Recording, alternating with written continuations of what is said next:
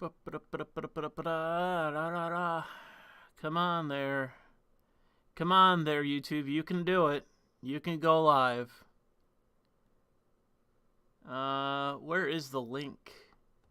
Where is the link? I need a link to this stream. There we go. Thank you, YouTube.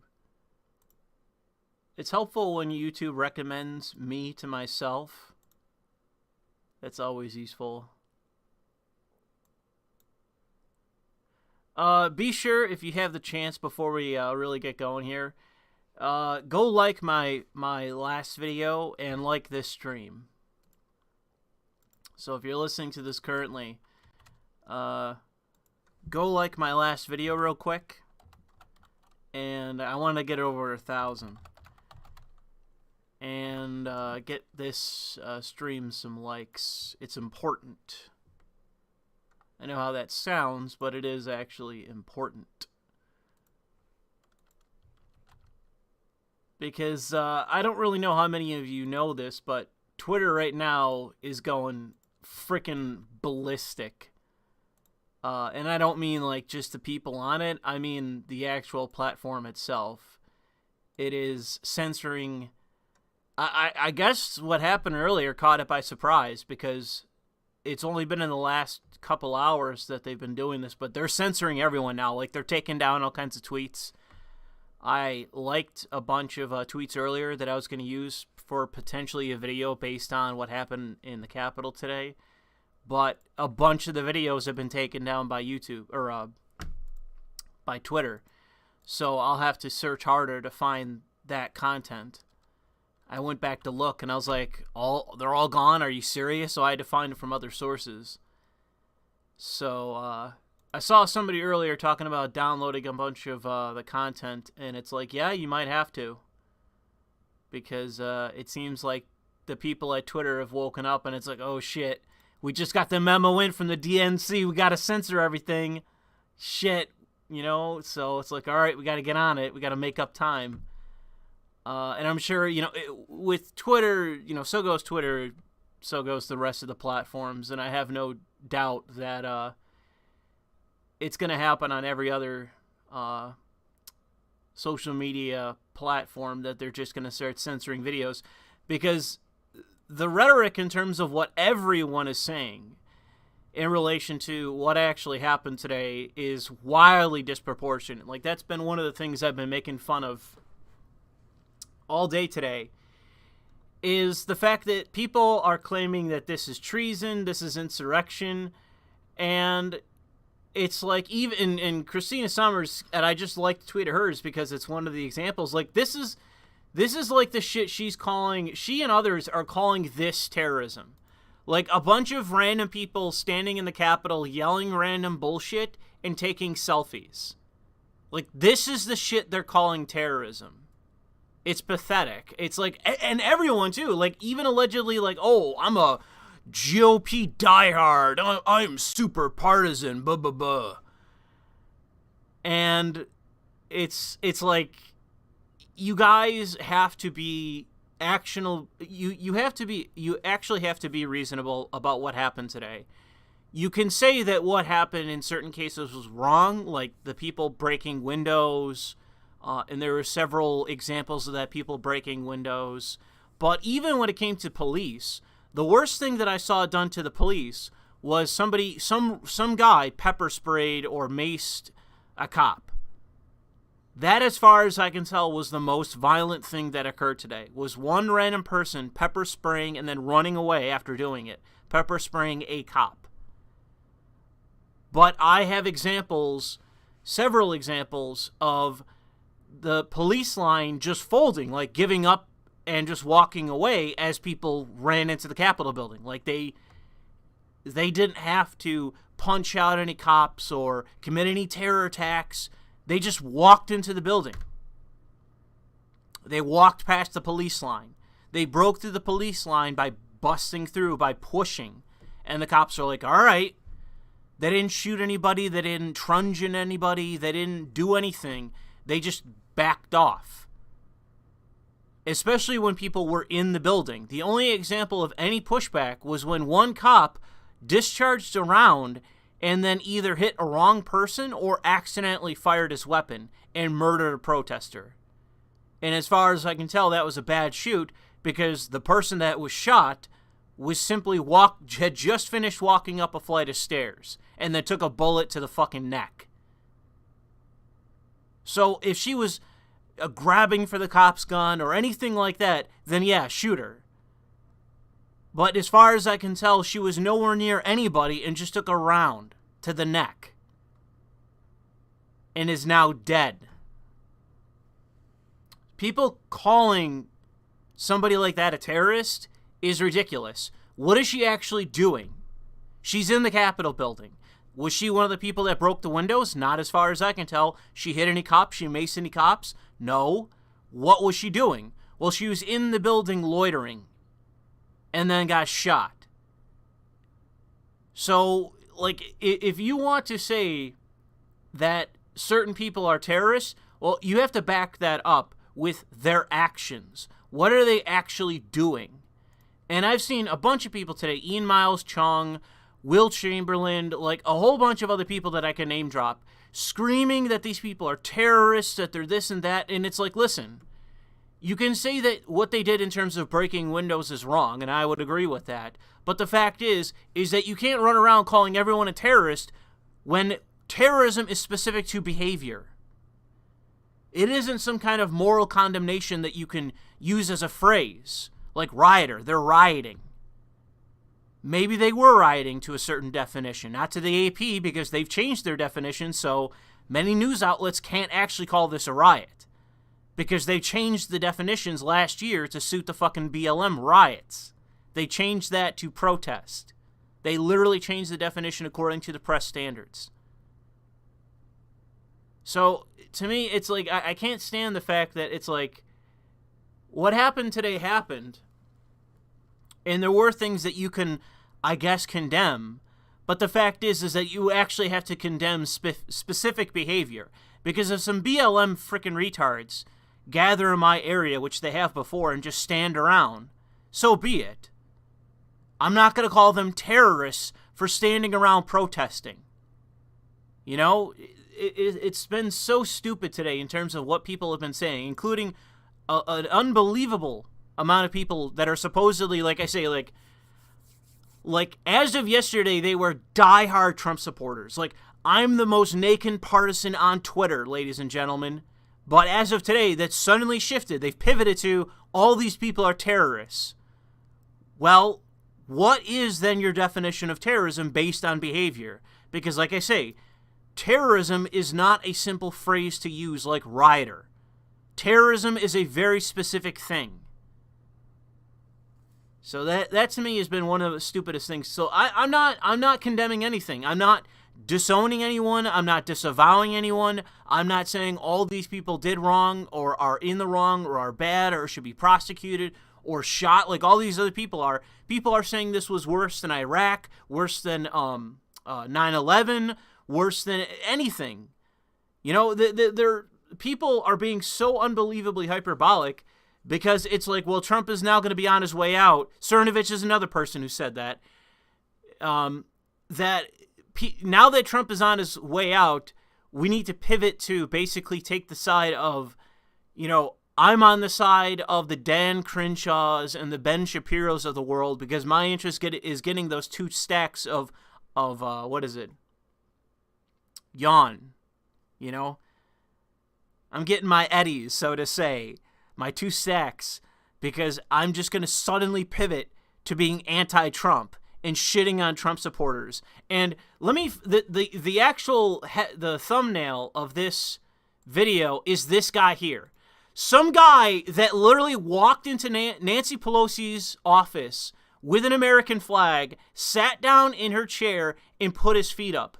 This is the guy people are calling a terrorist. This is terrorism, according to people on Twitter, including people who are allegedly partisans on our side, as of yesterday. As of earlier today, these people are now calling this boomer with his foot up on the desk of Nancy Pelosi a fucking terrorist. It's so ridiculous. And it's like, I don't see this as anything more, especially in the case of that boomer. That is a protester. That is a protester. He walked into Nancy Pelosi's office, sat down in her chair, put his feet up with an American flag, and probably said, USA, I'm MAGA, I'm for Trump, you know, stop the theft. I don't want to use the other phrase because I'm pretty sure it's banned on YouTube. That is a protester. You know, I mean, if BLM is going to be allowed to burn down cities in the name of George Floyd, a convicted career criminal who overdosed on fentanyl, if what they are allowed to get away with and not be prosecuted over is objectively, definitionally terrorism, if that is a protest, according to the AP and all the other journos, and everybody, apparently, then how is it that a boomer sitting down in Nancy Pelosi's chair at her desk, how is that terrorism? How is that not a protest? It to me is ridiculous that the people out there that are pretending to be principled need to get, you know, need to find their nuts and realize that if we are going to, quote unquote, win this thing and be principled, it requires us to actually be principled, which means that instances like a boomer sitting in Nancy Pelosi's chair is a protest. Someone vandalizing the Capitol building, well, that's vandalism. Is it breaking and entering? Not that I can see, because the Capitol Police let them in. They didn't let them in. They didn't let the protesters into every part of the building, but they did let them into the building, as far as I can tell.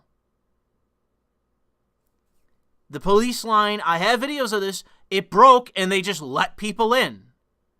There's police officers standing aside by the doors and just random protesters roaming around, chanting, walking around, taking selfies, including with police. If the police stand aside and you walk in, that's not a riot, that's not terrorism. So, condemn people breaking windows, but don't call random boomers terrorists for milling about, standing around, taking selfies. Let me find the photo.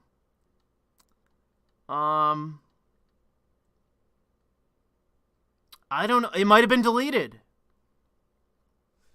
God damn it.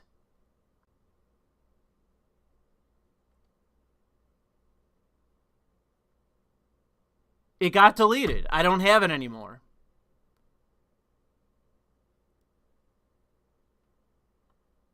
Jeez, how am I actually supposed to explain to you what happened today if fucking Twitter is going to delete all my examples of what actually happened? I'm just trying to demonstrate to you that there were instances today of people engaging in something that was demonstrably not terrorism. It was not even as well rioting. Standing around, milling about, loitering, and taking selfies with police. I don't even have... Someone's going to have to send me it. Someone on Twitter send me the fucking, the video of the guy during a live stream taking a selfie with a cop while in the Capitol building. Because the fucking video I had earlier was deleted, either by the person who took it or by Twitter censorship. Because they're just on a rampage at this point.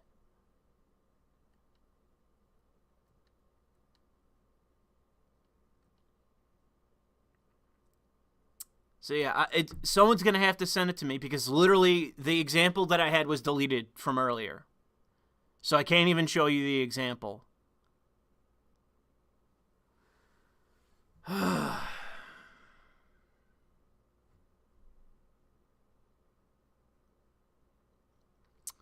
I just said to people that missed it, there was a video from earlier today of someone taking a selfie with a cop while in the Capitol building. But unfortunately, it looks like the example... Let me check my own tweets. Maybe I found another one. Did they delete Trump's tweets? Yeah, they're just deleting Trump's tweets now. Twitter is just deleting the president's tweets now. Like the tweet I sent out earlier, they just deleted it. So, frickin'... wow, one of my tweets were taken down. Dude, they're going crazy. Did I even get a notification? One of my tweets got taken down. No, I didn't, dude, I didn't get any fucking notification of that. Dude, Twitter is going crazy right now. One of my tweets got taken down. Oh, here it is. Okay, I found it. This was from earlier today. I had another version of this, but this was the one I retweeted. Just look at this! Look at this! This is terrorism. Look at this terrorism, everyone. Standing around, just standing around. Look at this terrorism, ladies and gentlemen. Look at this terrorism. Wow, I condemn, I disavow. I disavow taking selfies with police officers during a really dangerous riot where all the cops are just kind of loitering, standing around, just like all the so-called terrorists. And now the leftists are trying to get this guy in trouble. Now the leftists they're putting out his badge number. Oh, here's his badge number. Now they're trying to get this guy off the force. For what? Not shooting this guy in the fucking head? Like that other fucking cocksucker who just murdered some random woman? You know? Oh, shit. What can I say? Thank you for the people who sent it to me. Yeah, and this is another... Thank you there, John, on Twitter.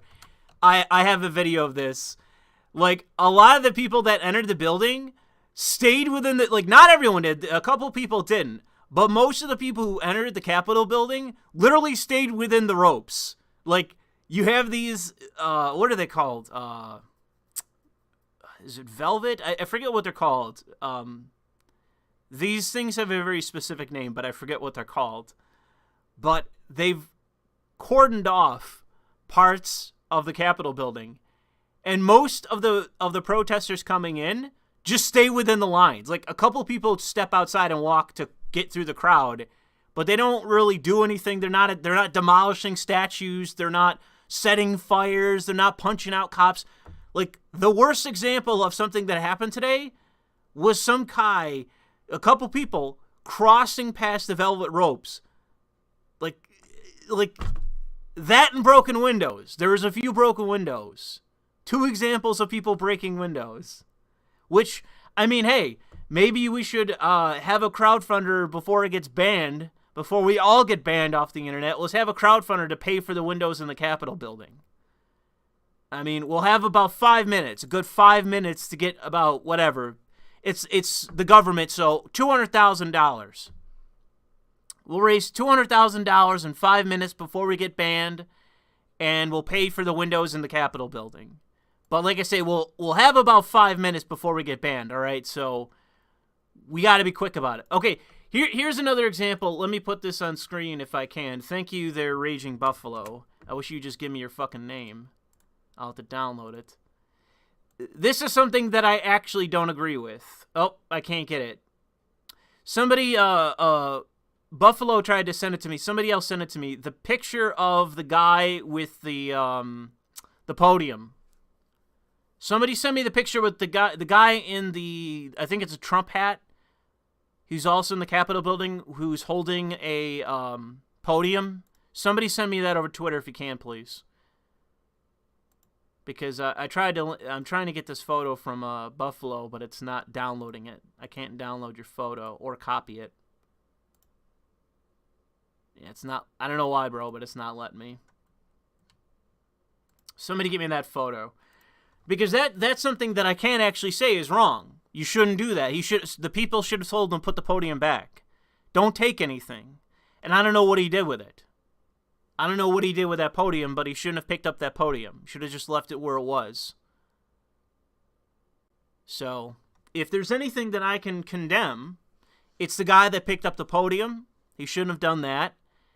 It's the people that broke the windows. They shouldn't have done that. But, I mean, outside of that, and the guy that maced the police. He shouldn't have done that either. The guy that maced the police should not have done that.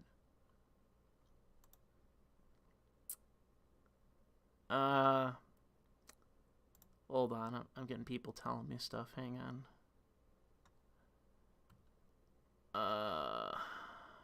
Fuck.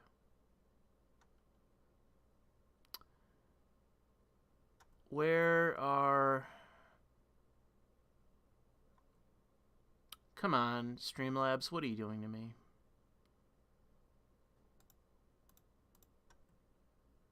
I'm trying to... Unfortunately, they've made it harder. Come on, Streamlabs, what are you doing? They've made it harder to read chats.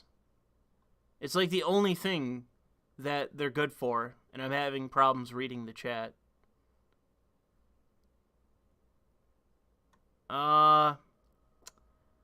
Did I pop a collar while storming the Capitol? Antifa showed us that violence works. Violence is just politics, part of politics now. The only problem today was the right was too peaceful. They should have treated the police like they drew Muhammad. Why didn't you retweet your boy Chungus, Louis? It was white supremacists. This was too early. We needed to make peaceful protesting and civil disobedience to gain public favor. Without overwhelming public support, the establishment can just use this to paint us. Well, I mean, you can say that, but, I mean, the establishment was against this in the first place, so what exactly are we going to do? That's why I'm not really in the position where I feel it necessary to condemn what occurred. Thank you, people on Twitter, for sending me this. So this is one of the things that I can say that I did not agree with right here. This guy right here. This guy right here should not have done this. He should not have picked up this podium. He should have left it where it was. That's not the point of you taking shit. So this guy's an ass. He shouldn't have done this. Hopefully someone made him put it back. It's not the point of what we were doing today. So that was dumb.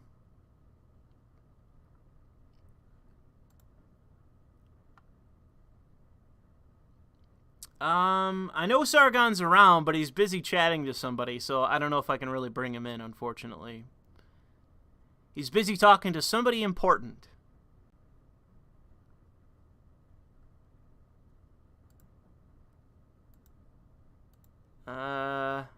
Let's see if there's anything else going on Twitter today. I'm not really sure what else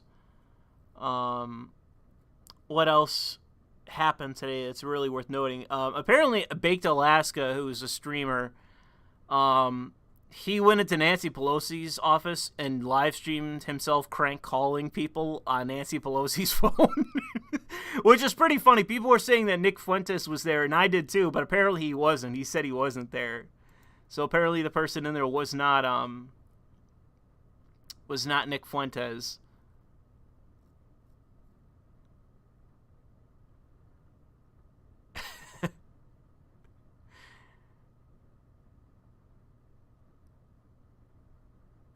Let's see what else is going on. Unless somebody says something, I have to think about what else I was going to say.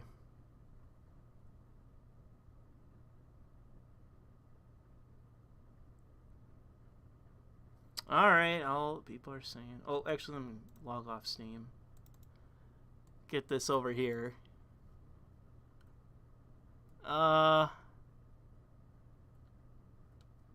He's busy talking with everybody else. I'll add him, though.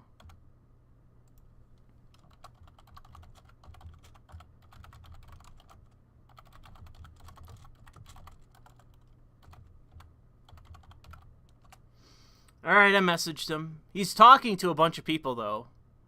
So, unfortunately, when it comes to the pecking order of the people associated with Sargon, I'm further down the list than some of the people that are currently talking to him. So, unfortunately, there's just that pecking order that I'm just going to have to contend with.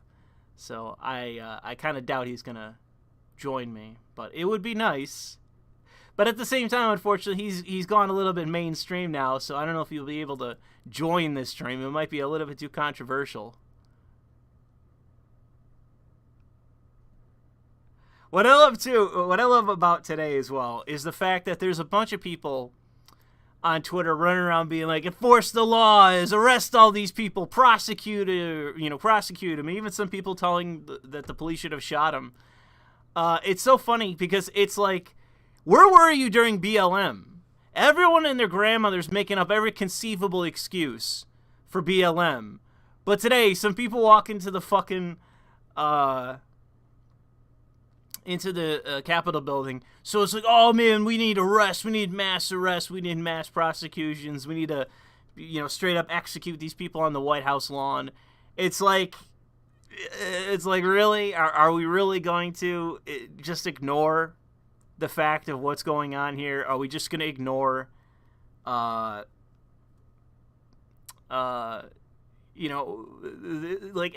we really not, are we going to avoid the issue of the actual moral distinctions of what's been going on? What happened last year in this random event from today? Are we really going to come out and be like, oh, these people are terrorists, shoot them where they stand and all this shit? Meanwhile, fucking people are being burned alive in their own businesses in Minneapolis or wherever it was that occurred. Are we just going to completely ignore that? But apparently we are, Apparently we are.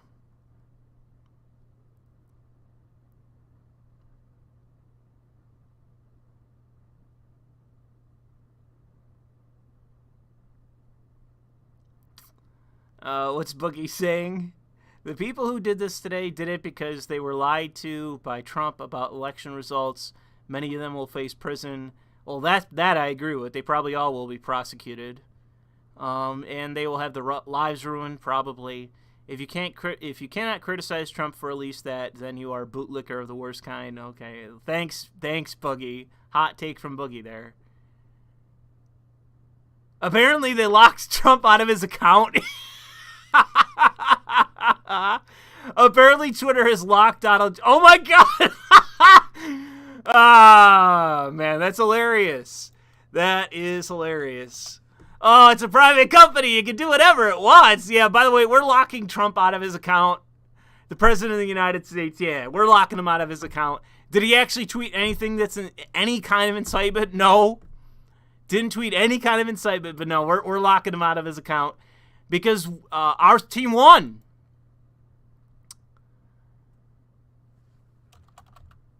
Okay. Sargon has said no. Sargon said no, so unfortunately for us, he's not joining. But yeah, it's just so funny to me. It's just like everyone was like just mulling over the idea of, oh man, should we do anything about Twitter? But it's a private company. And then Twitter's like, nope, our boy Biden is now in, so fuck all of you. We're just going to start mass banning you, including the current president of the United States. You're all getting banned now. We don't give a fuck. We're nothing but an arm of the DNC. Oh, man. So funny. It's so funny because it's like this. All of this was predictable. All of this was going to happen no matter what. Today makes no difference. This was going to happen no matter what. Like, we are going to be tyrannized. We are going to be prosecuted. We are going to be we're going to get fired. We're going to have our accounts closed. We are going to be gone after as though we were basically like a terrorist cell in America. Like, this was always going to happen. And is when, and these are the same people that are like, oh, unity. You remember that for like a week? Oh, unity, people. We need unity. We need unity, people. And then it's like a week passes and it's like, no, fuck all of you. Fuck all of you. I'm gonna cost you your job. I'm going to kick you off. Like, next thing, what they're going to do next is they're going to start looking for people on unemployment, and they're going to start denying them that. They're going to start looking for Trump supporters that are on unemployment and start denying them. That's just the next step. I mean, would that be so surprising for you?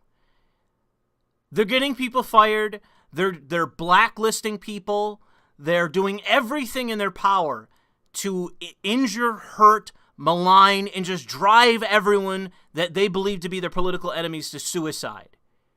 You don't think that they're going to start, now that they have control of the government, because in places like Georgia, the Republicans aided them in doing it. You don't think that they're going to take this even further? Why wouldn't they? And what difference would one protest in the Capitol make? What difference would that actually make to stop them or do anything to inhibit them from doing what they would predictably do next? Because nobody has stopped them in regards to any of this other things in the past. And all the same people that are out there whining, hand-wringing, just vetching about cancel culture yesterday. It's like, here they are condemning everyone as terrorists. Everyone who's not them is a terrorist. You either accept Joe Biden as your president or you are a terrorist. That's the rhetoric of today. And you don't think that the people that are getting people fired, blacklisting people, having them banned off the internet, having lawsuits put against them, dragging them to court, putting them in prison, you don't think the next step is to then use the powers of the state even more against them? You know, it's like, what can I say? Our own side needs to find their fucking balls. They need to find some sense and find their balls. Because it's like you whining about some boomer sitting at the desk of Nancy Pelosi calling him a terrorist. Like, what? You just want to be eaten last? Is that it? You want your two stacks of Chinese cash and then you're the last to be eaten by the left? You know, it's just so pathetic. It's so pathetic from what I've seen today. Of people that are allegedly on our side just turning like at a moment's notice, pivoting at a moment's notice, and then being like, everyone but me is a fucking terrorist. Like, I'm now Team Biden. Sign me up. I'm now Team Biden because everyone on the right is a fucking terrorist but me. Oh, man. It really is pathetic. Bull Moose says, I can't tell which of your tweets are serious, so I'll say this. If you are more outraged by some faggot woman getting shot than her breaking into the Capitol, I can't support you. People attacking the Capitol is my black pill, like you with Versailles. I don't agree. Like, I saw something similar said by, let me see if I can find her. She might have actually blocked me. Where is she? I hope that wasn't my deleted tweet. Where is it? It might be my deleted tweets. Yeah, I think the person might have reported me as if I was harassing her, and I got my tweet deleted. But I never got any messages from Twitter. Yeah, it's looking like it looks like that was the tweet that got blocked.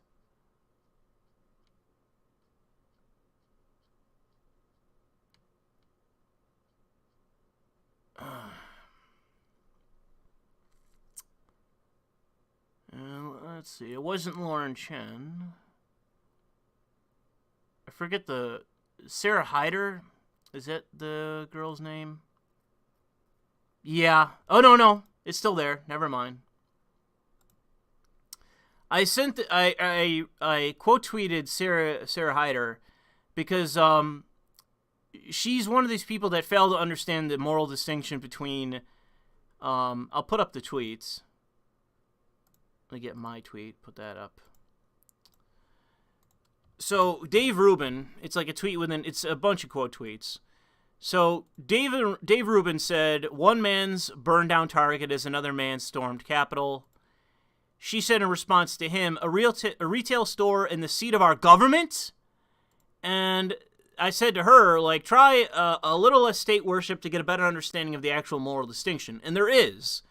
There is an actual moral distinction between people walking into the Capitol building and people burning down an entire neighborhood. There is a very specific, there's a reason why they went to the Capitol building. You notice they weren't burning down random stores. They weren't burning down a Target. They walked into the Capitol building. Was there some vandalism? Yes. And that's wrong. But the fact is that where else should they have gone?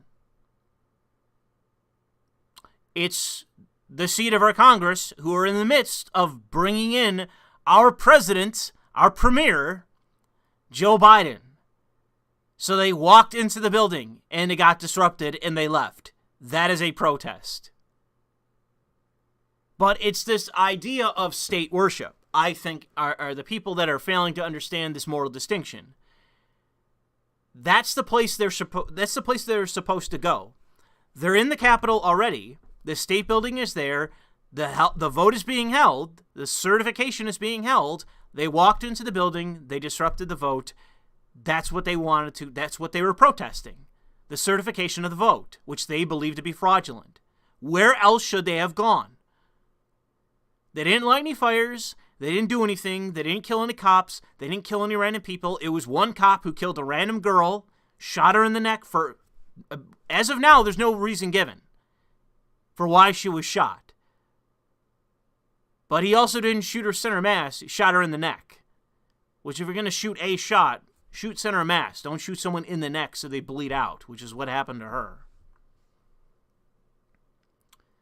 But to Bull Moose, you're failing to understand the actual moral distinction of what happened today.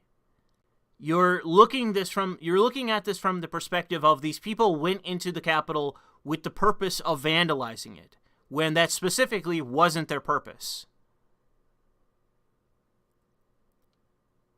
Diddly Dooler says, collections to the pastor and predictor of the clown decade. Better go 5 hours so I can catch this when I get home. Yeah, well, good luck there. I guess I'll see you when I see you. And Willem says, gives me $100. Thank you there, William. William gave me $100. This is back payment for the pastor's sermons. Well, thank you there, William, for the big super chat. I appreciate that. Always can appreciate the big super chatters. But I just want to put that out there, that in regards to what happened today, what happened today is morally distinct from what happened in, and it doesn't even matter what we want to say here. What happened in Minneapolis, what happened in Atlanta, what happened in whatever the other places were where we had BLM riots, where they were utterly destructive. It's morally distinct to what happened in Portland or Seattle with Antifa. It's morally distinct from what happened in Charlottesville. That was another thing that people were bringing up. I think it was Will Chamberlain said that this is worse than Charlottesville. I completely disagree. I completely disagree that this is any way even similar to Charlottesville. I wholly disagree. And if you believe so, I would love to hear any kind of explanation as to how what happened today is worse than what happened in Charlottesville. Because I don't see any moral equivalence whatsoever. Not even just an equitable comparison in terms of events. Not even comparable. So I'd love to see an explanation for that, but I don't think I'm going to get one. I think it's just Twitter hyperbole because we got to pivot to get those 2 stacks of cash. You know, that's to me all that was. You're not actually trying to make a real point. You're not trying to make a productive point or stake out a position that you believe in. You're just being hyperbolic for the sake of being hyperbolic. And it's just you in a contest with other people trying to be as stupid as possible at once. It's ridiculous. So yeah, now that we're going, like this stream and like my previous video if you have a chance here. Like my previous video because I want to give it over 1,000. It's good for my channel when I get a video over 1,000 likes. I notice a difference. Although, according to Sticks, and I don't know one way or another, apparently the fix is in for YouTube, that they're just coming after us now, and they're trying to get everybody banned. Oh, man, we're so close. If you haven't already, like my last video, man, we're so close to getting over 1,000. And like this stream as well. We got a lot of likes in the stream. We got a lot of likes on this stream, man. I appreciate that, but if you haven't already, go like my last video. Get me over 1,000. Said that at the beginning, but I'll just say it that one more time, just for the sake of doing it. But I appreciate the likes on this video. This is probably one of my most liked streams just right off the bat, so thanks for that.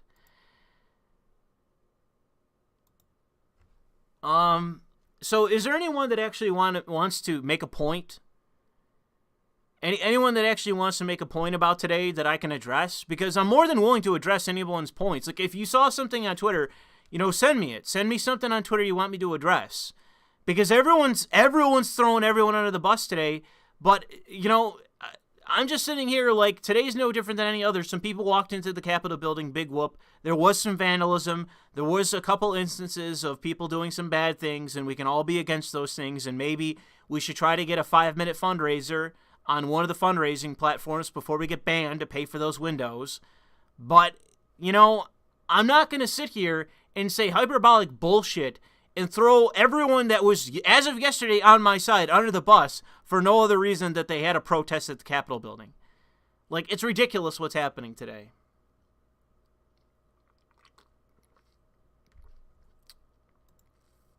So, yeah, if you would actually like me to address something, please do so. And again,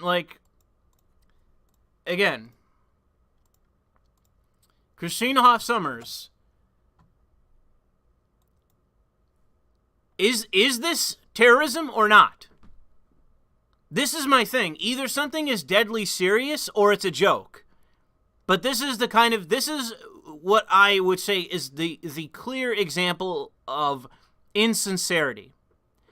You come out on Twitter and you say, this is worse than Iraq. This is terrorism. This is insurrection. These are traitors to the nation. This is treason that they're engaging in. And then, lol. Is this a joke or is this something that I should be taking seriously? Let me know, Christina Hoff Sommers, because you can't have it be both ways. This is either literal terrorism in our Capitol building or a joke. Which is it, please? It can't be both. And that's what I'm talking about. Insincerity. That is what we're talking about here. That's what all this hyperbolic bullshit is. I can't show the picture of her getting shot. People are. I had a couple of people send me the video of. Okay, so this is. Let me see this real quick.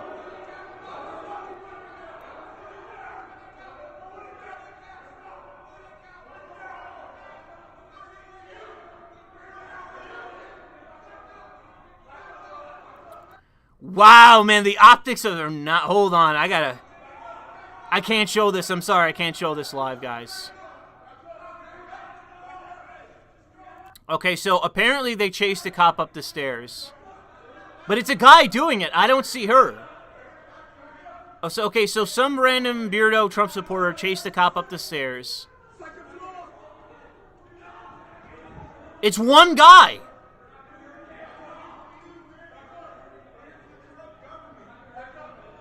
He's not doing anything.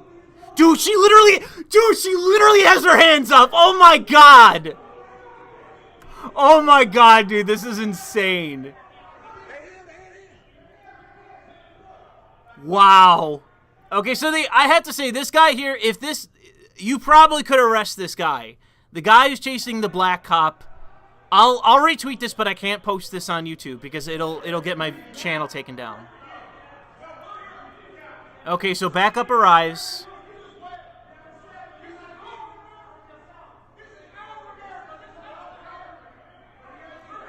The people are coming in. So I don't know, I'm going to unretweet that because it doesn't show her being shot.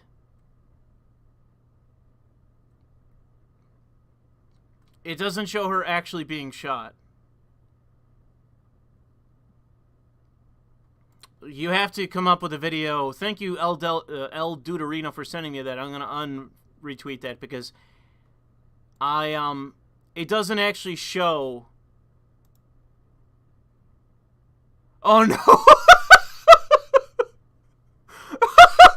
Oh, no. Oh, no. Oh, man. Here, I'm going to tweet this out. Oh, man. I can't show any of this on the stream, guys. I'm sorry, but I can't. Oh, man. That's so fucking funny. Oh, shit.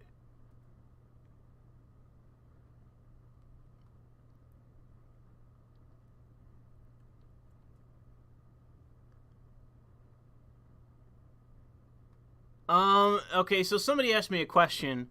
Dashing Rogue asks, my question is, what are your thoughts on breaking into Nancy Pelosi's office? Well, there's a question there. They entered her office, but the people that abandoned her office, we don't know whether they broke in or walked in, and there's a very distinct legal difference in that. They could have broken in, or they abandoned the office and they just walked in.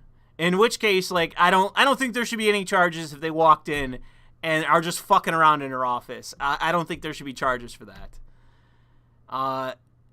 And getting access to a federal PC, do you think this will be a... Well, the PC itself, I don't really know. People were looking at the desktop computer that was in her office, but it was a secretary's computer. It wasn't actually hers. Do I think that this will be a propaganda win for the left? Only for the next, like, 72 hours. I mean, it's... I mean, everything for them has been turned into a fucking propaganda win because they're just doing nothing but propagandizing. Like, everything's a propaganda win for them. Like, the BLM marches were a propaganda win for them. So, like, what are you really saying? Like, I'm not trying to dismiss your question, but they turn everything into a propaganda victory. Everything, no matter how good or bad it is. Whether it's us or them or anybody, they always engage in propaganda to turn it to their end. Like, so, unfortunately, they're dashing rogue. I just think it's going to go through the news cycle. And it's going to be just, it's going to just be seen as like, oh, it's another Charlottesville because somebody like Will Chamberlain has already given them that idea. Like, Will Chamberlain's actively working for the Democratic Party for free. Or he's like, by the way, just compare this to Charlottesville. And they're like, oh, yeah, great, Will, thanks. And so that's what they're going to do. I see a lot of you fucking like that retweet. Shit.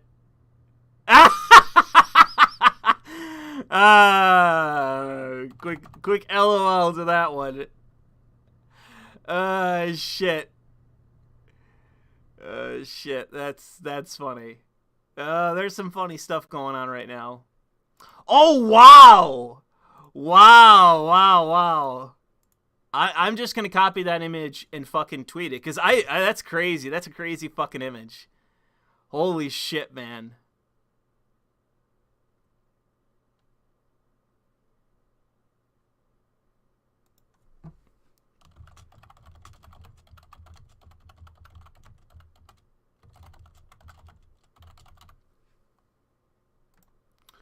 Anyways, I sent a diss Christina's way. Just because I think she's being really insincere today. She's not a stupid person, but she's being insincere. That's why I find it insulting to my intelligence. Apparently, the police are now beating the shit out of Trump supporters. Well, I gotta tell you, you guys shouldn't have stayed out past... As soon as the sun went down, you guys should have got the fuck out of there. Yeah, the police are now beating the fuck out of Trump supporters. No surprise there, but they should have gotten out of there.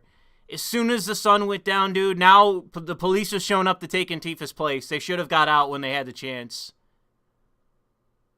Not trying to blame on the people getting beat up, but it's predictable, man. As soon as the FBI showed up, that's when I would have walked away.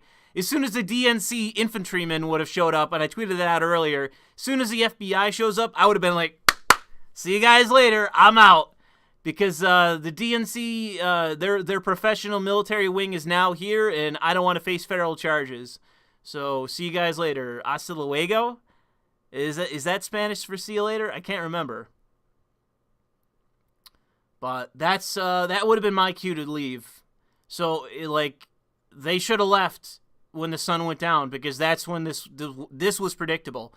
The police walk away during the day, but at night, dude, they come out, and they'll kick the shit out of you. Anyone who's still there is going to get arrested, and they're going to face federal charges. So I would have gotten out when you had the chance.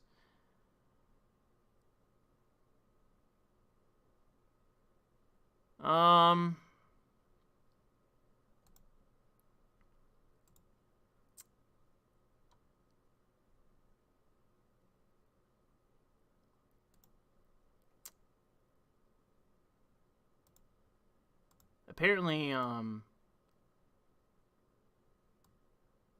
don't know what people are talking about. People are talking about the woman getting shot, but I haven't seen any video of it yet. I gotta see some fucking video.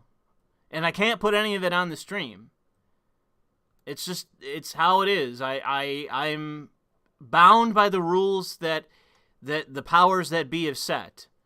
You know, there is nothing that I can do. Yeah, I'll retweet this. Here's a good tweet by Patriot J that I'm going to retweet. It says, peaceful protest versus insurrection. Which do you think scares the powers that be most?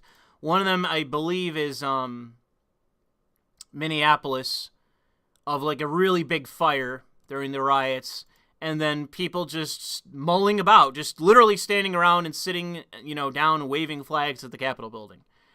Yeah. I mean, there is a very distinct and definite moral distinction to make. So rather than call everyone a terrorist, maybe just make the moral distinction. You know? It's really not that difficult.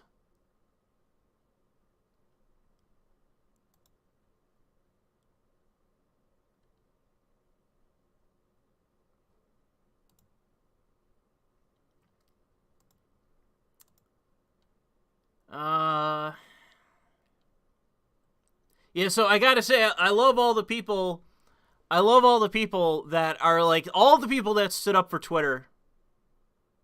I love the people that, all the people on the right especially, that stood up for Twitter. They're like, no, bro, I'm going all the way. I'm fucking dying on the hill of protecting fucking Twitter.com. You know, I know that I owe Jack. I do owe Jack, all right? Because he's allowed me to drop quite a few N-bombs, and he has my back. So thanks to Jack. Shout out to Jack. Shout out to Jack for always having my back on Twitter. But all the people out there that stood up for Twitter, it really is fucking pathetic. Because they're censoring everyone. They're censoring tweets. They're just deleting shit. They're deleting the president's tweets. They just banned him for apparently 12 hours. Like, they don't give a shit anymore. They don't give a shit. There are no rules anymore. And... well, if there is video people tweeting at me, send it to me. I haven't seen it. I've been looking for it for hours. The only video I've seen is her after she's been shot. You just sent me the same video I've already seen. It's after she's been shot. I need to see what happened before she was fucking shot. Her dying is, you know, watching her die and bleed out is not really my prerogative. It's knowing why she was shot.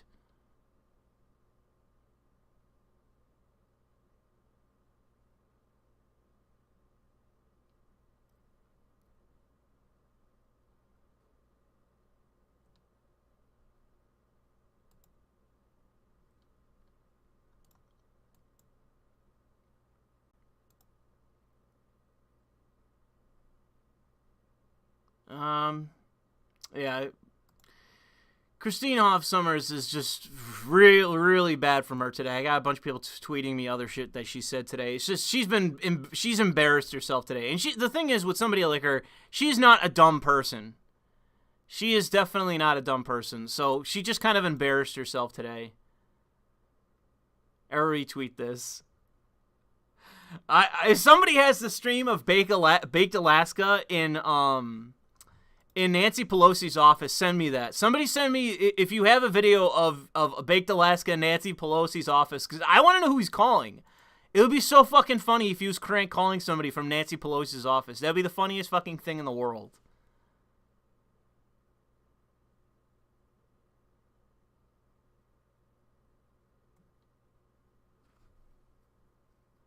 What I loved earlier today, and I still see people saying it, like this person earlier, Matt Fuller, Ethan Klein was very supportive of it. This person be like, they're firing into the chamber! They're firing it! It's like, no, the only person who fired a shot today was a cop or a federal agent that killed a woman. And we still don't even understand what exactly happened. I have not seen the footage of what happened prior to her getting shot.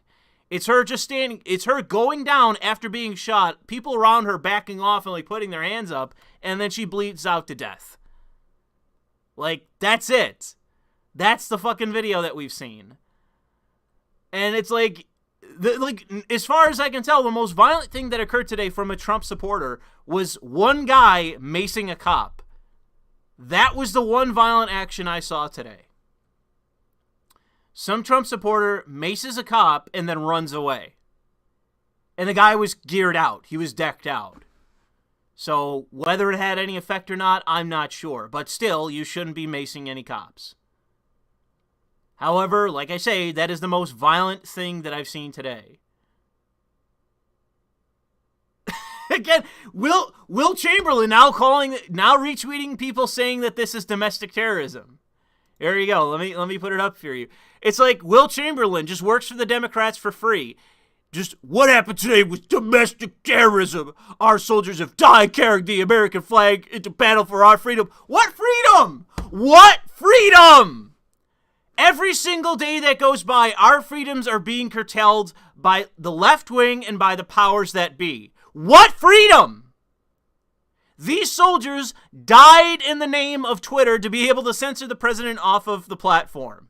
Oh, man, thank you. Salute to the soldiers who died in Iraq over resource wars for nothing. Wow. Oh, man. Oh, salute the flag for our freedoms that they defended. Fuck off. What a fucking joke.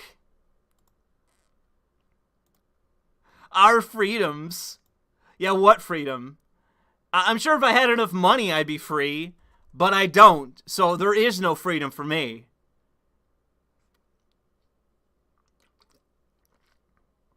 No freedom for the rest of us. How about, is there the freedom to have a fair election? Hey, do we have that freedom? If I cast a vote, is it going to count? Or are we just going to print enough ballots to nullify my vote? What do you guys think? Do we have the freedom to vote in a fair election? Does that exist? Is that a freedom we enjoy in this fucking country?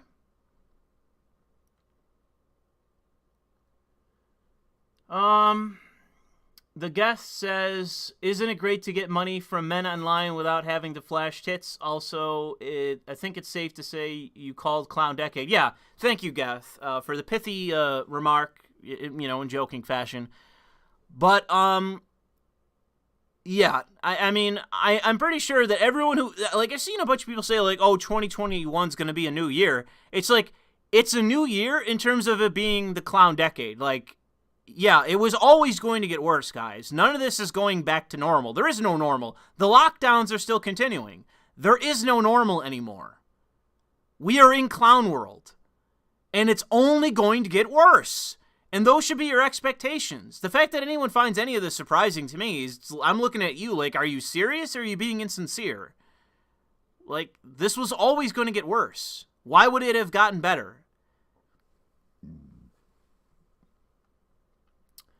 Hagnar says, it's worse as the feds can Waco most MAGA people even faster than before. Yeah, and that's what I expect to happen. I expect some right-wing people to get murdered by federal agents. I expect that to happen. Demigod says, we should adopt Romanic liberalism, Hellenism? I'm not sure how to say that. And have a very peaceful transition of power from our current government with Louis as our first Sky Marshal. Well, thank you. That's very generous. Being a little bit esoteric in what you're saying. The guest says, no, they should be fighting the police. Boog or nothing. Nah, you got to be careful about that. Especially in the Capitol. You got to be very careful about that. Like, right now, they're not really so much fighting the police as they are getting the shit beaten out of them by the police in the Capitol. I've already seen 3 or 4 videos that have crossed my timeline, which I can't show you, because all of these platforms are banning everyone currently. Like, they're on a spree. They're getting, the Trump supporters in D.C. are literally getting curb stomped by the police right now. They're getting trudgeoned, like, literally beat down with, fucking, batons. Like, they are getting brutalized right now in the Capitol. Arb says, the Patriots have been warning them that this would happen. Months of fuck around and find out and they're surprised. Well, no, you say that, but no one really fucked around and found out. Like, no one really did anything violent today. You know, no one really did. Like, one guy maced a cop. That was it. Everyone else was shuffling around the fucking Capitol building. So it's not a boogaloo or any other bullshit when people are walking around in the Capitol building. Martin says, any thoughts about what's going on with Jimmy Dore? No, not really. I've seen what he's been up to. It doesn't really matter. It's just the progressive left eating its own. Just remember, it's okay to loot, destroy, and attack people if there are plebeians. If you inconvenience politicians or people in charge, that's bad. Yeah, that's pretty much the difference. You got it. They're glowery. You got it in one. That's pretty much the difference with what happened today. Austrian Robot says, here's a link. Is it Austrian? Yeah, it's Austrian. Here's the link for the video. The lady who gets shot. Oh, no. You see, the problem is that I don't have, like, the desktop, or the, dashboard used to let me click links, but I can't find them now. Like, I can't view chats. I don't see that in my tabs anymore. Oh, here we go. Here we go.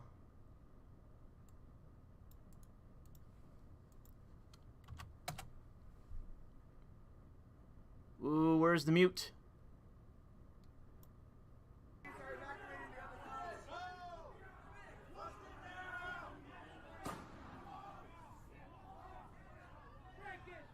Wow, what the fuck?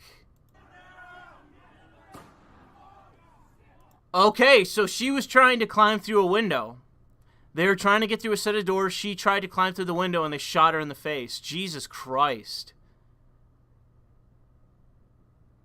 I guess I'll tweet that out. And it's on, I'm pretty sure this is Alex Jones's platform.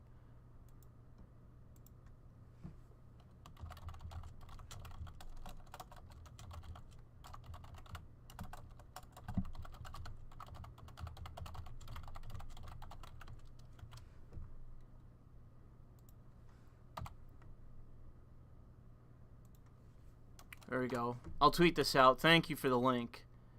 So she was trying to climb through a window. And she got shot in the face and killed. Jesus Christ, man.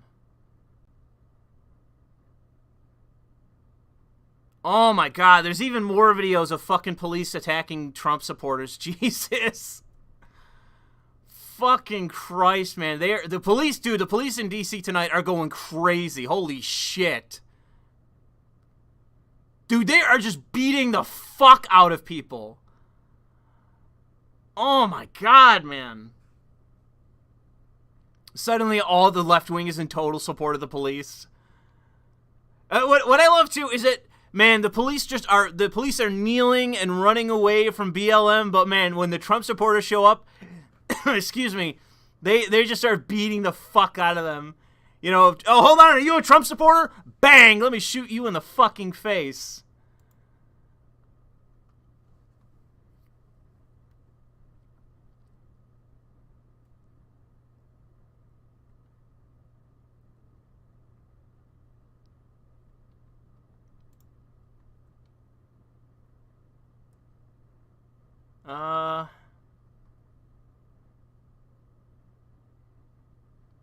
See, apparently Ian Miles Chong is, like, going... Oh, here we go. Sam Harris. Smartest man in America, advocates censorship. Fuck it, I just love it. I just fucking love it. I just love it. I love it. Oh, man, I just love how hypocritical so many of these fucking people are. I fucking love how hypocritical so many of these people are. It's just so amazing, man. fucking Sam Harris is like, yeah, fucking ban him. Fucking ban him. Keep ban everyone. Ban me too, Sam Harris. Sam Harris isn't going to... let me think of something witty. Something a little bit more witty. I was just going to say he's not going to stop until every right-winger is banned off of the internet.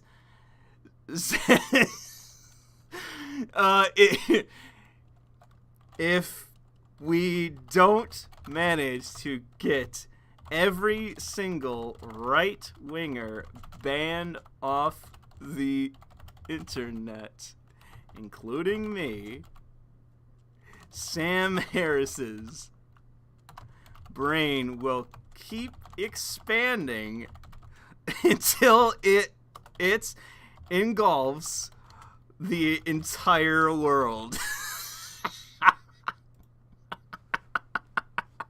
He's such a fucking hypocrite. He is such a fucking piece of shit hypocrite, man. It's so amazing. See, this is what I mean, like, the biggest brains in the world are just so nakedly hypocritical, man. It's so unbelievable.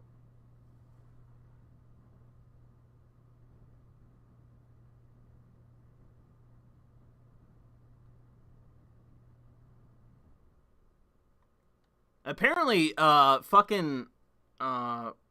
no, that's not. It's sorry. I was about to accidentally say something about isn't Alex Jones' son named Rex?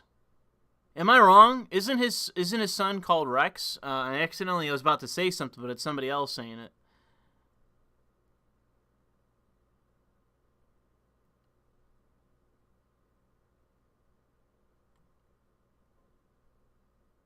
Yeah, I know. I've already seen it. I've already seen the video of the people in the Capitol building. Like, they were like putting on such pageantry, like, oh my god, we have to escape! We have to escape! Oh! They're so dangerous, these Trump supporters. Oh! If I'll tell you this, and I mean this. There you go. Good point by Norm Macdonald. If I were in, like, not the chambers, but the floor, if I was on the floor of whatever it was, the house, whatever the Nordic guy went into, I would have stayed. I would have stayed. If you want to prove these guys are terrorists and you're a politician, stay. If I was elected and I was in Congress and you had people like this, like MAGA supporters breaking into the house, I would have, like, run up to the floor of the house and be like, I am the Senate, like... They wouldn't have attacked me. They would have laughed. They would have milled around. They would have gotten selfies with me. They wouldn't have done shit. Like, it's so stupid. This is such pageantry. It is so fake and insincere.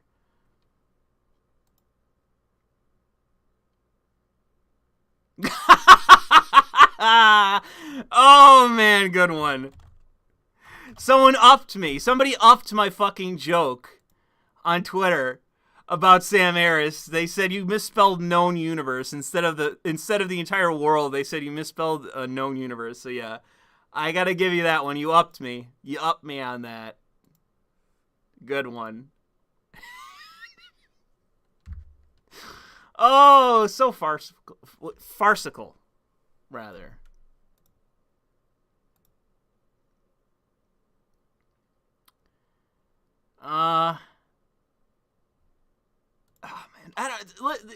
Here's the thing. I just want to make something clear, and I want to ask that to the people. There's 1,200 people listening to this right now. Do I seem angry or upset or, irrational? Do I sound like somebody who's unprincipled even? Do I sound like somebody who has, like, lost my sanity? Or I'm now a terrorist, like I'm engaging in violent rhetoric or anything. Like, do I sound like somebody who's lost their mind compared to all the people right now who have for the last several hours been engaging in not only violent rhetoric from the other side, engaging in violent rhetoric, but just nothing but hyperbole. Nothing but hyperbole. That has been 100% of what the other side has been saying, is nothing but hyperbole. Do I sound like I'm engaging in that? Like I'm losing my mind? I'm screaming at the top of my lungs, calling for people's deaths and all this nonsense? So, to me, it's just a matter of, if there is going to be a matter of, well, there needs to be you need to take sides and all this shit, because I see people saying this. I see people saying that you need to take a side. People need to take a side. Well, I'm going to take the side of the people who are protesting. That's the side that I'm going to take. Because outside of the few instances that I just named to you that I disapprove of, like, nothing about this is terrorism. I'm not going to start screaming about white supremacists and all this bullshit. Like, you sound stupid. You sound insincere. And if you're not insincere, you're just being irrational at the moment. All right? And I'm going to keep cycling through Yuri images to put on the screen. That's what I do here. So I just thought I would say that because I am fully rational at the moment to be talking about what happened today. But it seems like everyone else, especially on Twitter, has just become irrational. They're contradicting themselves. They're lashing out, attacking everyone like, oh, fuck Nick Fuentes, and fuck this person, and fuck that person, fuck Bake Alaska. Oh, like, there are people just right now, like, I disavow everyone that was there in that crowd today. They're all white supremacist terrorists, and, like, people are just flaming out right now, and it's like, what is wrong with you? What is wrong with you? Take a fucking breath. Go outside, have a cigarette, calm the fuck down. Then get back on your phone and tweet. Calm down. It's so stupid. Thank you, Austrian Robot, for sending me that link to Alex Jones's website, which is the only site I found with any kind of footage. So thanks for that. Hunter says, how long until you think 1,000+ people show up on the Capitol with fully loaded ARs? When they start coming for guns. If the new Democratic Congress starts really coming for guns, like a registry or whatever they have planned, that's when they'll show up like that. That's when you'll see that. And then at the same time, everyone who the day before said that they were they're the most foaming at the mouth right-winger there is on Twitter, they'll call them white supremacist terrorists that day. They won't even take a second to question the conduct of what people were doing, or what they should have done, or the distinctions between what the left has been doing. Like, they won't take any time to do any of those things. What did they actually do? What they actually did? Should you endorse certain things or accept certain things or maybe question a few things or say, no, you shouldn't have broken those windows. That was wrong. Hey, bro, put down the podium. That was wrong. Like, you can pick it apart and say the things that you don't like, but say that the people milling about waving flags and saying USA, USA, like, there's nothing wrong with that. That is a protest. They have every right to do it, and there's nothing morally wrong with it. That is the moral thing. They believe that there was a fraudulent election. Spoiler, so do I. They should protest it, and they did. There's nothing in any way morally wrong with that. That is the moral thing to do. But it's that and everything else. Everyone's just flaming out right now, flipping out, being completely hyperbolic about everything. The Gettr says, or actually, yeah, that was Hunter said that. The Gettr says, the cops can't beat up thousands of people when they bring guns, and the will to water the Liberty Tree. I can't even put into words how much I want. You shouldn't say that. I won't say that on stream if that's what you mean, is DEAD, and you said cops. I'm not saying that on stream. But I have to say I don't agree with that. The cops are going overboard tonight and beating the shit out of Trump supporters, but I'm not going to say that. They've been given their orders. They're following them to a T. What can I say? It is what it is. Skull Drinker says, hey, I appreciate your devotion to fairness and sanity. Don't let the tryhards pull you anywhere. Yeah, I agree. Thank you there, Skull Drinker. Bit of an inappropriate name for this kind of, like, very, like, sensible, like, hey, my name's Skull Drinker. Hey, I appreciate your devotion to fairness. But yeah, that's what I'm trying to be fair. Like, I'm legitimately trying to be fair. If this was something that I disagreed with that happened today, I would just say it. I would just say that if they went in there and let's say they started ripping the place apart or knocking down statues or they had a knife on them and they started slashing paintings or anything like that, I would have immediately disavowed it. I would have immediately said this is wrong and need to get the police in there. But they didn't do any of that. They didn't do any of that. The most violent thing that happened today was a guy outside of the building maced a cop and ran away. That was the most violent thing that occurred today outside of the police executing a woman for walking through a window. She's like, hey, I'm going to climb through this window, and the cop opened fire on her. Shot her in the neck, she bled out and died. The most violent thing that occurred today was by a cop that shot a woman climbing through a window. He didn't, knock her down. He didn't tackle her. He didn't hit her with a baton. He just shot her in the face. It's like, good job there, Capitol Police and federal agents, really doing your duty. Kenrick says, I find it laughable that anyone thought Pence was going to pull off a win for Trump. Yeah, that was dumb.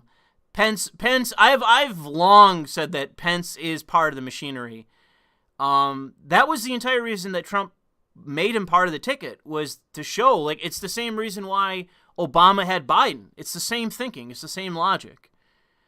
I truly don't understand how anyone thought that the powers that be would pay attention to us, evidence or no evidence. This at least got us some attention for a change. Yeah, I agree. The Pence thing was dumb. This at least had some effect, and I agree. They stopped the vote, so they had an effect. They stopped the certification, so it had an effect. What can you say other than that? So, yes, good super chat by Kendrick there. Good point. Longfellow Deed says, I feel this event will be an excuse to enact more and more authoritarian measures. Dude, they were going to do it anyways. See, that's the problem. You fundamentally don't understand where we're headed. You fundamentally don't understand where we are. I'm not meaning that in a mean way, but they were going to do it anyways, bro. They've already been doing it. Why wouldn't they continue doing it? It doesn't matter. It really doesn't matter. Do you think people are going to roll over and accept it with the media, with the way the media is? I mean, a certain percentage of the population is, but obviously the way things are headed, people aren't. There's a considerable amount of people in this country, even among Democrats, who are like, yeah, this election was probably bullshit. Yeah, they probably did cheat. It's an unbelievable amount of Democrats, too, who agree. It's like, yeah, there was some weird-ass shit going on in this election. So when it's to the point where even a serious percentage of Democrats are like, yeah, this probably was illegitimate or in some way questionable, no, dude, people are not going to roll over. People actually believe that we had a fraudulent election. Why would they roll over? So no, they aren't. They don't give a fuck what the media says. They're not going to roll over. I don't think that's going to happen. King World's Man says, yes, you sound angry always. You forget you're banging on the table quota though. Yeah, I haven't banged on the table. So you say I sound angry, but I haven't slammed my hand on the table once. Calm down before Eric Kane unblocks you and blocks you again. Yeah, that was one of the things that happened today. It happened again, ladies and gentlemen. I had a left-winger person that I knew that I had a decent relationship with. They flamed out. They're like, fuck you, Louis! And they blocked me. It happened again, ladies and gentlemen. I'm like, it's here we are again. I'm going to call you on your shit because I know exactly what you're doing. Oh, you're trying to say that I said blah, blah, blah, blah, blah, blah, blah. It's like, well, I didn't say anything like that, and you obviously know, and it's why you're phrasing it in this very specific way, because you're trying to escape the fact that I know in the past that you said this other thing, so you're a hypocrite, you're contradicting yourself, you're not principled. I'm calling you on it. Ugh, fuck you! Blocked. Oh, shit. That to me, it's like, I don't really care. I had somebody I was messaging earlier about that, but I was like, dude, it's happened 6 other times. This is the 6th time that this has happened. That some person that I was affiliated with or associated with in some way that I was reasonably friendly with, they flamed out. They're like, I fucking hate you! And they blocked me. It's like, what can I say? It happened. It happened again, ladies and gentlemen. It happened again. Trump would have won if he didn't condone flat bitches, titties win elections. Wrong. We need everyone press W in the chat to say that King Rolsman is wrong. Let me find a fucking video so we can illustrate. Come on, Google, don't do this to me.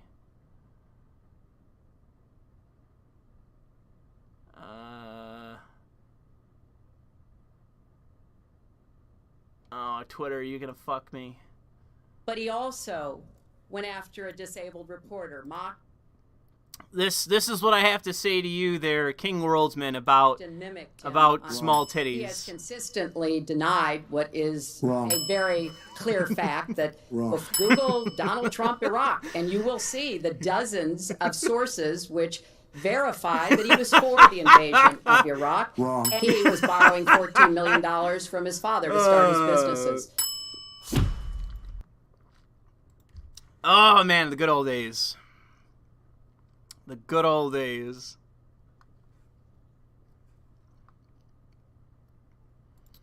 I'll get a new image up here.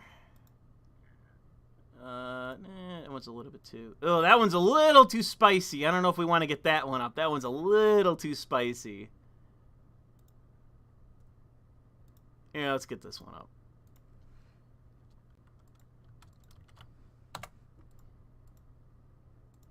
I had one of my fucking streams either got taken down or it got age gated. I'm pretty sure one of them may have been taken down or age gated because I put some Yuri on screen that YouTube's like, hold on, bro. This is crossing the line there, bro. No, I don't think so. So thanks for the super chat there, King Worldsman, but you're wrong. Sorry. It's okay sometimes you gotta be wrong. Oh, dude, was that girl 16 years old? Oh, no. Talking to tell people to be peaceful, to keep the protests peaceful, to stop anything that wasn't peaceful. But I think he ought to do what he always does. He ought to keep talking to this, because I think there's a lot of Americans out there who are rattled by what they saw. You know, I understand there's a 16-year-old young woman who was shot. Now, you know, maybe she was doing terrible things and deserved to be shot, but oh, shit, man. They're like, hey, you know, maybe that 16-year-old girl, you know, fuck her. I mean, see, this is what I mean. Like, she was white, so fuck her. She got shot, well, she was white, so fuck her, you know? She wasn't a black felon, so I'm not gonna kneel to her. It's not rip fucking, you know, black felon for getting shot while storming, you know, running at a cop with a gun. It was a white girl who got shot, so fuck her. Who cares? Oh, shit, man. Oh, man. They're not, like, like, the rhetoric to me, like, they are just barely trying. Like, they're just barely trying.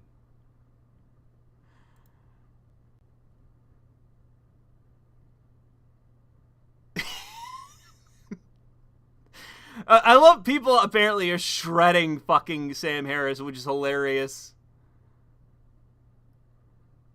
They're either doubling down with what Sam said or they're shredding him. Great, good. Fuck you, Sam Harris. You're an idiot. You're the smartest idiot in America.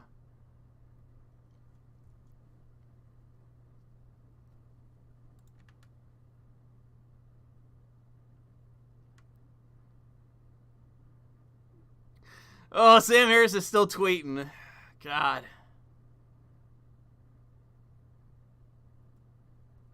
See, dude, I'm telling you, I'm fucking telling you, they're going back to certify the vote. They're going back right now. They're going back to certify the vote. Look who's bringing him in. Oh, hey, who's that? Oh, look, who's helping the Democrats back in? Who is it? Oh, look, it's right in front of Chuck Schumer. How long did Look who it is. Look who it is. The infantryman of the Democratic Party. Look at him right there. Bringing Chuck Schumer back in. I'm being semi-rhetorical, but at the same time, I mean it. I fucking mean it. Like, the FBI is just another arm of the fucking DNC. Like, they're barely even pretending anymore to be in any kind of legitimate agency. Barely even pretending anymore.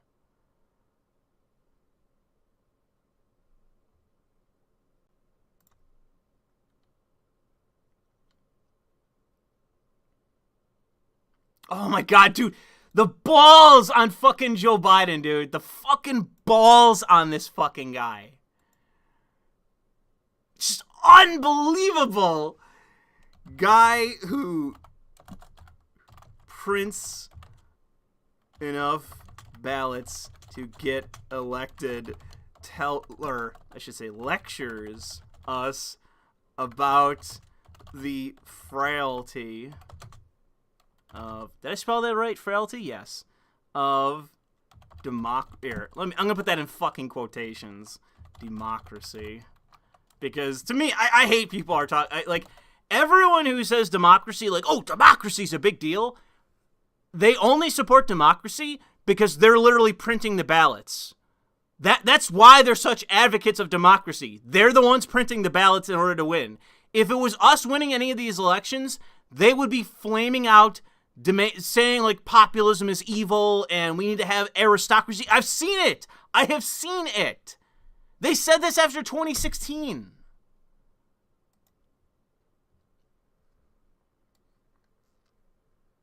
Like, their talking points are so stupid and fucking pathetic and insincere all the time. It's so pathetic, man. I can't stand it. Speakers, can you not buzz right now? I'd appreciate it.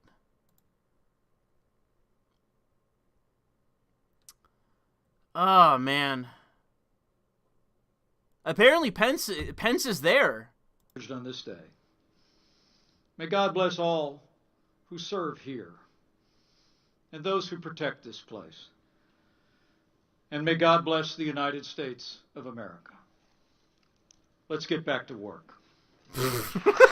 Yeah! Yeah! Print those ballots, baby! Print those ballots! Yeah! Shout out to the printers and the inkers! Yeah!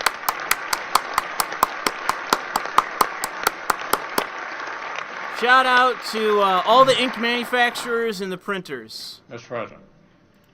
Fantastic day for democracy. Good thing I bought stock in ink earlier today.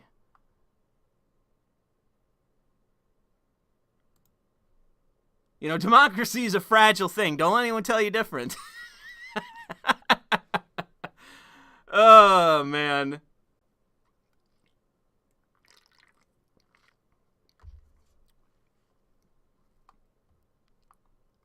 I want to hear a shout out in the chat right here and now. Shout out in the chat to I want everyone in the chat shouting out printers and inkers. All right? It's important that we remember the true fucking advocates of democracy. The people who print ballots and put the ink on them. Those are the people who really count, man.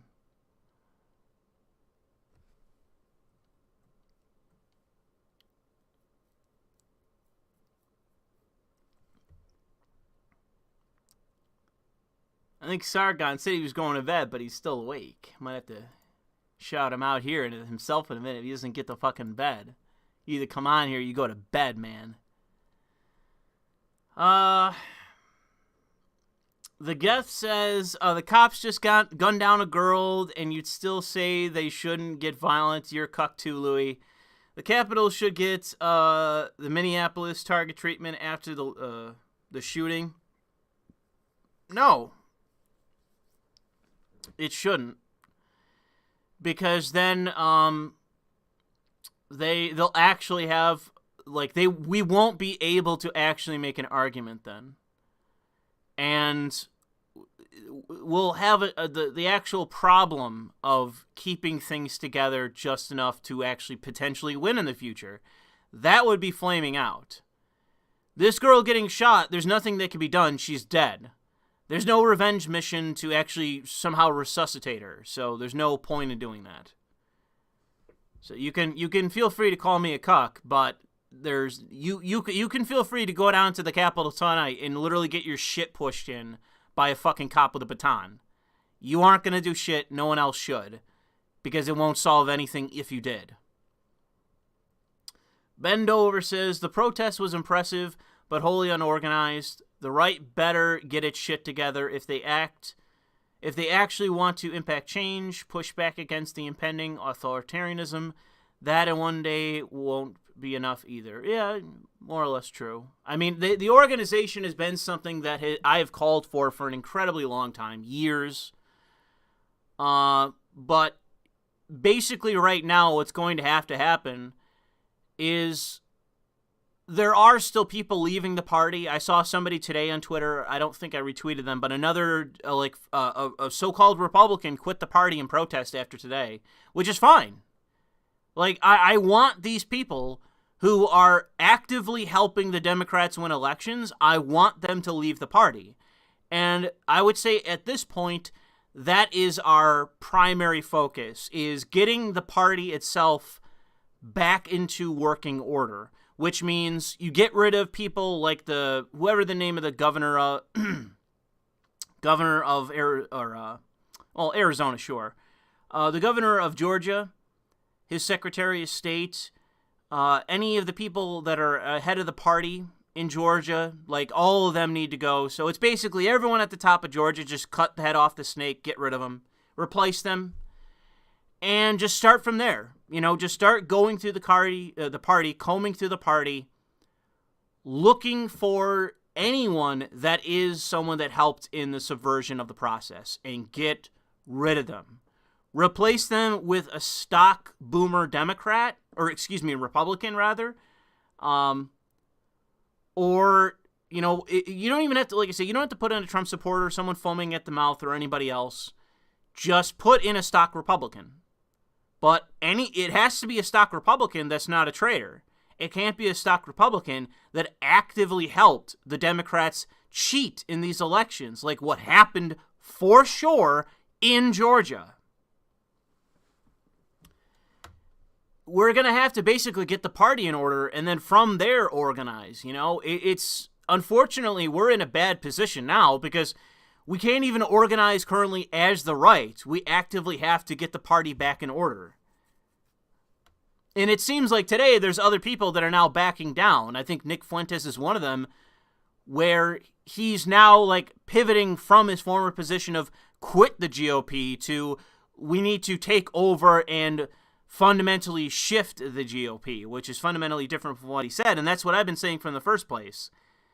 That if we take over the party, eventually we're going to control enough of it to where there will be no means by which to not go ahead with the party plan, which is supporting those that are in charge of the party. The fucking president is supposed to be the head of the party. And yet, people in Georgia, the entire upper echelon of Georgia, actively helped the Democrats just take 2 Senate seats. The governor, the Secretary of State, every GOP person in Georgia that wasn't, gun in hand, flaming out, trying to stop what happened. They were actively helping the Democrats take those seats. That's how bad it was in Georgia.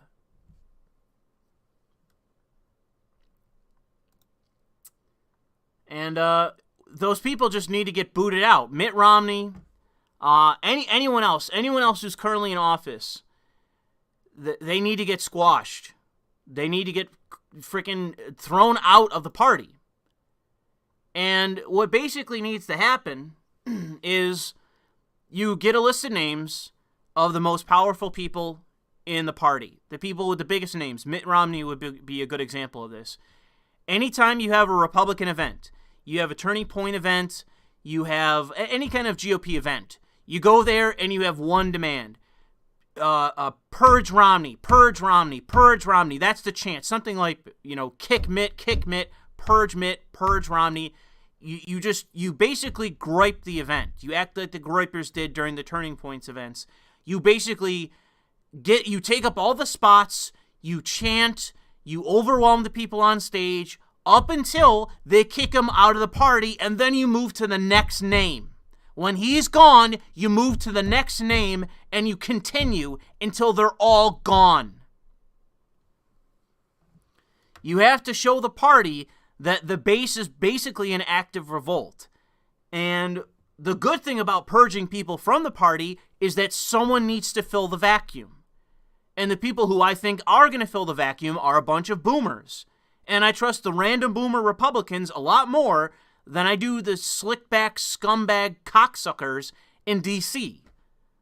You know, your average middle-class boomer Republican who moves up a branch or moves up a rank in the party, that's not damaging to the party, even if he's somewhat inexperienced. But all the uber-rich, Ivy League-educated cocksuckers in Washington, they're the ones we need to get rid of. They either fully fall in line, or we run over them. That's what has to happen.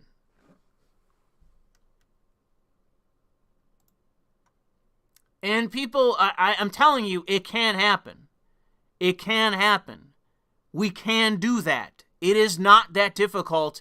All it requires is a unified message from the base itself, which is get rid of all the people that helped in this. Get rid of all of them.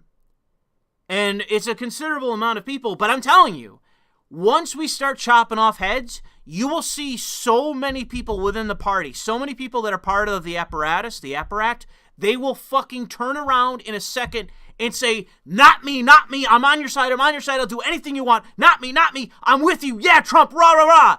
You know, America for Americans only, fuck the foreigners, anything you want me to say, I'll say anything. They will fall in line. You will see it. I'm telling you. You will see it. If we take out some of these people, we get rid of them, we purge them, so many people within the apparatus of the party will fucking fall over themselves. They will rip each other. They'll be tearing at each other to trying to get to the head of the line to flop first and declare themselves on our side. You will see it occur.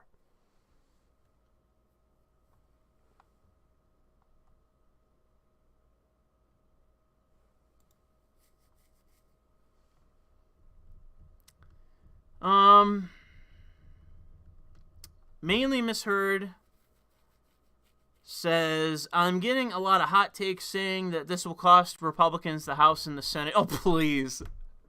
Yeah, this one fucking event is going to cost the Republicans the House more than the Republican Party actively stabbing the president in the back and helping Democrats take the election. And 2 Senate seats in Georgia. That's not going to fucking depress and demoralize voter turnout. It's a bunch of random people. It's one boomer sitting at the desk of Nancy Pelosi. That's the final straw. Come on, dude, please.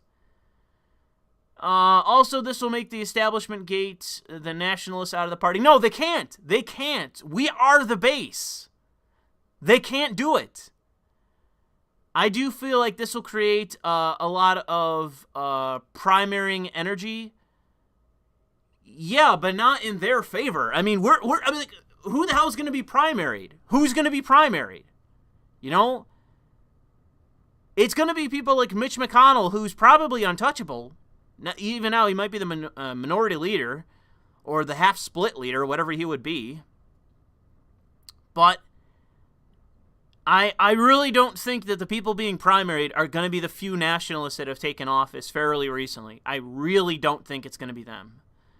I think that the people that on Twitter today who are demonizing the right, this was the wrong thing to do, and that's fine because I'm not going to demonize the Trump supporters that took part in this.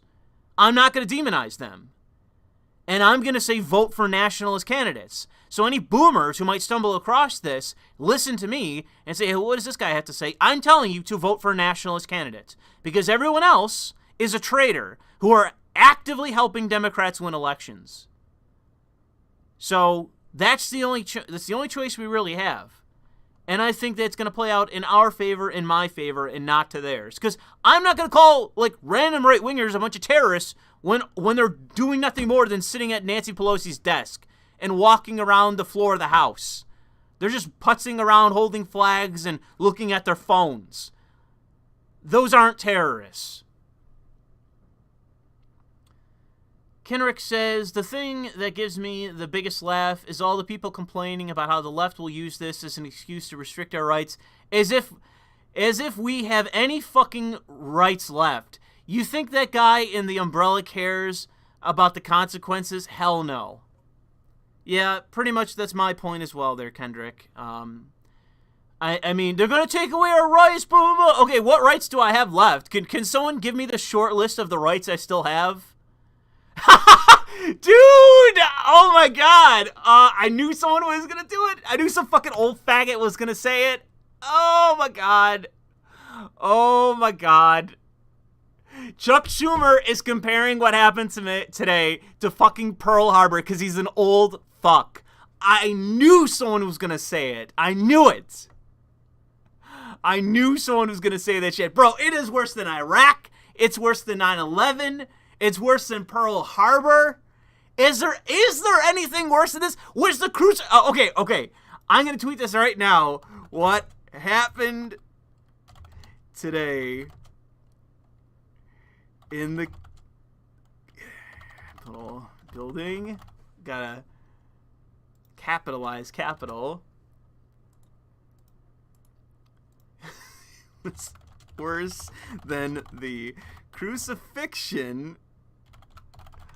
I did not spell that right. No surprise there. Oh my god, come on, don't do this to me. Autocorrect, come on. Now it's giving me wrong words. Dude, I had 2 letters backwards. Come on.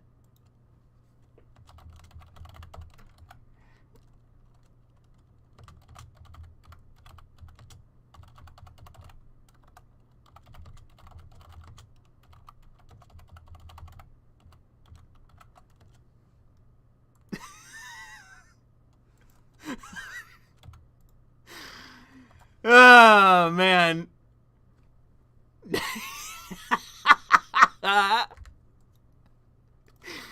I'm going to put it on screen in case some of you don't have Twitter.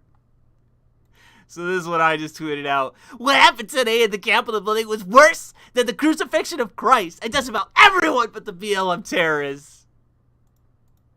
And that's true. That's just a fact. What happened today was worse than the crucifixion of Christ. I mean, you have to think about it, okay? You have to really use your brain, okay? I'm thinking like Sam Harris here. Okay,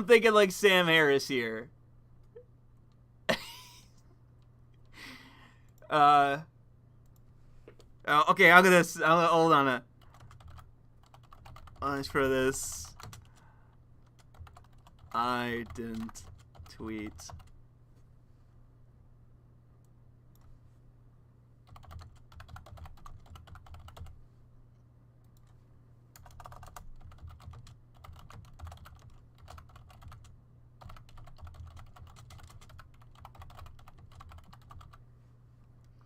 Okay, I'll apologize for that. I'll apologize. It wasn't my fault, though, because Sam Harris hacked into my account.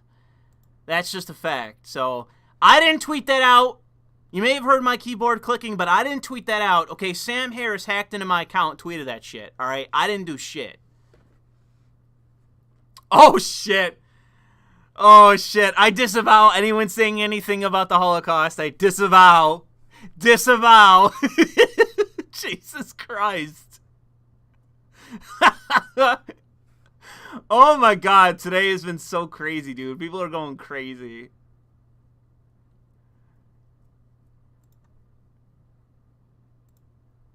Imagine losing the moral high ground to Noam Chomsky. That's true. You're right about that, Void Crash on Twitter.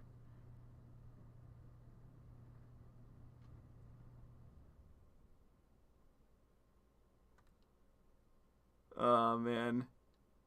So insane.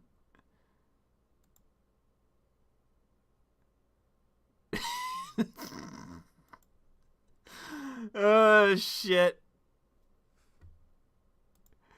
So stupid. It's worse than Pearl Harbor. I mean, people legitimately today, and I tweeted this, you could see, it was an article from The Hill. There was a GOP senator or a congressman, I think, saying that this was worse. It was as bad as his time in Iraq. And it's like, what the fuck are you talking about? Like, I can't stand these fucking assholes that go into the military. It's like, yeah, I went over to Iraq and I sat in a guard tower for 9 months and then I came home. You got to listen to what I have to say, okay? I served, okay? I was a soldier. I served the nation. So you have to listen to every stupid fucking thing that I have to say. Okay? I sat in an armchair overseas. You better listen to what I have to fucking say. I'm the real patriot, not you. By the way, vote Democrat. I'm a Republican, but vote Democrat. Good thing I invested in ink.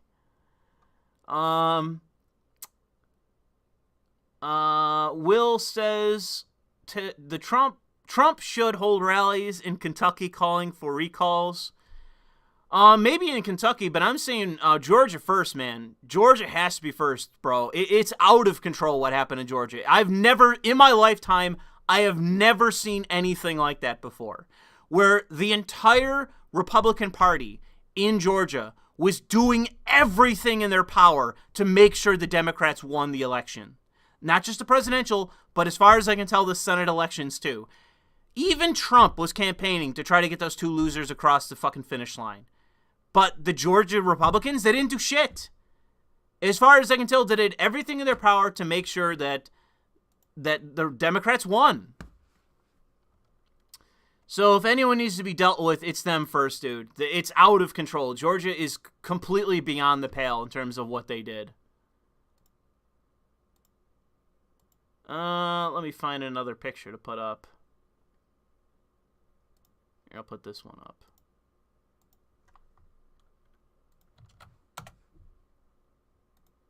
Whoa, Newsgrounds, what?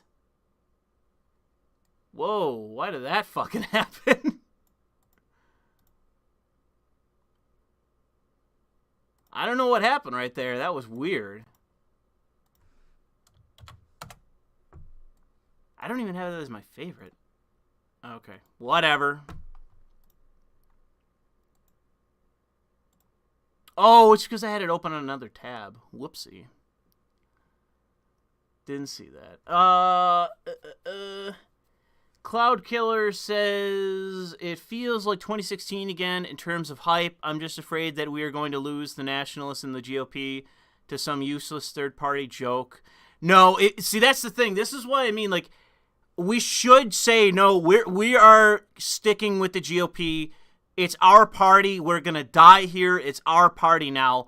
Because we are forcing these people out. And they're going to set up some horseshit third party. And it's going to be a joke because it has no actual support behind it. So, no, I'm telling you, the absolute smart move is to basically just lay down on the GOP and say, this is ours now. We're the GOP now. We're the Republicans now. Quitting the party is a fucking fundamental mistake. Our enemies are quitting the party. It's a total tactical mistake to be saying otherwise or doing otherwise. Also, make the stream extra long. Tomorrow is going to be a 13 or hour 14 workday. Lol. Well, good luck there, Cloud Killer. Feel lucky you're employed because quite a few of you apparently are not. Glowery says, hypocrites and Democrats. Remember, Pelosi wants revolts. Glowery also says, did you hear other storming of state capitals? Yeah, I heard a little bit of noise about there being like, I saw there was like a fight in LA and like something happens and if like Kansas or something, that a few other states there are protests, but not a whole lot.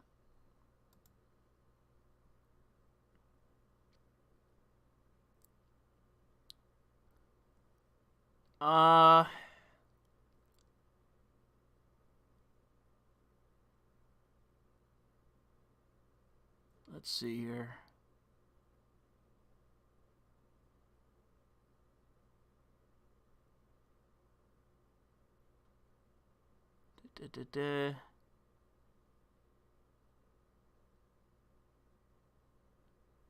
Yeah, people in the chat are like, yeah, they're talking about that tweet I sent out about the crucifixion of Christ. It's not my fault. Sam Harris hacked my account. How is it my fault? Sam Harris is the one that hacked my fucking account, man. I didn't do shit. Okay, that's my story, and I'm sticking to it. Sam Harris hacked my fucking account and tweeted that shit. So if you're going to get in anybody's case about the crucifixion of Christ, about what I tweeted out, get on Sam Harris's case. He's the one who fucking did it, man. I didn't do shit.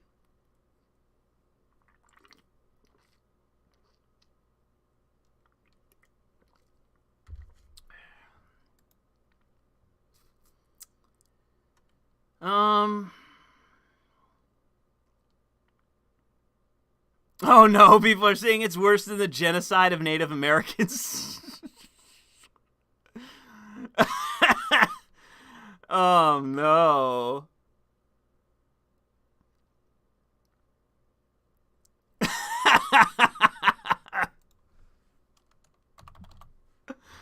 Oh man, some of these replies people are sending me.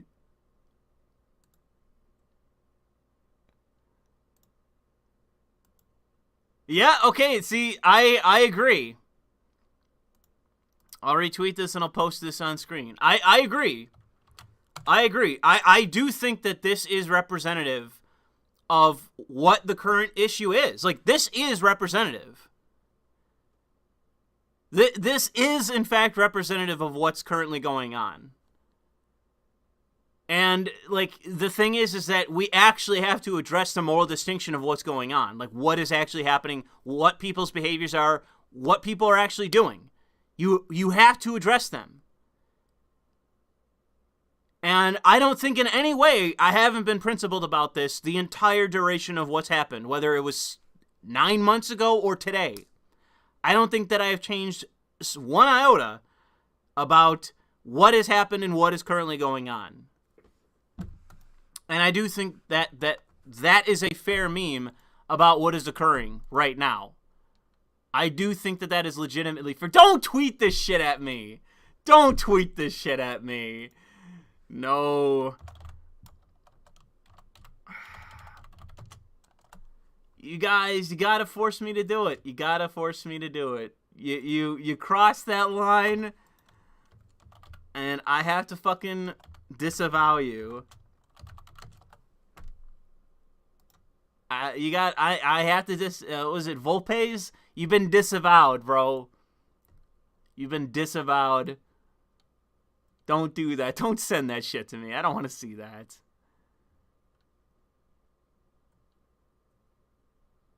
"9/11 has got nothing on today." Jesus Christ. Yes, exactly. Exactly. There's some good memes. I agree as well with this meme. This is how it has to be.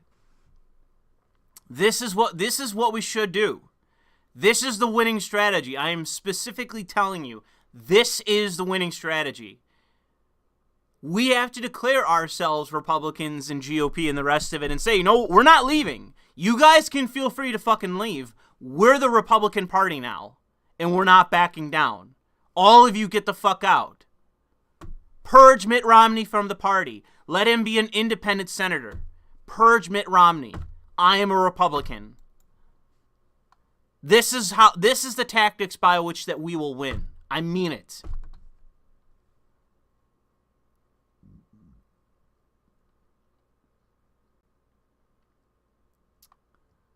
Alright,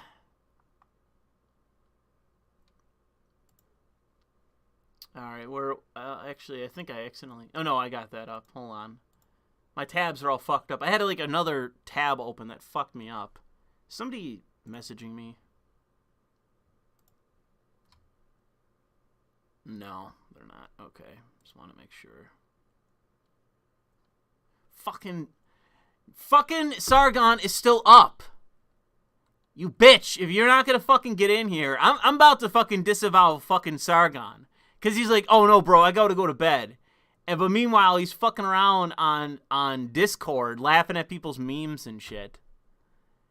Sargon's about to get, the fucking Don is about to get disavowed. Go to bed, bitch. If you aren't going to get on here, go to fucking bed. But good news is that he was talking to somebody important earlier, which I like to see.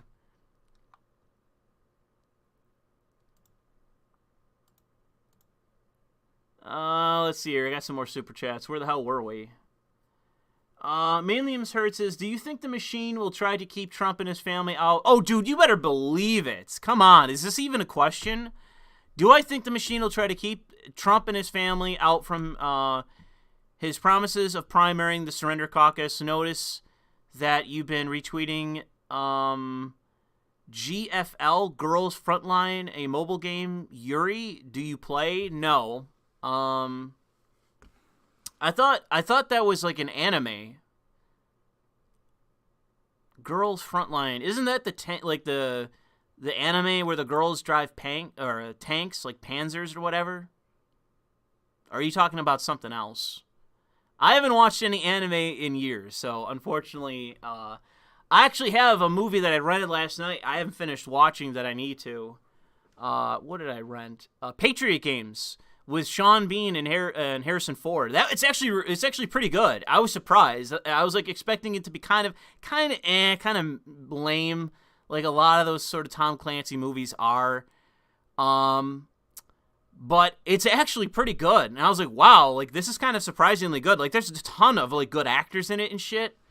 Like a bunch of side characters are in it that I recognize that are like really good actors, and I'm surprised by it. So I haven't finished watching it, but I was watching it last night, and I was like, wow, this is actually like a legit good movie. But I haven't finished it just yet. So I was thinking about doing a review of that, because unfortunately with like decent to good movies, they're not very provocative, so they don't really urge me on to do a review. But I might do it just for the sake of like, one of the actors who's in it, who I've yet to look up to verify to be absolutely sure, was in Conspiracy, which was an HBO a movie where it's I forget what it was called, but let me look it up.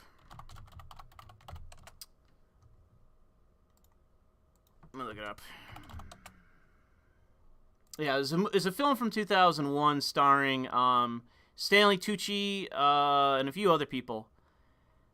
Yeah, Operation Barbarossa. And then they come up with the final, what is it, the final solution? Yeah, final solution to the Jewish question. Where they conspired to come up with that plan. And one of the actors in it, the actor who plays the judge, let me find that. I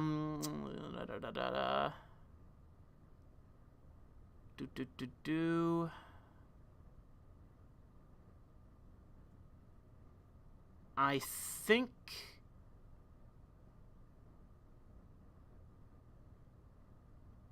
no, it wasn't Colin Firth, definitely not. I think it was David Thurfall.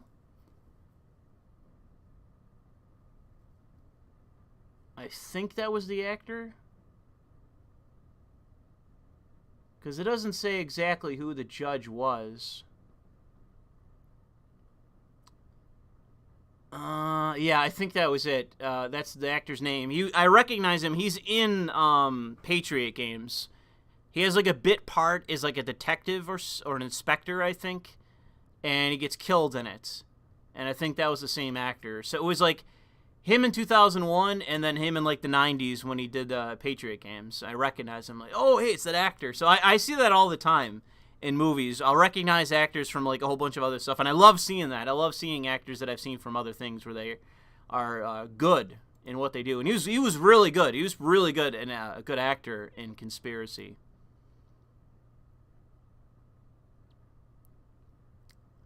So yeah, it's always good to recognize good actors. I just wish they were in more things. Anyways, where was I? Oh shit! Unfortunately, I've lost my position. Hot takes also. Okay, I already read that one. complaining about the left will use this as an excuse, blah, blah, blah. They should hold rallies in Kentucky. I already read that. Okay, so mainly misheard. That's right. He asked me about some anime game. I don't play any phone games. I really don't like phone games. I've only played so many of them, and I really don't like phone games. But thanks for the question.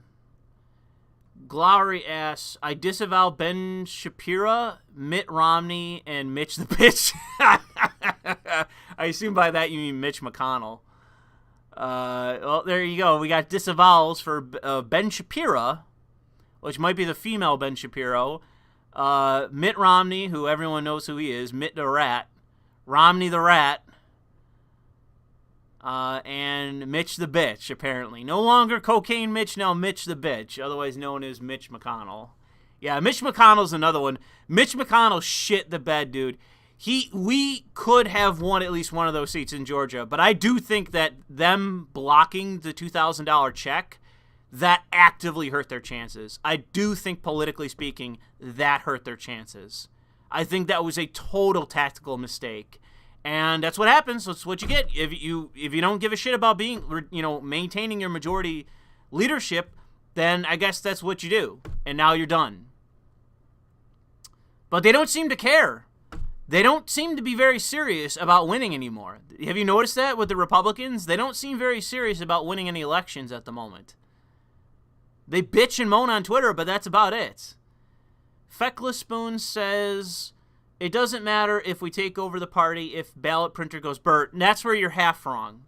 I understand what you're saying, Feckless Spoon, but it does matter if we can't get our side to back us. Like, we need to solidify as a faction first before we can deal with the issue. Because if we are completely scattershot, we got Mitt Romney out there saying there was no fraud and we're all a bunch of white nationalists and Nazis and shit, we won't be able to do anything irrespective of the Democrats. We have to get everyone on our side focused and on point and on message. We have to get rid of these people first before we can do anything. Like, I understand what you're saying, but this is between national elections against the Democrats and what's going on internally within the party. We have to deal with the party first before we can take on the Democrats. It's just about a matter of priorities.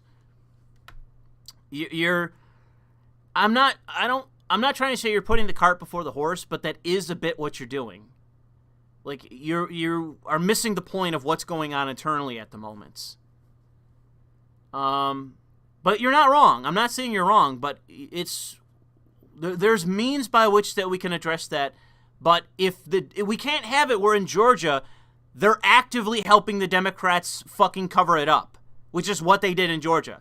They're actively withholding the information where Trump is being like calling up saying, is the whole thing with the call with Trump. Trump's calling up saying, hey, what the fuck's going on? Hello? 200,000 ballots are fraudulent. All we need is so many. What the fuck are you doing? And they're like, no, sir. Everything is fine here. Everything is fine. We don't know what you're talking about. And those are the people that are supposed to be trying to help, Trump win and Biden lose. It's the opposite. They're assisting Biden in covering up a fraudulent election and trying to bulwark Trump from finding out what happened. That's what's currently going on within the Republican Party. That is our first priority, is dealing with that. It has to be.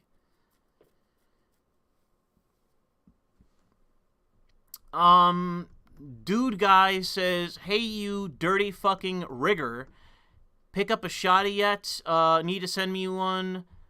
Also, I am primarying some GA shitbirds. Advise me and be my friend.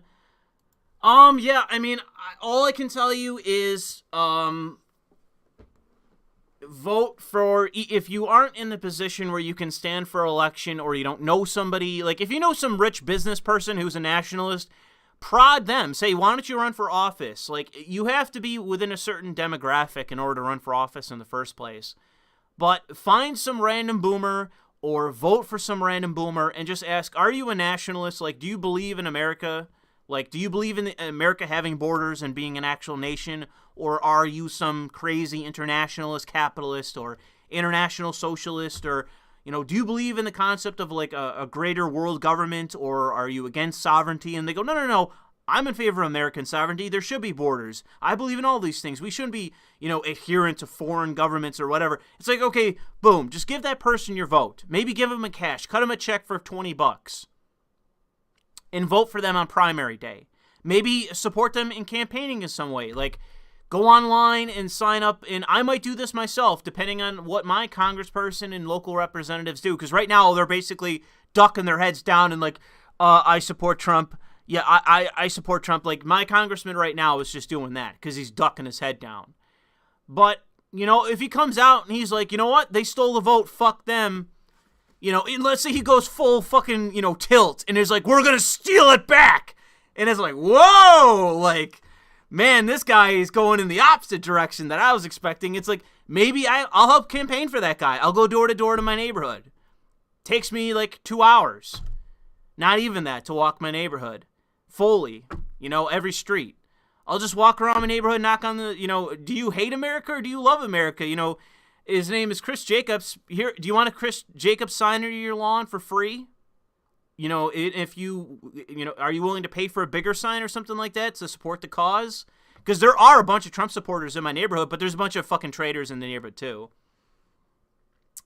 I've noticed that recently, that they've started outing themselves in my area, in my neighborhood, like all the legit, like, you know, I want to be pinned to the ground and raped by a Black Lives Matter supporter type people living in this neighborhood. There's a few of them. But there's more Trump supporters, I know that. And, you know, just do my little part. Okay, fucking, I'm gonna yell at Sargon. Sargon! Go to bed or get the fuck in here. I'm yelling at fucking Sargon right now. He's being a bitch. He's still awake. He's still fucking around. He's still fucking around on Discord. I just shouted him out. Get the fuck in here or go to bed. Go to bed, old man, or get in here. Fucking bastard. Oh, sorry, Louis, I can't join. I'm going to bed. Meanwhile, an hour or so later, he's still up fucking around in fucking Discord. The liar. We're going to primary Sargon for Capital Regime. Okay, we're going to primary him for Capital Regime unless he gets the fuck in here. Unfortunately, he doesn't have any social media anymore.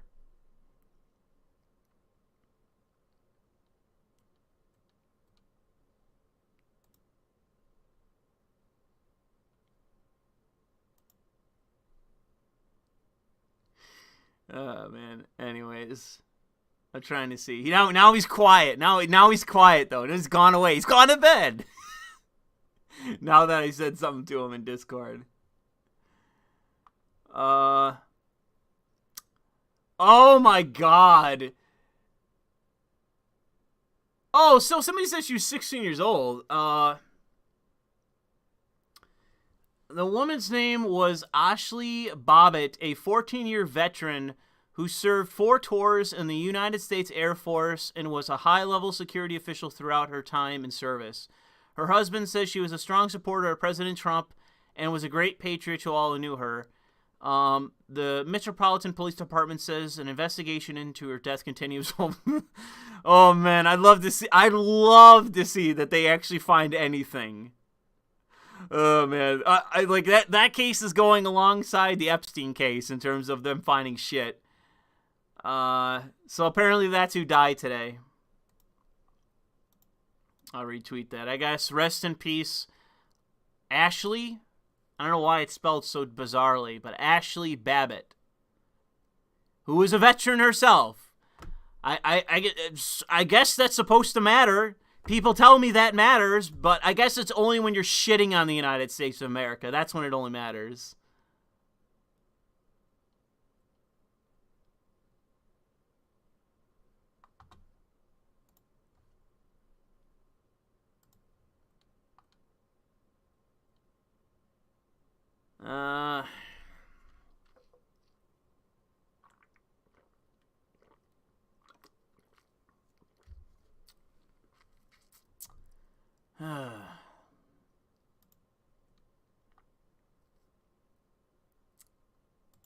Didn't I already retweet that?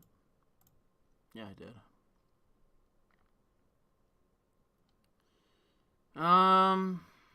Somebody's sending me memes.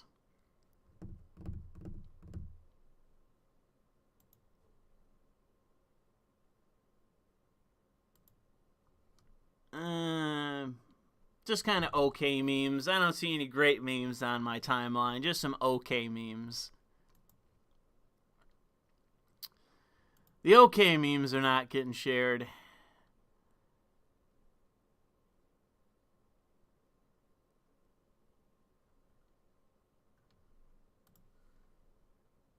Should get a new image up.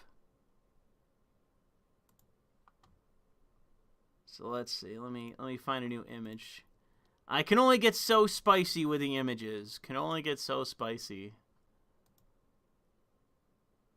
What one should I put up? That one might be a little too spicy. Let's put this one up. There we go. I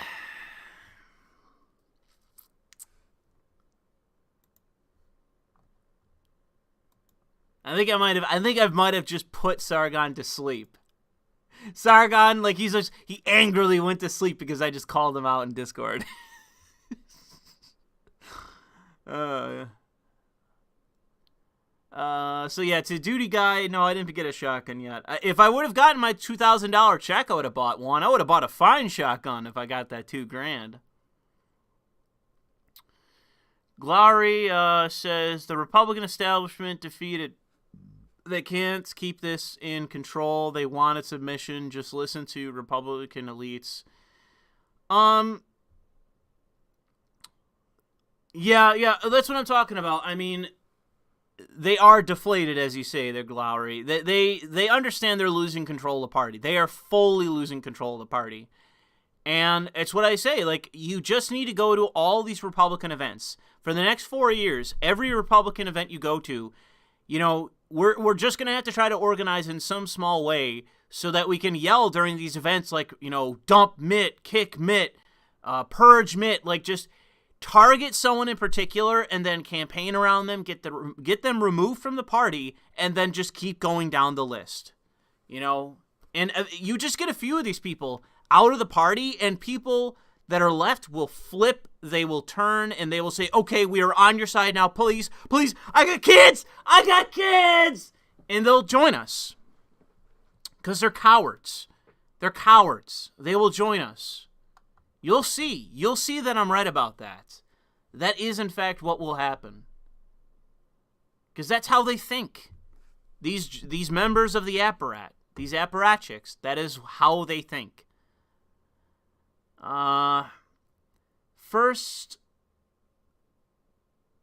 something, I can't say the rest of whatever your name is there, bro.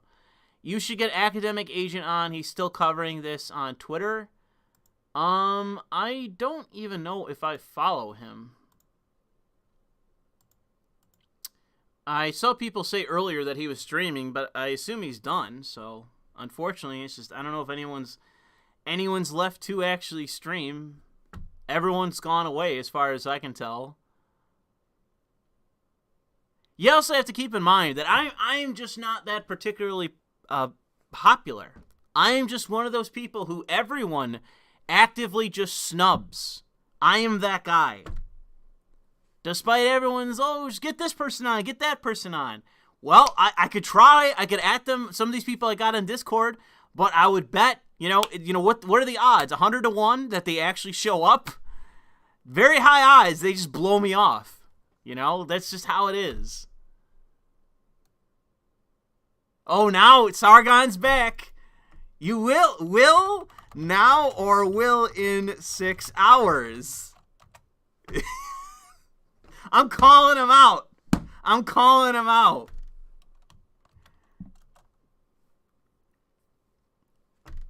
Sargon is still online. He has not gone to bed. He won't get in here. If you see him on fucking Discord right now, you need to @ him, need to message Sargon, tell him to get on this stream. He's going to spend the next 6 hours fucking around on Discord and not get in here.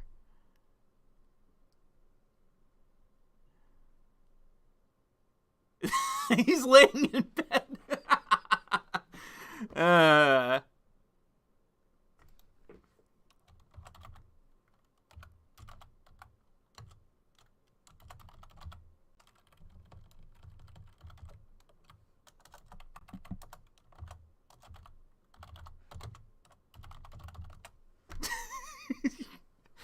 I've just disavowed him. He's like, I'm in bed, Louis, come on. I'm trying to go to sleep. Disavowed. He's been disavowed. It's official today. Sargon is laying in bed being like, I'm trying to go to bed, Louis. Disavowed. Get in here, you sleepy fuck.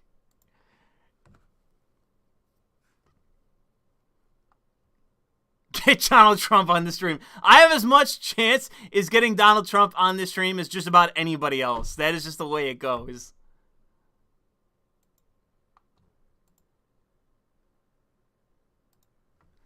Oh, my speakers are buzzing.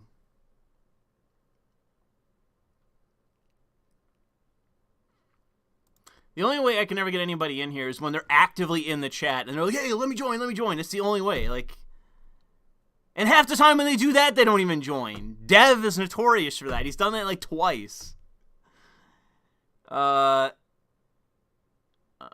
see here. Duty says, I'm being serious, you thick skull fuck. I'm an arms dealer. I will buy you a shotgun. I don't want those kind of gibs. I don't want those kind of gibs. And my campaign might need an advisor interested. Well, where the fuck do you live? I'm fucking unemployed, bro. Yeah, let me just pick up and move. And like a campaign advisor, I don't, what the fuck am I to do? Do you live in my area? I don't even know the fuck where you live. What the hell am I gonna advise you of? Be serious there, bro. I appreciate the super chats and the offer. You know, if you're gonna do anything, subscribe to me and subscribe star, but like, you're not gonna be able to hire me to move my ass wherever the fuck. You have any idea how much work it would be for me to do that? How much fucking work? And what are you gonna pay me? You better be fucking rich. Send me a picture of your bank account. If you're like a multi-millionaire, maybe. You know, DM me on Twitter with a photo of your bank account. If you're a millionaire, I'll take you up on it. But until then, no way, bro. Thanks for the offer anyways. The Get says, the hyperbolic rhetoric is because the establishment is scared shitless, the populist right is rising up and not shutting up and going to work anymore, and Mr. Benjamin has a legit company now. You're too edgy for him. Yeah, that's what I think. Unfortunately, Sargon, the man formerly known as Sargon, the man now known as Mr. or Sir Carl Benjamin, he's a serious company man now. So, unfortunately, I might be a bit too outmoded for him. Because he has to be a bit more serious about what he's doing with his time and who is he around, who's he associating with. Because he's got everyone under the sun watching out for him. So, unfortunately, we can't get on Sir Carl Benjamin because he's too much. I believe him, though, because of the time difference, that he's a sleepy boomer that wants to go to bed.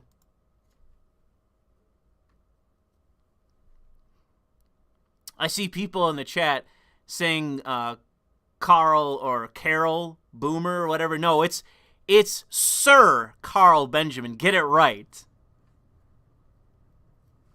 Get it right, people in the chat. I'm going to enforce that. I'm going to get the mods enforcing that. Okay, it's Sir Carl Benjamin. Get it right. That's what I said. It is late there, so I just wanted to make sure he wasn't fucking around on Discord for the next 6 hours, because that shit pisses me off. It's not the first time he would have done that. But yeah, thank you, Gath. You might be right in some respects. Like, I know he has employees now, so he has to be more responsible. I'm not denying him that. But I mean, no one's streaming about this shit. I didn't see anyone streaming about this. People said that Academic Agent and Academic Agent and me, like, we're the only people that streamed about this shit. I didn't see anyone else streaming.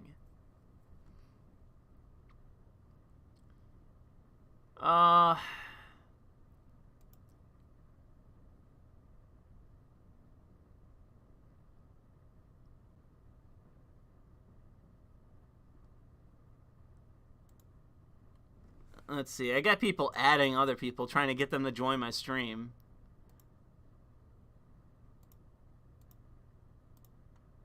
Lord Zetby sent me some fucking disgusting cow image, but it's been blocked.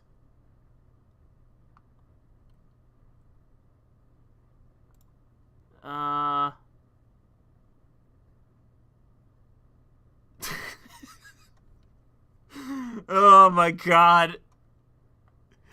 I'm gonna respond to this. Hold on.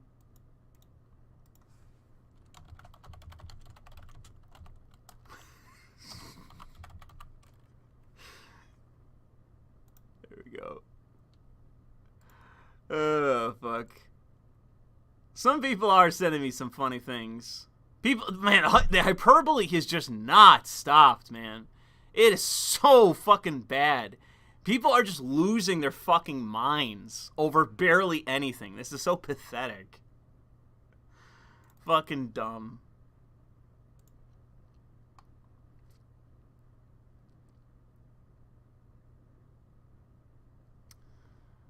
The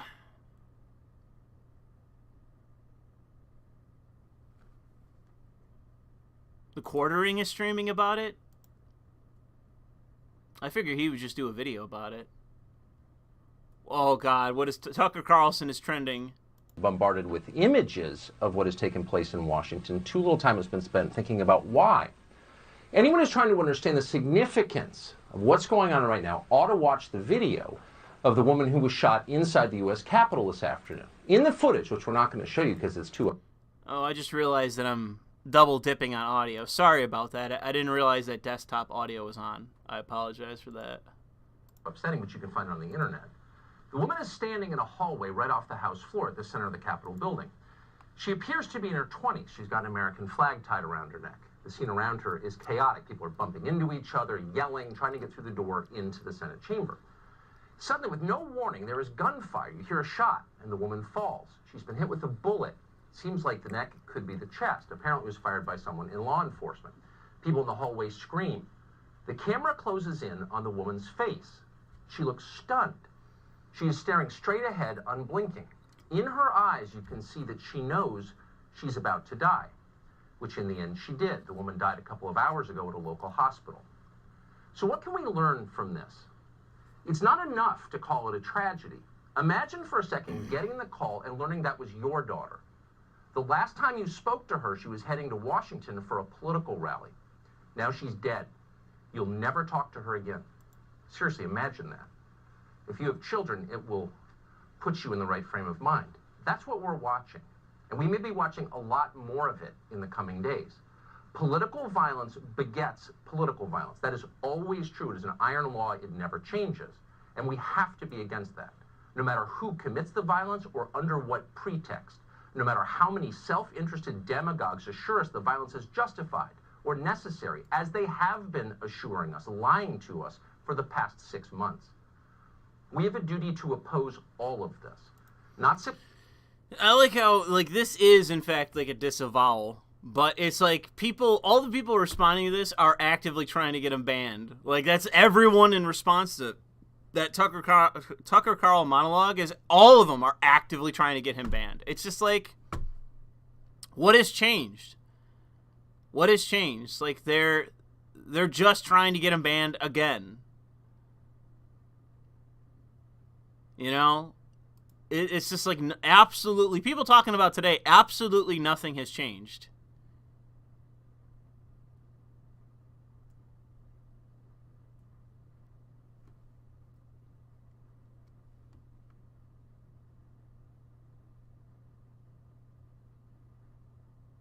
Woo! Oh my god. Wow! Wow! Talk about bad optics. Holy shit. Wow. Hold on. Hold on. Wow. Wow.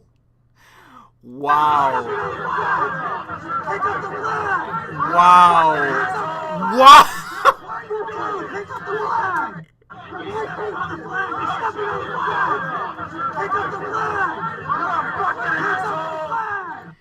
Wow. Oh, good job, police. Way to go. Wow. Those are bad optics. Wow.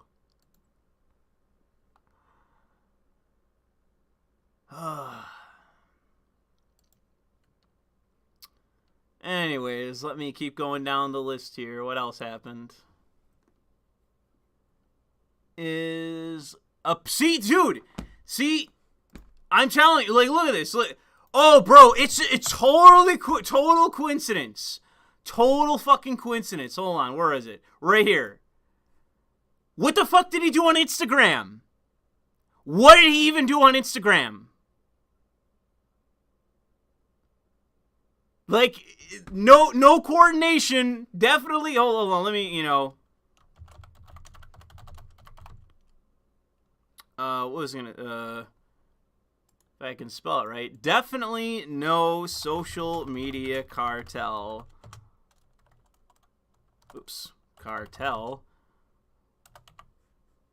That acts in unison. Definitely. Definitely not. Definitely. No. What are you talking about? You know, people are always like, oh, you don't know what you're talking about. It's a conspiracy. It's another conspiracy theory that people are offering.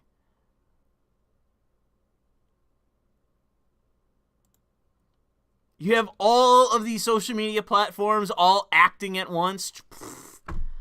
Man, that's a conspiracy.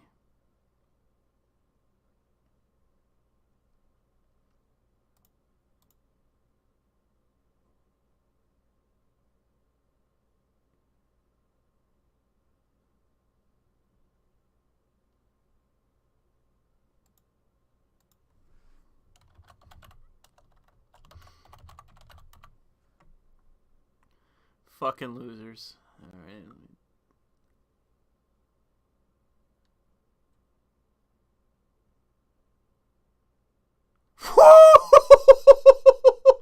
Oh my god! Oh my fucking god, Chris Evans! Oh my fucking god! Oh my god. I mean, like, what can I even say to this?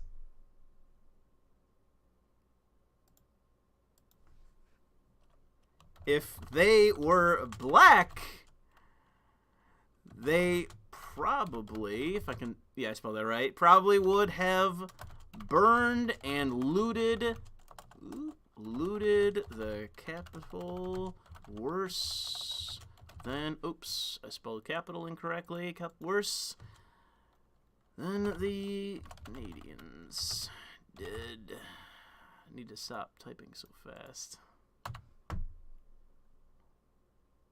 Actually, I should say looted and burned, not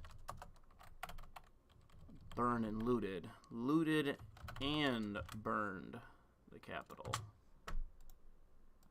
Man, Chris Evans. Chris Evans with the fucking hot take of the fucking year. Holy shit. That was a fucking hot take.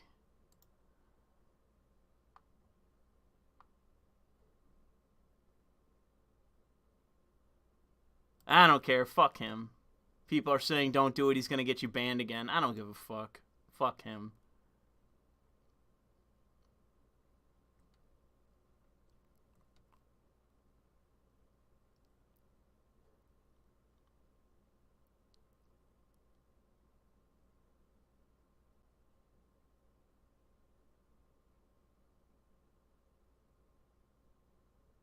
Apparently, Loeffler, who's one of the stupid cunts that lost in Georgia, is throwing everyone under the bus. I'll retweet that. I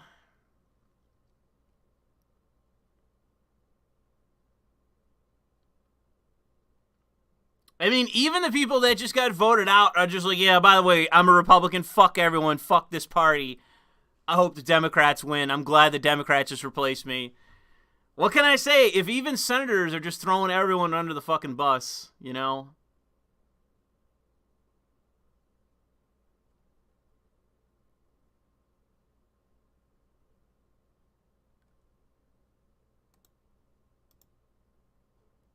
Yeah, I just retweeted Nick Fuentes about this. I agree. Like, this is a farce. Like, now that you've lost your election, you have zero repercussions to do whatever you want. There's nothing that can be done to you. And even still in that position, they're like, yeah, fuck you, Trump. Yeah, peace out, motherfuckers. I'm done. I'm outie. A Democrat replaced me just like I hoped for. Georgia, what is wrong with you? Any of you listeners in Georgia, like, are you a state of masochists? What is fucking wrong with you? You're supposed to be a blood red state. And every fucking elected Republican from your state makes New York fucking Republicans look like they have, like, a Chad dick. What is wrong with you fucking people in Georgia? What the fuck is happening there? I keep saying it because it's unbelievable. Even my representative in a blue state was like, yeah, I'm a Trump supporter. I support Trump. I'm gonna fucking object. My representative did that. Fucking unbelievable.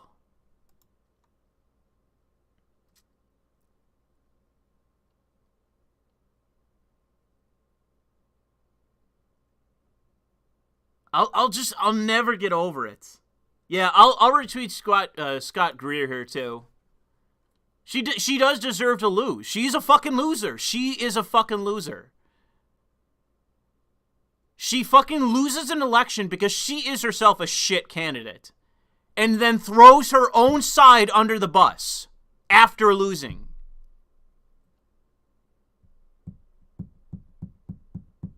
Oh, man. And again, it's yet another Georgia Republican. Would anyone like to explain this to me? Would anyone like to help, like, guide my hand, hold my hand, lecture me on exactly what's going on in fucking Georgia? Because it seems to me that every Republican in Georgia is actively fighting to get Democrats elected. Like, what is wrong? What is going on?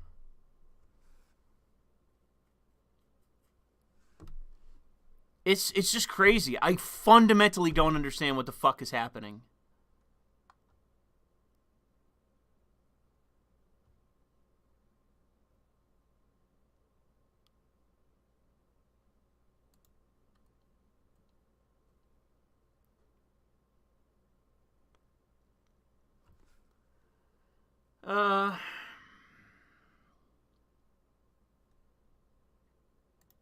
Well, here's a good tweet by Michael Tracy.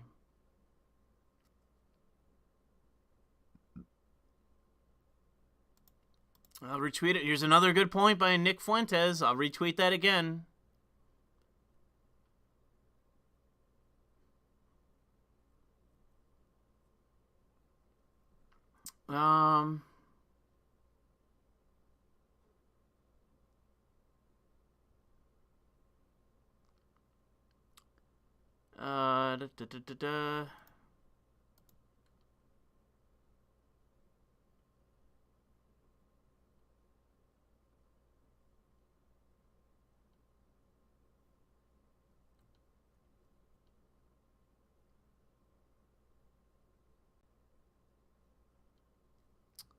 A bunch of people complaining.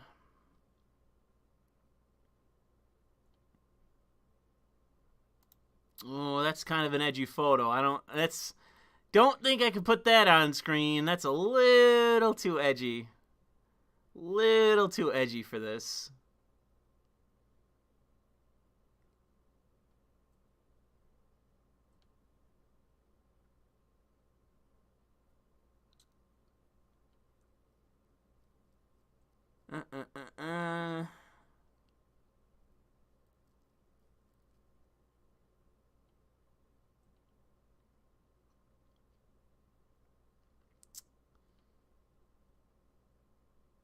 Fucking Jake Tapper, dude, all day. Jake Tapper's been one of the biggest ones, just going crazy.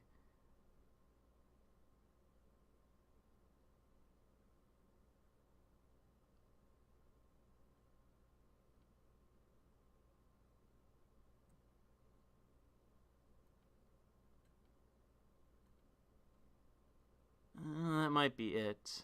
There's been a lot of shit going on, but none of it's really all that important that I see.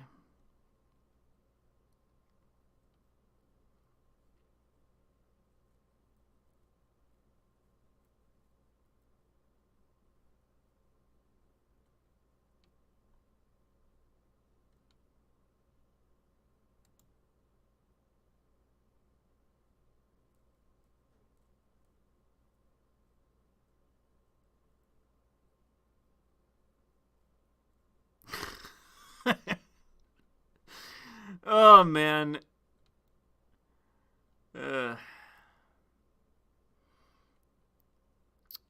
Alright, is there anything else on here? Because, dude, there's a lot of crazy shit, but none of this is really all that interesting. It's just a lot of dumb shit that's being said. Fucking Joe Biden wandering around on stage lost. That's great. He did that today, apparently. Apparently, Joe Biden's wandering around on stage lost.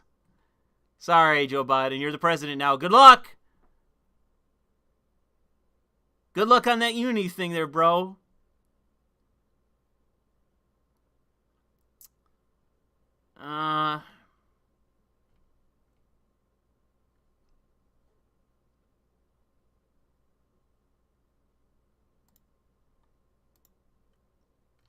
Let's see. I can't post that image. It's a little too spicy yet again. Unfortunately, I got all these good photos that I could put up, but they're just all a little bit too spicy for this. YouTube might get a little bit upset.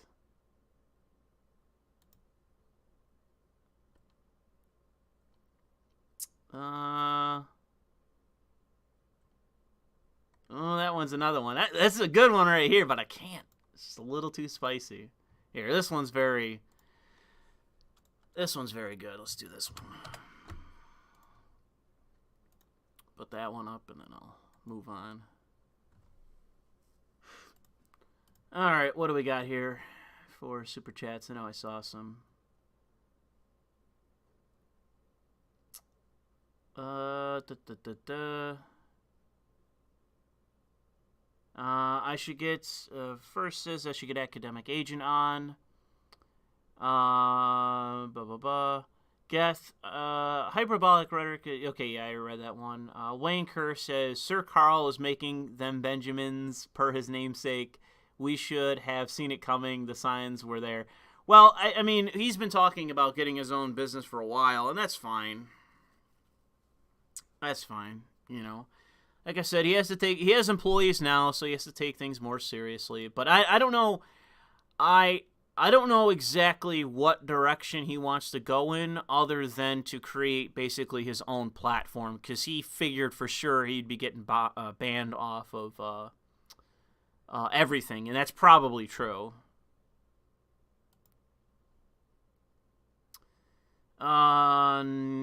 Natsu says, here is a simp buck, thank you.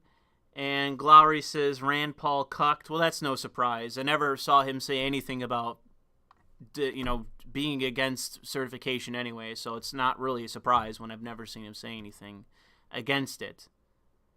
So, Rand Paul is part of the establishment. Sorry to say, I know people like Sticks and that like him. I've always been a little bit mixed on him.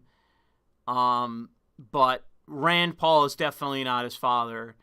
And Rand Paul is part of the system. He is part of the status quo. So if you elected him, I really don't think that he would do much of anything. Like, we're all getting banned from social media. Rand Paul doesn't care. Banks are going to act against us and close their accounts. He doesn't care. we're going to get fired and discriminated against. That's fine. He believes in that. His problem is that he can't change the laws, and he doesn't have the balls to actually do anything to change the laws. He would basically be a lame duck president. If Rand Paul was elected president, he would be a lame duck. In the first 2 years, there would be corporate tax cuts, and that would be it. We would probably have higher immigration than we would under Joe Biden. We'd probably have higher immigration under him. But in terms of anything, dealing with academia, and anything like dealing with public, spending, he wouldn't do anything. He would just him and haw and, complain, and then he would just, in the end, sign everything. He's not a very strong candidate. I'm not trying to badmouth him because he is, I guess, the libertarian candidate, but he's not even strong on that either. He's just kind of part of the system. He's not very good.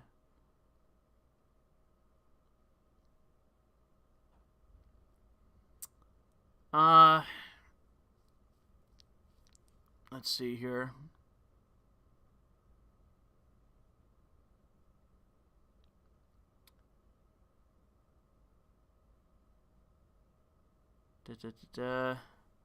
He would be like if Dave Rubin got in. Yeah, exactly. I think that's a very good comparison there. Burpler, nice name. Burpler says that he would be exactly like Dave Rubin if he got in. Yes. Dave Rubin, I think that it would basically be ultimately the same kind of governance where he fundamentally, Rand Paul probably does understand politics, but the problem is that he's so tied up in his own fucking rhetorical and ideological bullshit that he would never really act on anything. He doesn't have it within him to ever really push for anything or to engage in politics in an aggressive fashion. He just doesn't have it.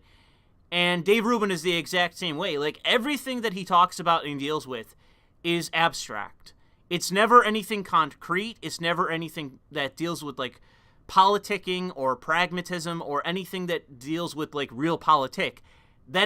He is totally fucking unaware of that. Utterly. He's ignorant to that to a degree that is honestly kind of embarrassing for an adult involved in politics.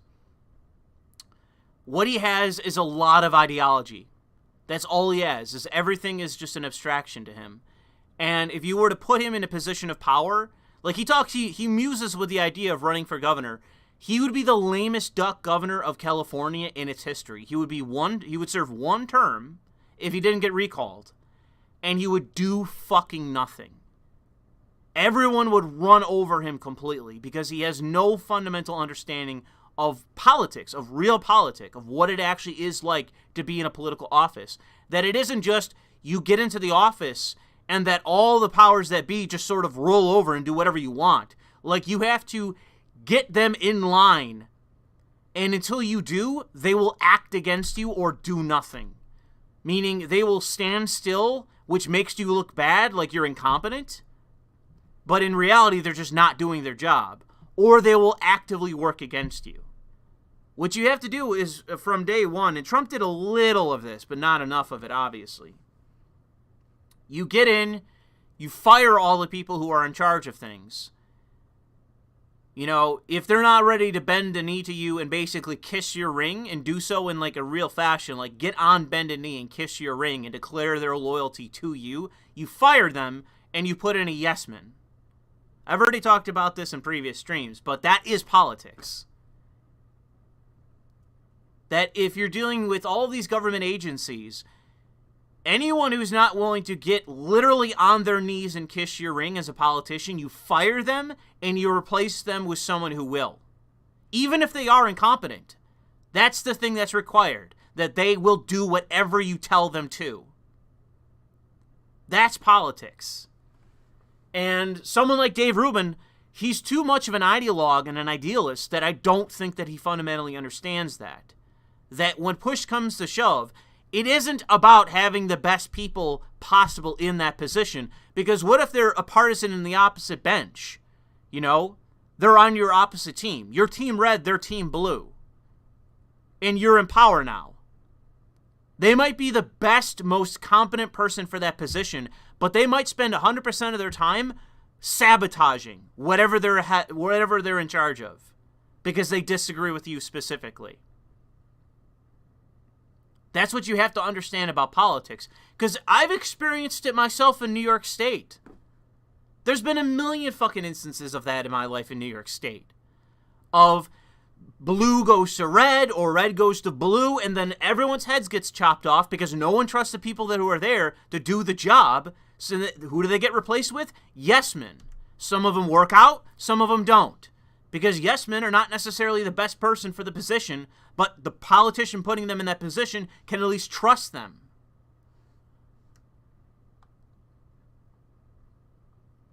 You know, and it's not like I always say, I'm not here to badmouth Dave Rubin. I'm not here to badmouth Rand Paul. The problem is that neither one of them are strong.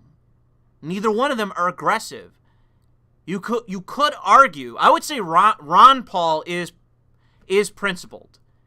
I respect Ron Paul. Rand Paul is a little bit less principled, and I have a lot less respect for him for that reason. So he's just kind of there. Is he the worst? No. But is he kind of useless? Yeah. He's not necessarily a subversive, but he's kind of a useless talking head. That's my feelings on Rand Paul. Kind of a useless talking head. Ron Paul had some fucking balls. Ron Paul wasn't afraid to do whatever the fuck he wanted and go against the system. Ron Paul had balls. Rand Paul, not so much.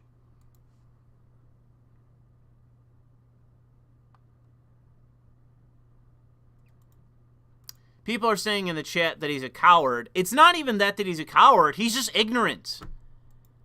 It's just the fact that he is ignorant. Like, he fundamentally doesn't understand the nature of politics. And that's the thing. Like, if you have a bunch of fucking faggots like Sam Harris and others on your show who specialize in abstraction, like, that is the entire body of their work is abstraction. Abstract, esoteric concepts that most of which have no meaning or no attachment to anything real whatsoever. That's fucking Sam Harris's forte, if you ask me. Is abstract bullshit. When that is all you deal with on a day-to-day basis, and the occasional politician who comes on your show and just bloviates, who's just a professional liar who's never going to really tell you about the nature of politics, then that's your understanding of politics. So with Dave Rubin, if you called Rand Paul a coward, you might be more right. Dave Rubin is just a fucking unknowing idiot. He's just ignorant, in my opinion. He doesn't understand politics. He understands a lot of abstract bullshit, but he doesn't understand the nature of politics.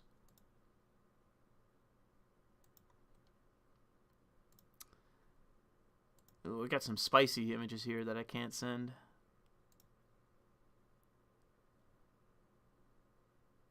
Here, I'll retweet this now.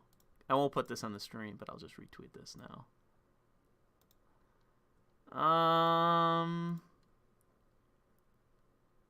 Ooh, here's a good one. I'll put this one on screen. This is a good one. I like this one. Very 40s. Very 40s in this image. I like it. Hella 40s. Hella vintage. Some of you will get that. Some of you will get that. A lot of you won't, though. A lot of you are not going to get that.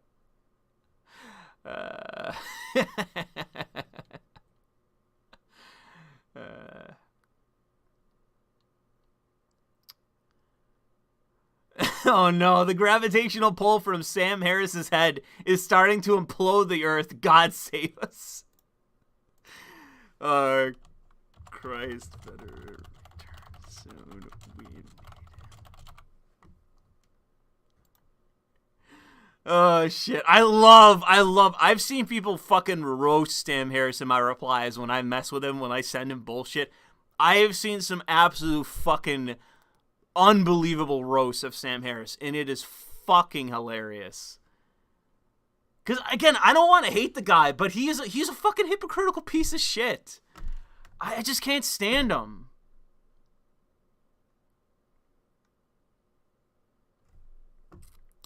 Some fucking retard sending shit this way. Oh, okay, bye. Bye, retard.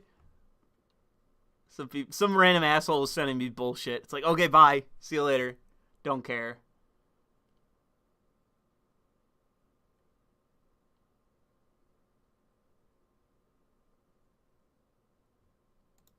I don't know who PogChamp is, so I mean, okay, Twitch banned somebody. Well, congratulations. What is it today? Wednesday? Yeah, it's Wednesday. Just checked. Yep, it's still Wednesday, guys. They've banned some random person. Who gives a fucking shit?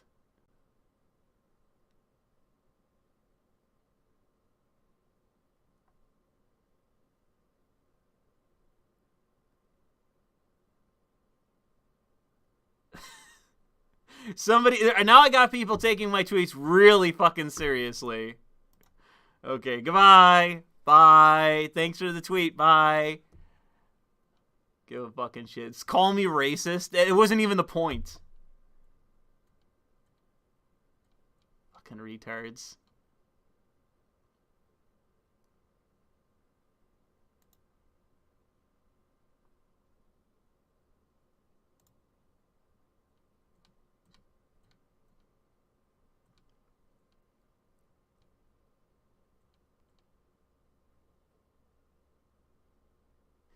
Man, some of you guys need to relax. Holy shit. You're getting a little too spicy.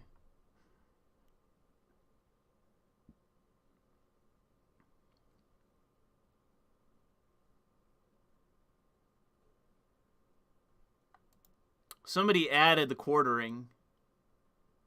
Is the quartering streaming right now?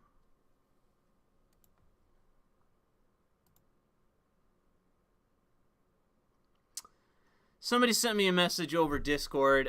Here in Georgia, the runoffs were definitely fraudulent. The state is definitely red. Atlanta suburbs are almost entirely red, with only one Biden sticker when I drove through. The problem is that the GOP leaders are closet Democrats. Suburbs around Kennesaw Mountains are very red. Well, that's Elizabethan. I don't know what to tell you. It's good to hear from somebody that's actually apparently from Georgia, but I have to say, dude, you guys got a clear house there. I've said this in the last video I did. New York Republicans are what they are. My representative is stepping up and saying, I'm going to contest the election, blah, blah, blah. And he's doing his best to duck ahead because this isn't an easy area for him to win, and he won by big numbers here. This isn't a very easy area to win for a Republican, and yet he's still putting his balls out there, saying, like, no, I'm not going along with this. But in Georgia, dude, you guys are, like, beyond the pale. So you got to figure some shit out there. You know, I'm sorry it is what it is there, but, man, you got to, as far as I knew, fucking Georgia was a blood red state. And yet they're out there, like the Republicans there are out there campaigning as if they were nothing but Democrats. It's insane. I've never seen anything like it in my lifetime. It's pretty crazy.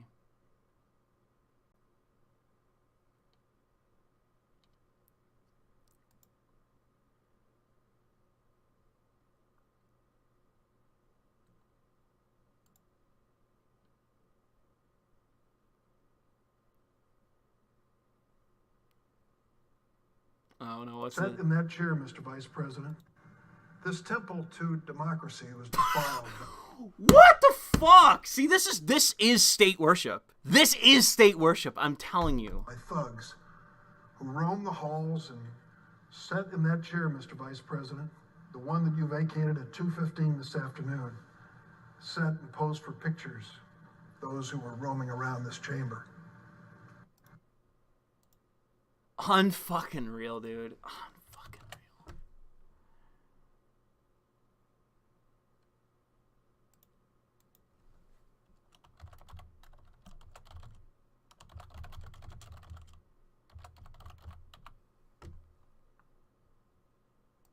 He uses... Who roam the halls and sat in that chair, Mr. Vice President, the one that you vacated. This temple to democracy was... This temple to democracy. Like, I could not have used more ridiculous language myself as a parody, as a joke. Like, that is nothing more than state worship. It really is just that. It is nothing more. It is nothing more but just naked state worship. Like, I don't worship the state. They went to the halls of Congress, oops, and they fucking sat in the chair and took a fucking selfie, who cares? It was a fucking protest.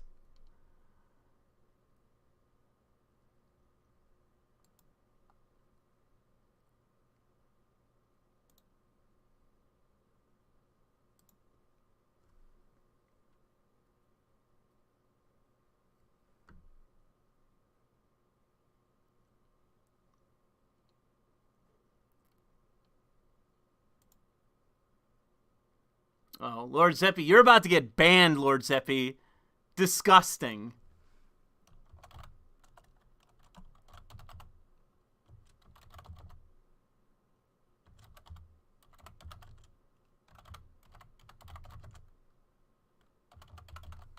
Stop spamming me with your fetish, your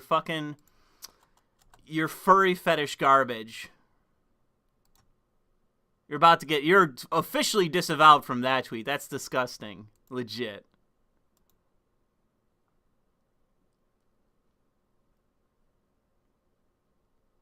Apparently, I'm getting tweeted something from Ricada Media. Democrats will bring political retribution on anyone who opposes them. They've been trying for 4 years, yes.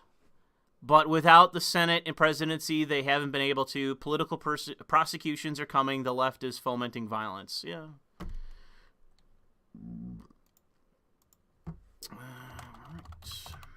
There you go. That's correct. They've been trying for years. I don't know why people are tweeting or sending in super chats like, oh, bro, do you think it's going to happen now? They've been trying for years. This was inevitably going to happen. They've been trying for years, and we're just getting to the point where that they are actively able to do it, you know? It's not like they haven't been doing it.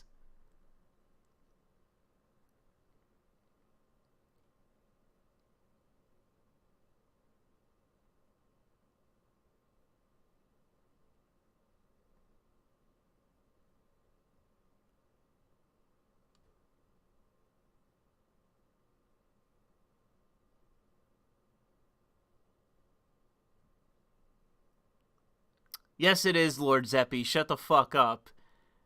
You're about to get fucking muted or something, blocked or something, disavowed in the chat. Or we're doing it right now. We're doing it right now. I want everyone. I'm going to type it in. Okay, I can't sign into the chat. The fuck? Damn it, YouTube. Stop being stupid. Or this is Streamlabs. I can't even fucking type in my own chat for some reason because I'm not signed in. Doesn't even make any sense. How the fuck am I broadcasting this so I'm not logged in? Fucking Streamlabs. Hang on. Okay, let me... Doing it right. There we go. Alright, I'm gonna put this in the chat. Disavowed. Did I spell that correctly? Disavowed. Lord Zeppi. Okay, I'm going to put it in the chat. I'm not sure when you'll see this on your end. Let me make sure I got your name right. Z-E-P-I-E, I do. Alright, you're getting disavowed. Boom. Disavowed.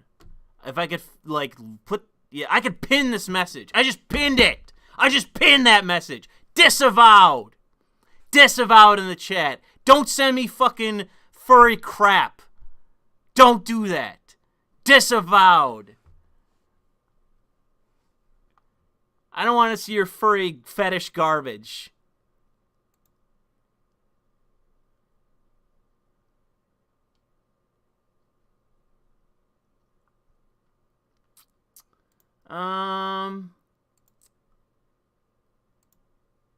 That's going to stay as long as I want it to.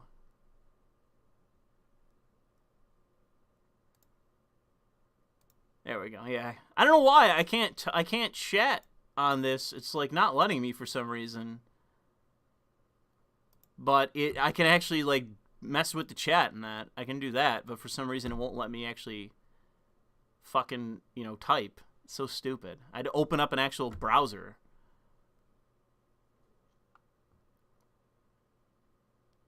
Yiffin' L, that's right.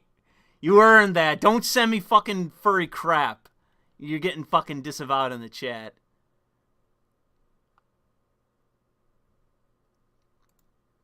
And I don't see any more videos of the fucking people getting their asses kicked, so I assume that everyone fucking abandoned DC after they're getting their shit pushed in. The Gettr says they've been calling all of this stuff. They've been calling all of us the same stuff they have been for years. What difference does it make with half the country already thinks we're terrorists? Am I too radical for just wanting the boog, or are you too moderate? No, I think you're being too black-pilled. The avenue still exists for us to win. It's just more complicated. Things would have been far better off had Trump won. We would be in a far better position then. But because he did lose, we're just in a much worse off position now. But it doesn't mean that things are too late. They can get that way with this new Congress and this new presidency. You know, it can get really, really fucking bad to the point where it is past the point of no return. But we're not there yet, in my opinion. I don't think we are there yet. But there's a series of things that we need to do to sort of get things back under control. And primarily, the first thing that must be done is for us to get the Republican Party under control. Anyone that participated in the Democrats getting elected must be removed from the party. They have to be gone after in a serious fashion. And that's non-negotiable. We have to get these people the fuck out of here, so that way we can focus back on politics again and opposing the Democrats. So, unfortunately, with Trump losing, it's gonna it forces us into a difficult position. But I don't agree that things are done away with. I just think you're just being a bit hyperbolic on your own, maybe in a genuine fashion. But I think you're looking at this in a way that's not accurate to what the actual circumstances are. They are bad, but you have to look at it in the long term, not just the short. And in the long term, things are not over. We have some things going in our favor. And you have to focus on that. That we at least have that. We have things working in our favor in some way. So it's not over with yet. But I'm not saying that it couldn't ever reach that point, because it very well could. What else do I want to put on here?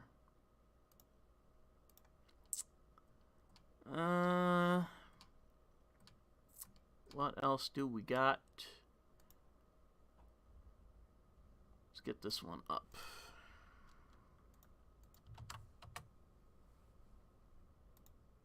Very classy photo right here. This looks like something I would create. It's detailed as having, I think that's salt on the glass there. It's very detailed.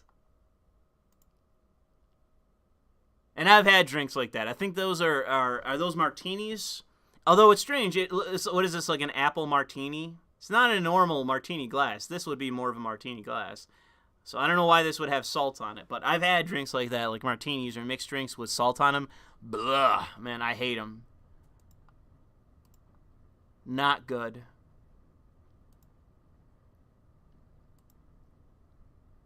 I think I've had a Bloody Mary that was better than fucking those drinks with salt on them. And Bloody Marys are supposed to be like waking you up in the morning because you're fucking super hungover.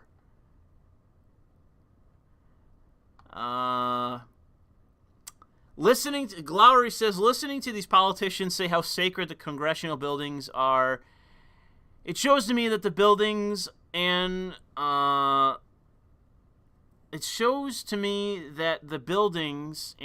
live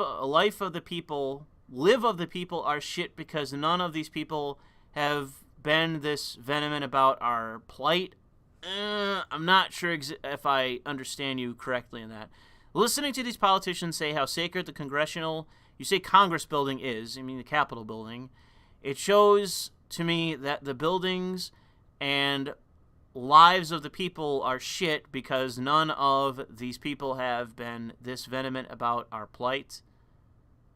I guess you mean that they're more angry about the building than they are of what's going on in our lives. If you mean that, then yes, I agree. Because it really, ultimately, what the people did by, sitting down and putting your feet up at Nancy Pelosi's chair, that is an absolute sign of disrespect. That is a protest. That is you disrespecting a politician. So I would imagine that they would be very angry with what the Trump supporters did today, because it was disrespecting them. That's what it was. It was them disrupting the process and disrespecting the politicians. Especially the LARPers, and that the people showing up in outfits and stuff like that one guy in the Viking outfit, and the few other people that were dressed up in costumes and stuff. Like, that is disrespectful. You know, and it's why I would be fine with that, because it's why I said Skyrim belongs to the Nords, with that one guy's image standing, I believe that was at the podium of the house, floor of the house. It is, even if he didn't intend it, all it was disrespect towards politicians, not towards democracy, blah, blah, blah, but to the politicians themselves. It was disrespectful. And I'm not surprised that they're angry about it. Thoughts? This is from Nate Higgers, and I guess I can understand what you're doing with that name. Thoughts on the hot sauce Sriracha? I'm literally going to have to Google what you just typed out, because I don't understand what that is. Sriracha. Sriracha? I don't know what that is. It's some sort of chili sauce. Thoughts on the hot sauce Sriracha? I have no opinion on Sriracha sauce, because I don't know. I don't know if I've ever had it.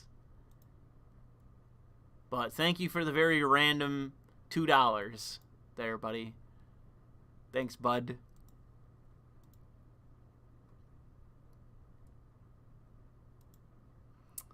Next looks like it for now.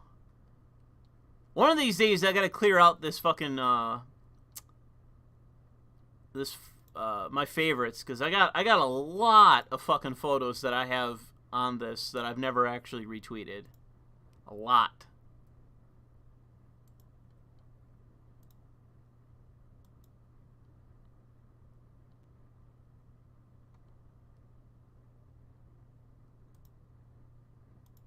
Got some spicy ones on here too. Here, here's a nice lowly one. I'll tweet this one.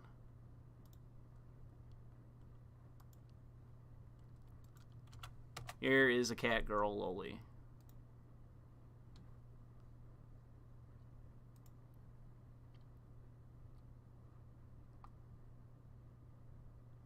Yeah, one of these days I gotta go through there and make sure I didn't miss any stories, because I see some stories I missed under there.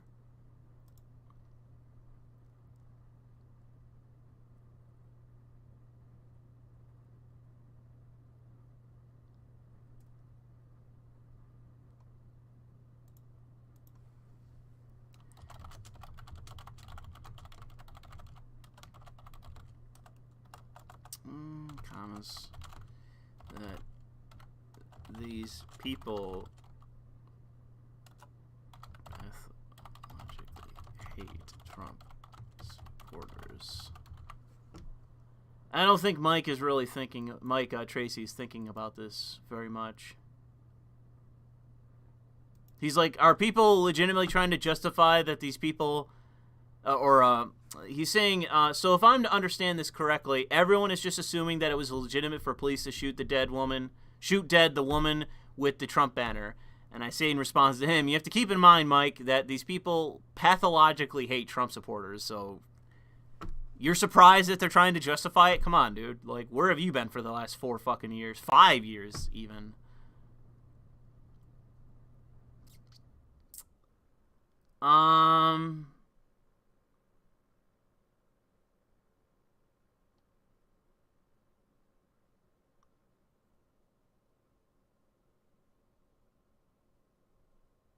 Who is this?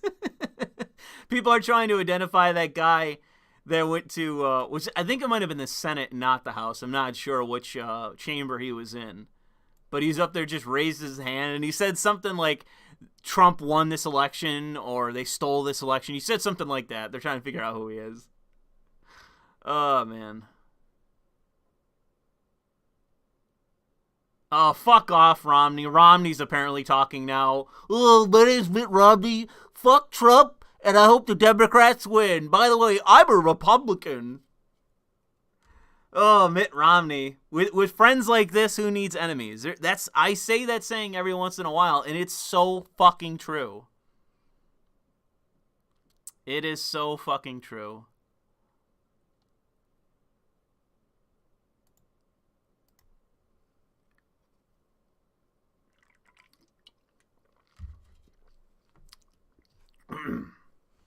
People in the chat are apparently complaining that this is furry. No, this isn't. This isn't. It's just a cat. It's just a cat loli.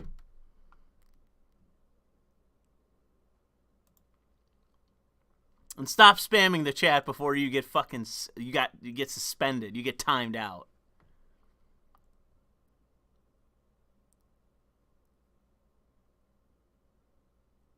When did I say it was furry? You guys are the ones calling it furry. You guys are wrong. I did have furry bullshit sent to me. So you're wrong.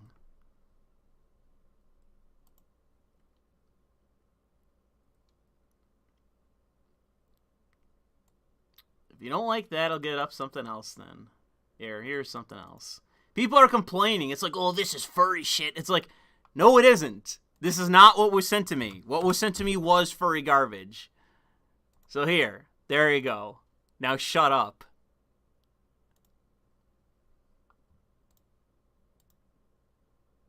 I'll disavow the fucking chat.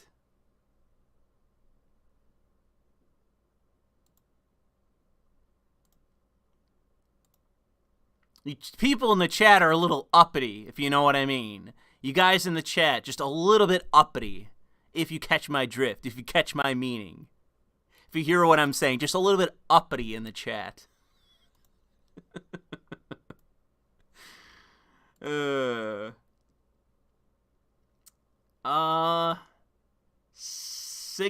Signum Bed says, I think this is a Rubicon moment. I don't think we can go back from this.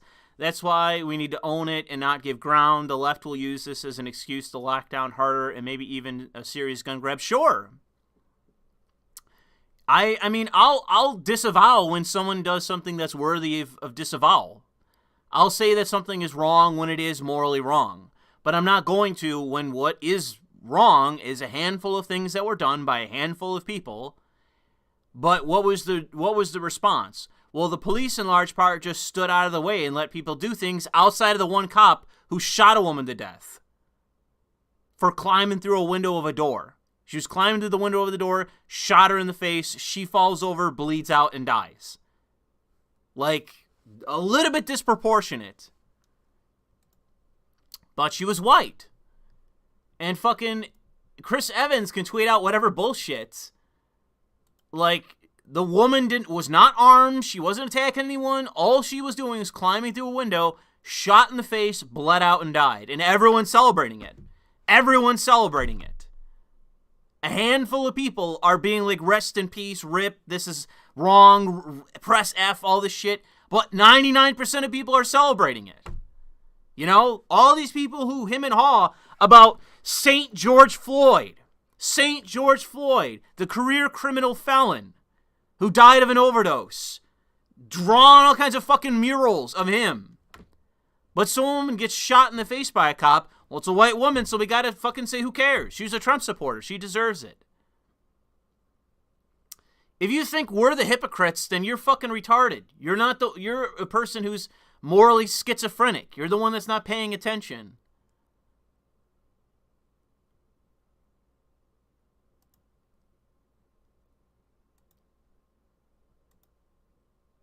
But yeah, you can expect they'll use whatever they can come up with. They'll fictionalize events if they have to. They'll just lie about what happens. There'll be some kind of protest, some kind of meeting. It'll be a bunch of random boomers or a bunch of random, like, you know, e-celebs. You know, Sargon hosts an event this year or next year or whenever.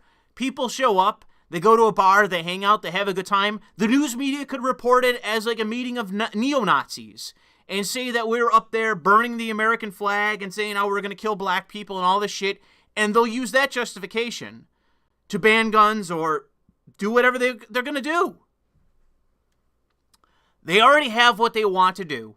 It's just finding the justification they think is necessary to create propaganda in the news media that is absolutely working with them. Like, that's all it is at this point.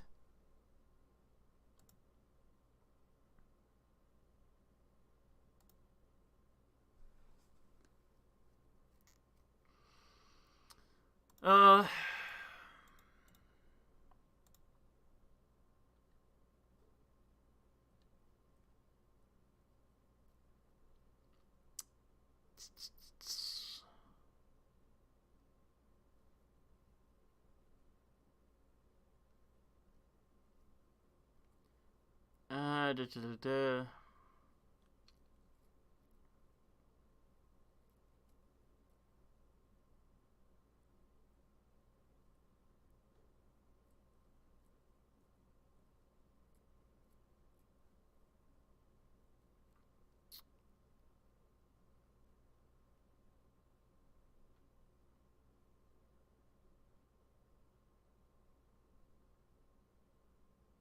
Yeah, I got some pithy replies about what that fucking douchebag, whoever the fuck that was in Congress, speaking about, like, a temple to democracy. Like, what democracy? And yeah, that's pretty much the question that's begged from that kind of statement is, oh, it's a temple to democracy. What democracy? The one that you just fraudulently fucking took by printing ballots? That one? Wow, real democracy right there. Real time. We got real democracy hours here. Real Democrat hours right here. Fucking just printing ballots.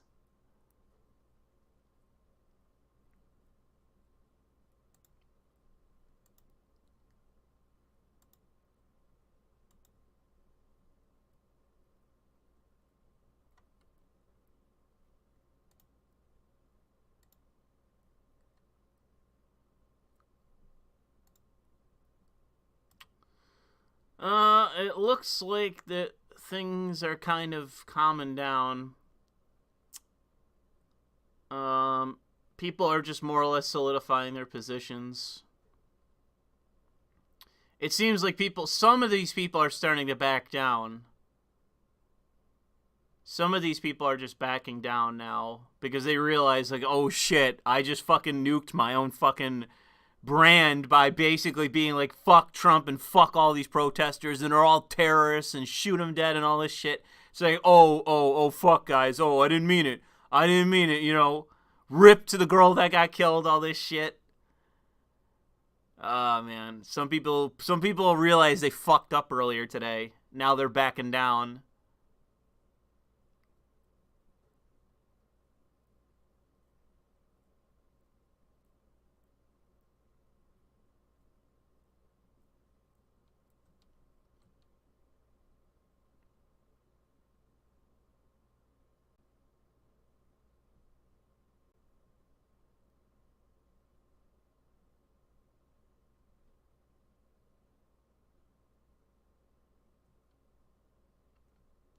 Not everyone, though, it seems.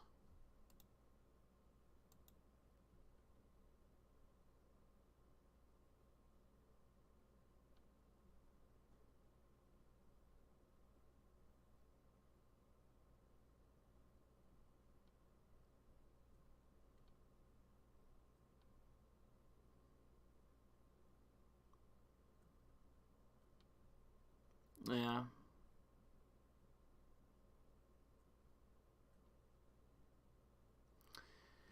Yeah, it looks like things are wrapping up for today anyways. People are just, like I say, just kind of backing themselves up, justifying their positions, backpedaling because they realize they just fuck their own brand. But not many people are doing much in the way of anything else, so it looks like we're running out of things to talk about, at least for now. How long have I been live? 3 hours? Yeah. Well, I guess I will turn it over to the chat to come up with something, or else we're gonna be done for now, because no one's around, everyone's gone to bed, no one's interested, everyone's talking about their own shit, so we're pretty much done.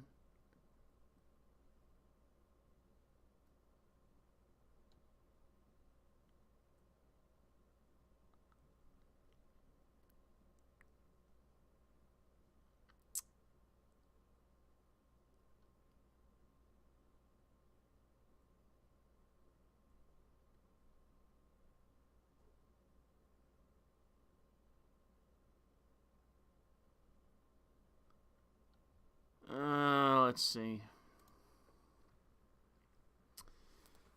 Copcast? Nah, dude.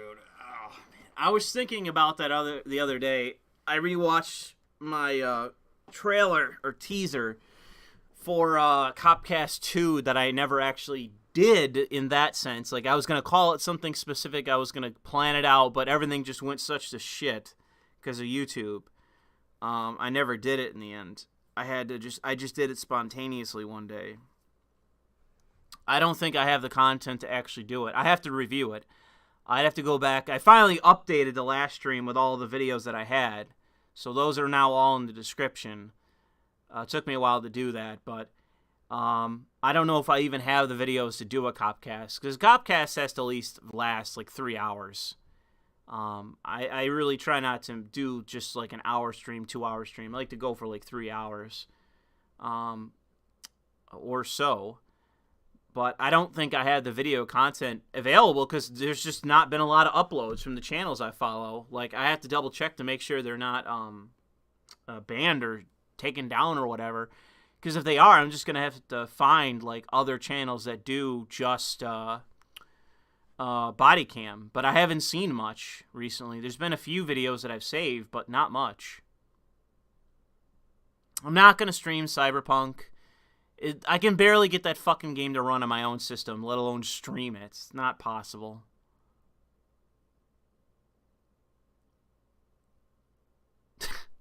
Wanborn, Return of the Coyote. Oh, shit.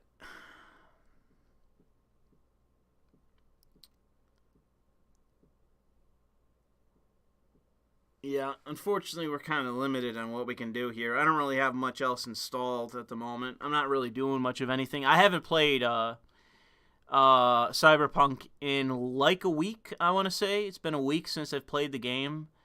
Just kind of not burned out yet, but I was getting close to burning out on it just because I played the fucking hell out of it.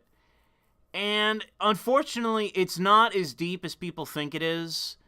It isn't... It is kind of like an RPG, but not really. It's definitely thinner than they advertised. It's thinner than they advertised, but not as bad as people have been saying. It's not a bad game, but they definitely overpromised, underdeliver. It was underdeveloped. There's things that are wrong with it that weigh it down. The gameplay, in large part, is just kind of fine. I don't know. Some of the things that they did, I'm not sure what they were going for. Certain builds in the game are broke. I've debated a bunch of times with somebody else that I've been playing it with who actually bought me the game. I've been talking to him about that, and we both agree that, like, aspects of the game are just broken, like... elements of, like, the stats that you can get on guns or builds that you can make, like, they just break. They break the fucking game. And, there's just a lot of weird stuff with it. So, I don't know, man. It's really weird. They, in all honesty, needed at least another year developing the game. It seems like this game was, like I say in previous videos, like, they just rushed it. They just rushed it out the door, and a lot of it wasn't ready. And I'm surprised that they would do that. I'm surprised that they would do it. I said, like, that they overhauled the game, and they really did do it. They really did overhaul the game in over 2 years. Like, they changed all the shit about the game, and it's so evidently clear to me that it's, like, it wasn't ready. Like, they were talking about all these, like, mini games in the game They were talking about all these minigames that they had in the game, and none of them are in the game. There's 0 minigames in the game. 0. The closest thing they have is like one thing of racing, which I've never even checked on because I don't really care. I've already had somebody tell me about the racing and said it sucked. So it's like, I don't even care about the racing in the game. How much there even is, I don't even know. But, you know, I don't know, man. It's so weird. It's so weird that I don't know what they were thinking when they did it. And I'm very questionable about the first-person aspect to it. I'm uncertain whether that was a positive thing to do or a negative thing for them to do. Whether I don't think it helped the game, but there are times in the game where it's fine, where it meshes well, it fits in, it works. But then other times where it doesn't work at all, and it just it inhibits you to like certain stealth gameplay and other things. Like it makes it harder for no reason, just because you can't focus on like. But here's a simple thing: backing your car up. Well, how do you back your car up? Well, you don't have a rear view mirror, you don't have side mirrors, you can't look out the back window, so it forces you to do third person perspective in order to just back up a car. That is not good development. I don't even know if there's a key. Like, I had to look up the key to honk your horn, because it doesn't tell you just on the in-game menu. You have to look it up in the menu system, how do you honk your horn for a car, because there's missions where you have to honk your horn. And I'm like, it says honk your horn. I'm like, how do I honk my horn? So I had to go look it up, because it's not on the in-game menu. So it's like, I don't know, like I say, it's shit like that, where you have an in-game menu where it says, okay, you know, R for radio or this and that for these other things. It gives you which keys to stroke in order to do certain things. It doesn't tell you how to honk your horn. And there's missions where it specifically says for you to do that. So it's like, well, I'm looking at it, I'm like, okay, well, you never told me what key. So I had to go in the menu system, because I've never honked the horn on the car. And then I look it up, okay, it's control. Control is honk your horn. It's not H, it's not Q, it's not E, it's not this or that. It's control. Control is how you honk your car, horn on your car. Why? A lot of shit like that, where it's just weird and it doesn't seem like it's implemented very well. They didn't really put much thought into it. Strange things.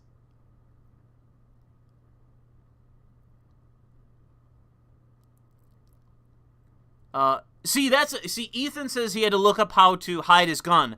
I almost had that problem, but I knew that left alt pulls your gun out.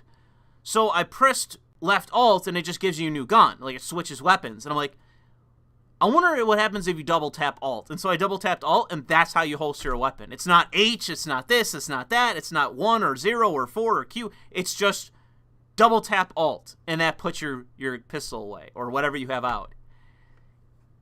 Is it implemented very well? No, it's not. It feels like something that someone designed for a controller. Because it's very easy to accidentally switch weapons or do whatever, rather than just holster your gun. And there's times where certain places you go, you need to holster your weapon. You can't have it out. You can't aim your gun at certain instances. You can't do anything. You have to put your gun away. And make sure you save a lot in that game for that reason.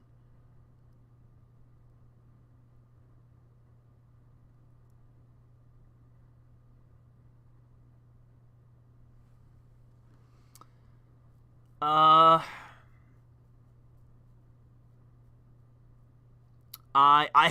have to imagine that it has controller support. I don't know about on Steam, but on PC, it must. I don't agree that crafting components takes literal years. It takes years to actually get to the good shit, but crafting in the game is pretty simple, and I won't complain for that reason. There's a few different ways to implement crafting in games. And while it's been done better than Cyberpunk, I won't complain because it's simple. And I appreciate that. I always appreciate a simple crafting system. Not the best I've had, but it's definitely nowhere near the worst.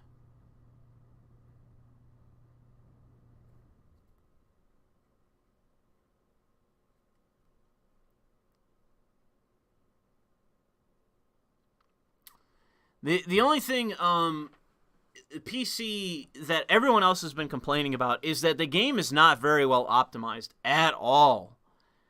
You know, I got people telling me that I need to stream it, but it's like I can't stream it. My computer is not up to snuff enough for me to stream it. I can barely play it. And I have an RTX 980. And everything else is pretty much up to spec for like 2 years ago. The only thing that's not is the 980. That's like a few years old. But it runs poorly with that. Poorly. Not okay, not too good, not mediocre. Poorly. So you need a new video card to play the game. You need a new processor. You need everything new to play that game on PC. It is a hog for hardware. It looks amazing. Don't let anyone tell you different. The game looks amazing with a good system and new hardware and shit. It looks unbelievable. But the question in my mind is, am I going to drop $3,000 to play this game on the highest settings? Fuck no. And I don't even know where you would get like the new, whatever it is, the 3060 or whatever people are calling it, the new Nvidia card that came out. It's been sold out for like a fucking year. So even if you want like a brand new card, I don't even know how you'd get it.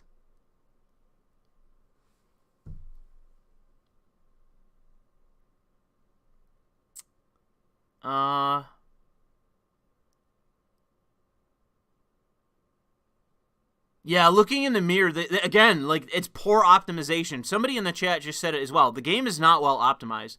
Every time when you look in a mirror, which it loads in, like it has to load the mirror in for you to look in, the game just fucking like the FPS just drops to like 20.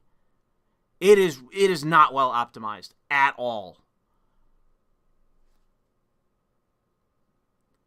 So yeah, if you have like a brand new system, then I would say the game will be fine for you to stream. But unless you have a new system, good luck. Good luck trying to do it. I couldn't even fucking stream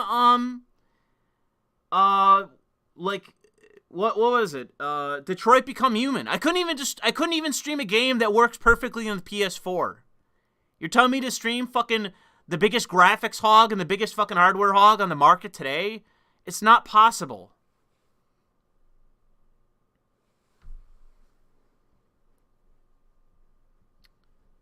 So yeah, unfortunately with the game itself, with Cyberpunk, it's just not well optimized. And it just seems like the game was rushed and it needed like another year. Yeah, as someone said in the chat, it's like Far Cry masquerading as an RPG. It's not that bad. It's not that like it basically like the comparison that you're making with that is basically like saying you have a visual novel where it's a kinetic novel where there is just one ending. That you can have all sorts of useless choices in the game, but there's always one ending. That's what you could compare to Far Cry, where it is, in essence, one or maybe two endings, and then you have one that's thrown in that's not really a real ending. Far Cry 5, this is very much true. In Far Cry 5, there's really only one ending, but in the end, you can make two choices. Is it really any much of a distinction? Absolutely not. There's not really much of a distinction there. And it is kind of like a feigned notion of it being an RPG. It has aspects to an RPG, but it's really just an action game. And I'll defend Far Cry 5. Not necessarily that ending, but I will defend Far Cry 5. Cyberpunk is an RPG. It is not kinetic. It is not... it doesn't have just one ending. It has 6 endings. The difference is that those 6 endings are determined way late in the game, as far as I can tell. Like, I'm not sure if it's the end of the second act, and I'm not spoiling anything. The end of the second act or into the third act, where the choices you make actually then start to matter. Certain things are determined by side missions to the best. I haven't actually finished the game to tell you one way or another, but certain side missions actually influence the ending of the game, and usually they'll kind of like, hey, hello, hello, this helps determine the ending. They're kind of in your face about that, but at the same time, there are missions that also do that as well, that sort of like smack you in the face and say, this is an important mission, which you finish it, and it's like, will this actually impact the ending? I don't actually think it is. I think this was just kind of like a storyline. This is like a side story. We played the side story, you finished the side story. Did it really matter? No, it was okay. I guess that's fine. But it kind of gets you the idea in your head, like, this is important. Is it really? And in the end, I don't think it is. The mayoral race in Night City, I think, is one of those side missions. Like, a whole bunch of crazy shit happens with the mayoral race in Night City. I don't know if it actually counts or not, but I don't think it does. I think that's kind of a red herring. I could be wrong, but it seems like a red herring in the game. That's all kinds of crazy shit going on, but it comes across as a red herring in the end. And yeah, the one thing that I will say that does come across as lazy is the romance system. The romance system in the game feels very forced, very by the numbers. If I had to give anything like a bad score, I would say the romance angle of the game. It feels very tacked on, very lazy. The female characters that you can romance are Pan Am and Judy. And a lot of people got angry because only lesbians can romance Judy. And it's so funny, like, people are already obsessively modding the fucking game so that you can romance Judy if you're a guy in the game, which I found funny. I just roll my eyes at. But it's like, why would you? She's a cunt. Judy is kind of a cunt, and so is Pan Am. Kind of an impulsive, emotional cunt. And so it's kind of like, yeah, you guys... two things. One, no Asians in this game that you can romance. Half the fucking city is Asians. Half of this fucking city is Asians. No Asian romances. You got like a half Latino and some half black, half whatever Chex-Mex Club member that you can romance. Both are fucking insufferable cunts. And then you have some random fag that was part of Johnny's crew. I haven't interacted with him yet, so I reserve judgment on him. And some really faggy fucking Native American or Indian.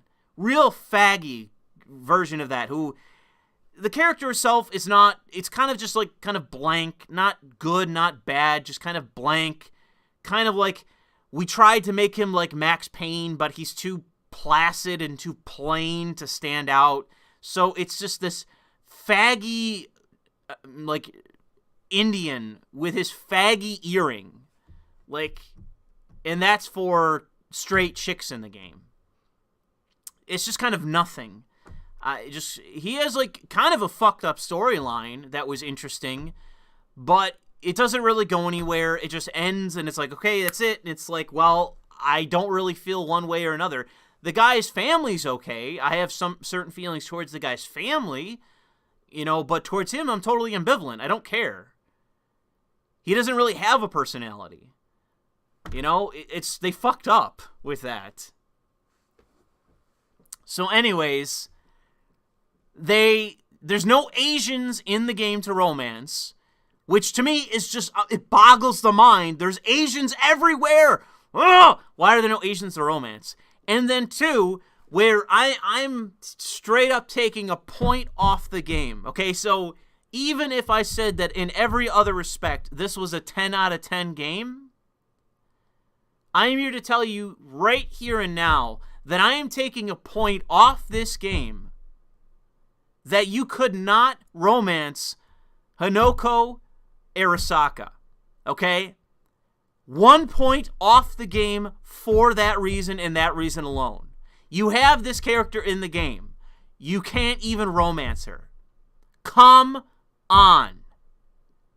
You know, you introduce her, she's there, I'm looking at her, I'm like, God damn, this is it, I've decided, you know, I've made my choice, and guess what, in the end, you can't, it's not even an option. Not even an option. When it absolutely should have been. So, point off the game, if I ever get to do a review, and I'm not sure what that will require, because it's such a dense game that I don't know if I could just do a lazy review. That's what I would like to do, but it calls into question basically how I would format it. Because it's like, oh man, this is like a 20-hour game. Bro, anyone who said it's a 20-hour game is full of shit. I doubt they even finished the fucking game. Anyone who says it's a 20-hour game, that is bullshit. It is a very long game. Don't let anyone tell you different. It's got some Ubisoft fucking filler in it, believe me. It pads that motherfucker out. How do you get to level 50 without grinding and grinding and grinding and grinding? And not all of it's bad. Some of it is actually fun. Some of the grind in the game is fun. But it's still nonetheless grind, man. So you're telling me, oh man, bro, beat this game 100%, 21 hours. Fucking suck me off and go to hell. What the hell are you talking about? That is absolute bullshit. 20-hour long game. Fuck off. I saw people say that before the game even released, and I was like, what the fuck? There's no way. And as soon as I started playing the game, and I'm in the second chapter, and I'm like 40 hours in, I'm like, yeah, I fucking knew it. I fucking knew it. I'm 40 hours in, and I'm scraping the surface of Act 2. Suck me off with your 20 hours.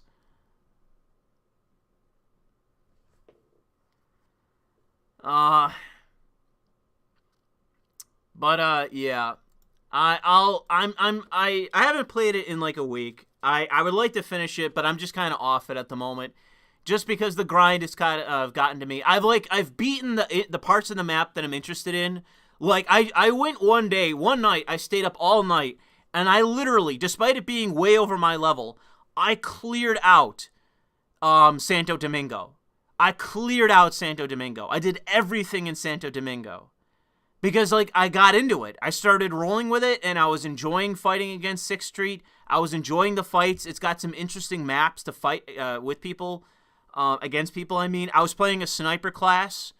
It was crazy. I spent all night playing it. It was fucking crazy. It was intense. It was difficult. It was really intense, you know? And it was fun. But the problem is that I cleared that out. I was like, okay, now I got to go back and I got to replay Pacifica. And Pacifica, S-U-C-K-S, sucks. One of the most underwhelming elements of the whole fucking game is Pacifica. It's such shit. It is such shit. They didn't try at all for that map. For that storyline with the Voodoo Boys, it is such a goddamn non-element. The only thing that I got out of playing the Voodoo Boys story was laughing at the fact that Netwatch was right about everything. That the Voodoo Boys got frickin' raped. Because of Netwatch, which everyone was demonizing. Oh, Netwatch, the Corpos. Netwatch was right all along. And the Voodoo Boys get raped as a direct result.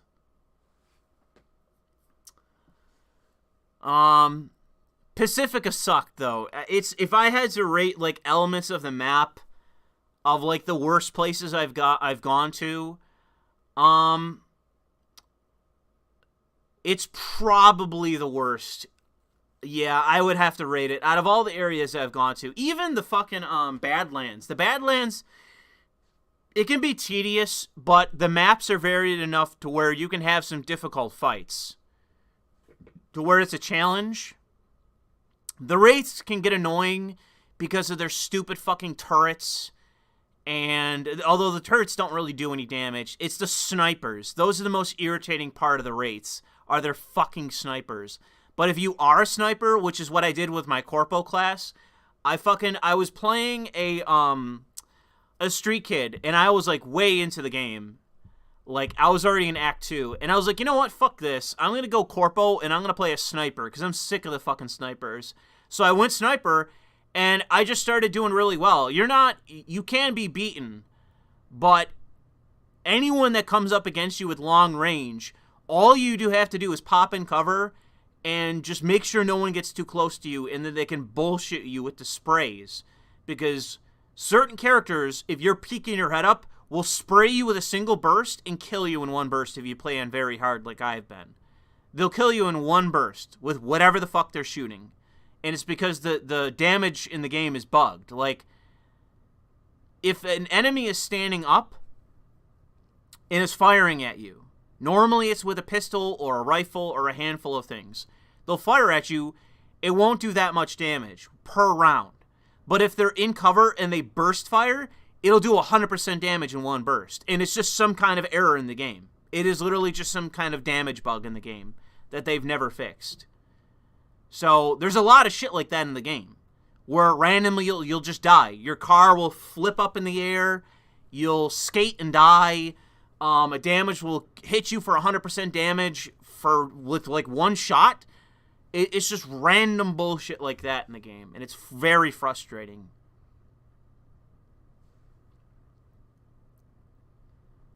What's my opinion on Johnny Silverhand?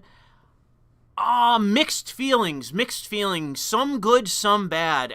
It's still up in the air for me. I have to finish the game and see what happens with Johnny. But I've seen a lot of people shitting on Keanu Reeves. I'm not really feeling that. I'm not really feeling people, shitting on Keanu Reeves. Because is his acting a little bit sort of, what would be the word? Uneven or a little bit stiff?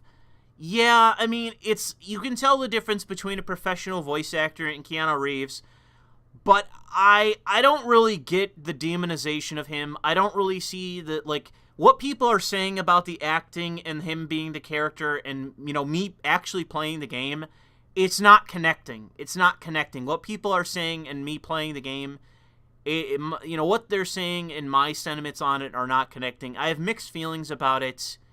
But the thing is that I can definitely tell you about a number of characters in the game that I have a problem with way more than fucking Johnny Silverhand. There are way worse characters in the game than Johnny Silverhand, to be sure. And so the focus on him, I don't really get.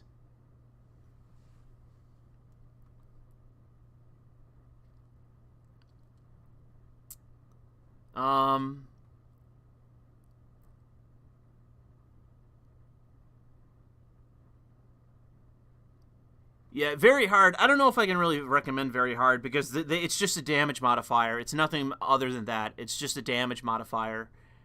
I play it just for the challenge because there's no way in hell I would finish that game if it weren't for the challenge. There's never a chance in hell I would have finished. Like, people told me they beat the game on normal.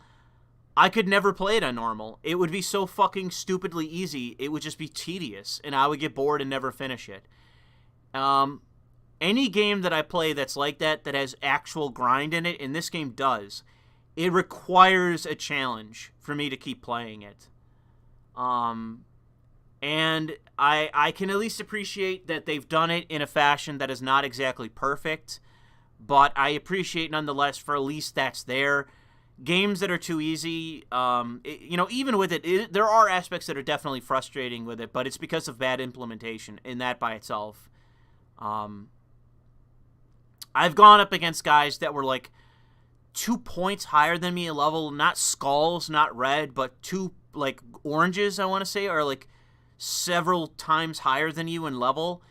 I got in streets fight with those guys, and it was fucking hard to beat those fights, man. It was like firing against literal sponges because of the damage difference, and every time they shot, man, it would take away like half your health bar, if not more. So if you got shot twice, you were dead. And man, those were some intense fucking fights. But all you had to do was shoot faster, shoot more accurately, outmaneuver them, be faster than them, develop a scheme in which you move around them so they're not sure where you are, and you could beat them. So you could beat them using a strategy. It wasn't so broken that if you didn't have a strategy in mind that they were impossible to beat. So to me, that is a saving grace of the game, is that you can get into hard fucking firefights, but you know enough about the game and how to play it that you can beat even difficult enemies that are several levels above you. So, yeah. The game's balance isn't good. Someone said the boxing is tough. The boxing is broken. I've already debated someone on this. The hitboxes in the game lag like a motherfucker. The hitboxes in the game are not good. Like, they lag unbelievably. So that's a very serious complaint that I have. Hand-to-hand is very, very difficult because of the fucking hitbox lag in the game. Like, it's been so all over the place. Like, I don't even want to get into it, but it's like, you block hits, you still get hit. You run away from hits, you still get hit. You're literally in their face, punching him in the face. Miss, miss, miss, miss, miss, miss. It's like, bro, what the fuck? The only thing that works in a very effective manner is Mantis Blades and the Katana. Mantis Blades and the Katana work very well in the game. You can rape people using Mantis Blades or the Katana. Like, melee in the game, even on very hard, you can be very effective using it. You just got to know where to put your points. You know, you level that up, you level it up, and you won't even need... You'll run into instances where you need range, so you have that problem. Like I had on one of my first builds. You need to invest some points into range. You can't be in total melee. You can't do a class like that in this game. You have to have some points in ranged for certain instances in the game. But when you're just trying to clear a map out, you could be just running through that map, clearing it out, guys shooting you, and you are fucking unstoppable. Like, the regen in the game is still broken. Regen in the game is still broken. And yet you don't even need it. So, yeah. Don't do fists, which is plain fists. Don't do shorthand knives or like crowbars, anything that's one-handed melee. Don't do any of that. And don't do blunt instruments. Do not do blunt weapons. Warning, warning, warning. I think I already said this on Twitter and in the video I did on it. Do not go blunt melee. Don't do it. It sucks. It is so underwhelming. If you're going to go melee, Mantis Blades or Katana. That's it. Those are your choices. Everything else is not worth it. For the mono wire or whatever else I'm forgetting, Gorilla Arms, I just can't recommend it because I'm not sure.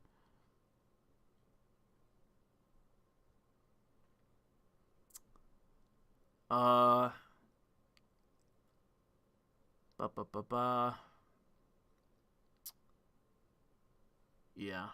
So I think that's it. I don't think I got any more super chats. No, I haven't. Okay. All right, well, if there's any more questions, we can wrap this up because I'm pretty much done. I was going to go for a walk, even though it's like 10:30 at night. I've been drinking an Arizona herbal tonic while we've been doing this. Very good. Hacking is overpowered. I know someone that went full Netrunner.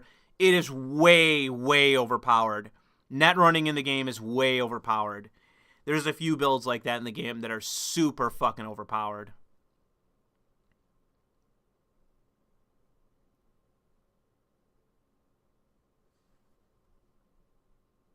I'm going for a jog. That's what I plan on doing. Although it's so cold outside, I'm probably not going to be jogging. I'm probably going for a walk. I don't really find it very easy to jog in the frigid cold.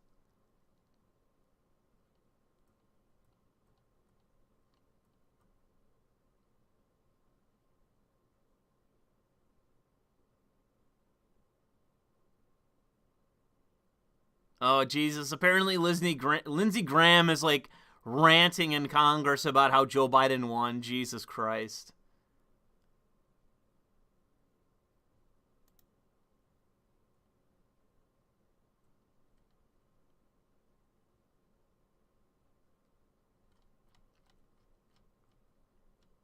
Okay, it looks like that's about it for Twitter.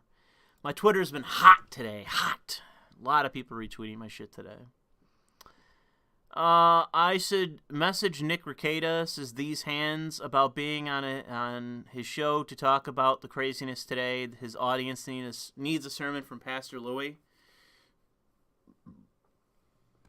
Can you go on his show without showing your face? I'm not sure about that. I know for a fact that Nick Rekieta has no idea who I am. I know that. So tweet something out, and I guess I'll retweet that if you really want me to. Because I don't really care, but it's up to him whether he wants to have me on or not. It's not really about me. Oh, here's a good one. I just retweeted this. I'll put this one on screen. Even though I like this one, this is a good one. Put this one that just got tweeted out. Happy New Year.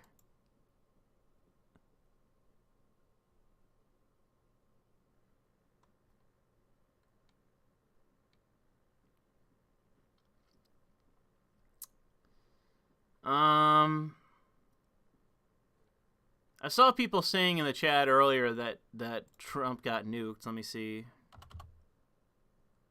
No, he looked fine to me. He got a bunch of his tweets deleted. And he got suspended for 12 hours. And the thing is, too, he didn't say anything that was anywhere even close to incitement. He did not say anything that was in any way insightful of anything. Nothing. So they're just prepping for the fact that they might ban him. They might actually ban him. I didn't think they would because it would be disastrous for their business model, but they might actually ban him from the platform.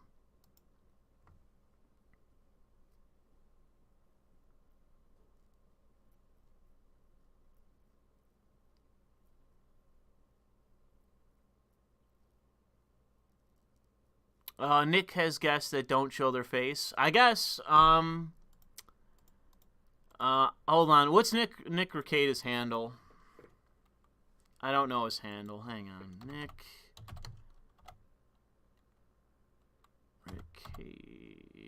Nick Rekieta.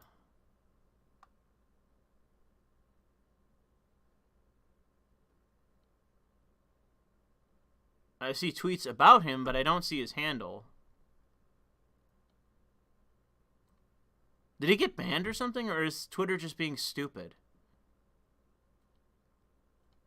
I legit don't see his handle. Ah, here it is. Here it is. Alright, I'll tweet at him. I'll follow him. And I will tweet at him.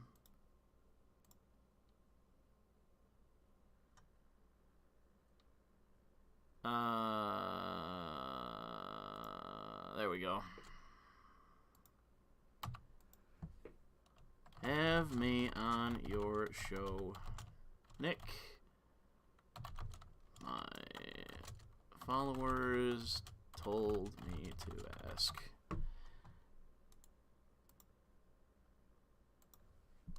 There you go. You're getting this. I'm saying, have me on your show, Nick. My followers told me to ask you. There you go. You want me on so bad, I just tweeted it out. There you go. Retweet it and, favorite it and blah, blah, blah, blah, blah. Message him and all this shit. It's up to you.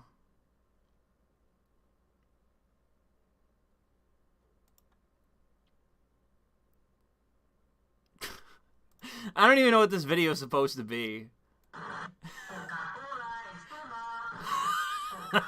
don't even know what it's supposed to be.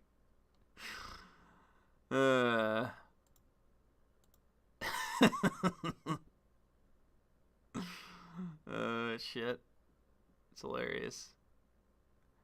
They didn't, as far as I know, they just suspended Trump. They didn't nuke his account or anything. They just deleted some of his tweets and then suspended him.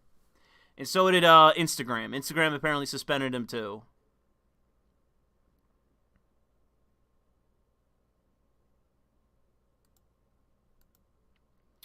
Somebody said I don't like FPS. I've played a lot of FPS. I own the most recent It's the only reason I have the fucking, the stupid BattleNet, platform installed is I bought Call of Duty. So, I do play a lot of FPS. Far Cry 5, I play a lot of FPS.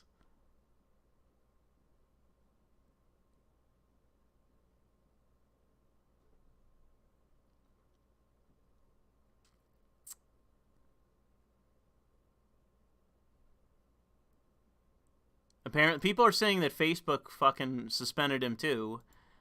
Where's that tweet of me saying there's no cartel?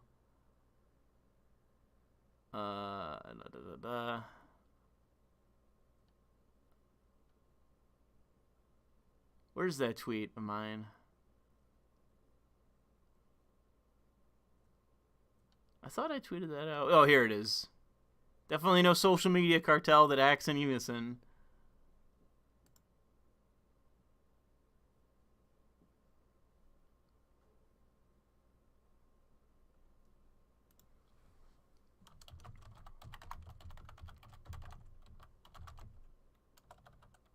I almost spelled, see, this is how you know I'm slipping. I almost said fowl as in fowl, meaning bird.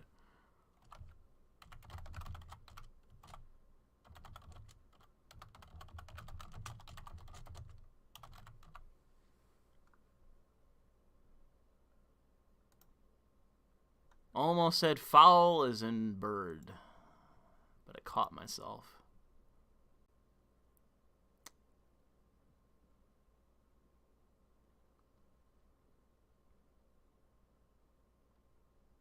It seems like there's a short list of people that voted in the Senate against the Electoral College, but it's not like they can really do anything. There's nothing that really can be done with that vote.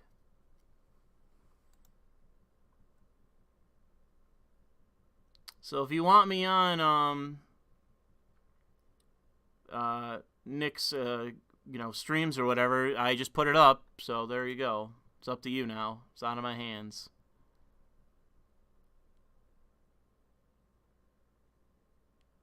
I have played, what is it called? Rainbow Six Siege. I played it when it first came out with friends, but they didn't really last too long, and neither did I. So, I haven't played, Rainbow Six Siege in quite a while.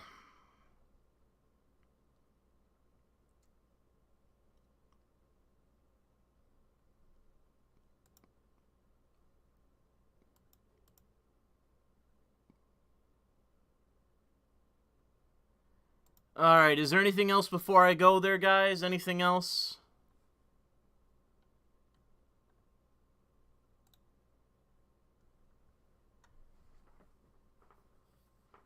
I'm going to be checking out here shortly. So if you have anything to say it now. We've been bleeding viewers for quite a while now. It's been dropping. I think I peaked out at like over 1,200. But it started dropping.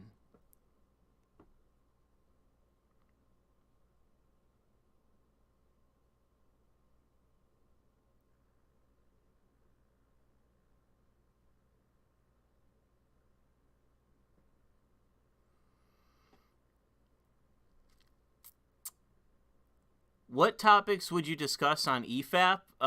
Well, being that I'll never be on it, it doesn't really matter now, does it?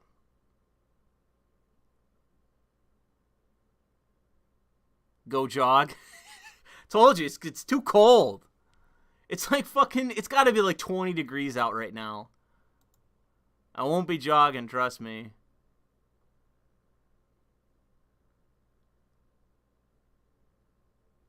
When am I gonna stream again? I don't fucking know. Jesus. Like, any of these are pre-planned.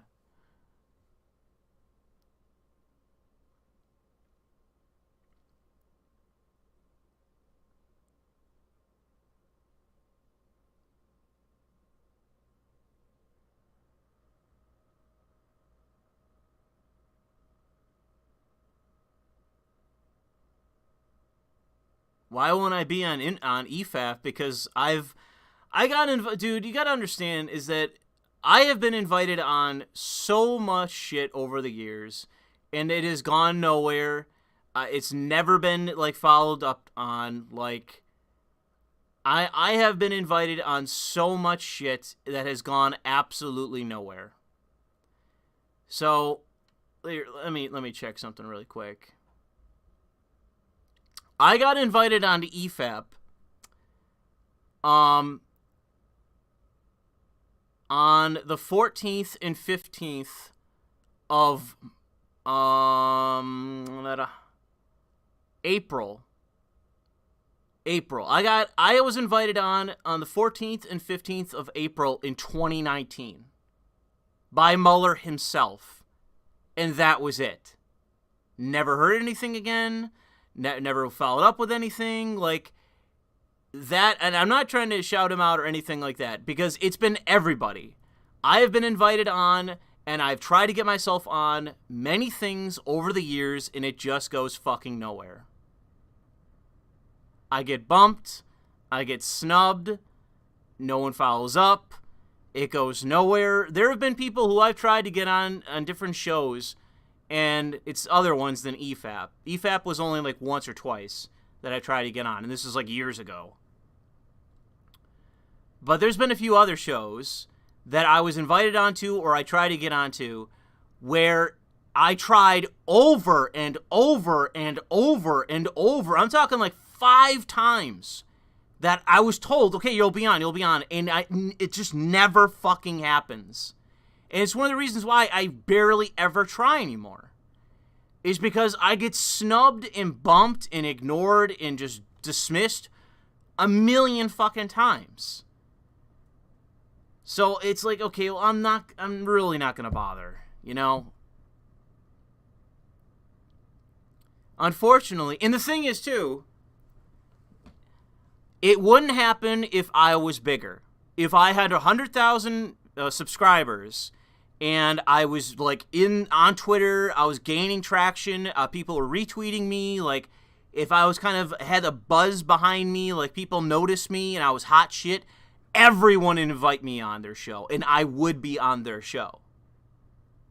But because I don't have 100,000 subscribers and I'm not getting traction and I don't have a lot of buzz behind me, you know, what it requires is I require someone that I already know to speak up on my behalf, who's already friends with someone else, and they are the ones that get me on the show. That's the only way it ever fucking happens, is somebody like Scrump or whoever needs to basically ask on my behalf for them to even consider putting me on. And then maybe I get an offer in which it goes nowhere and then I get snubbed and wherever else. The only person who's ever followed through has been Sargon and Scrump. Those are like one of two people that have ever just actually made the steps, taken the steps, gone through the effort of putting me on somewhere, getting me onto some show, stream, whatever, podcast. They're the only two that have really done much in the way that I recall offhand.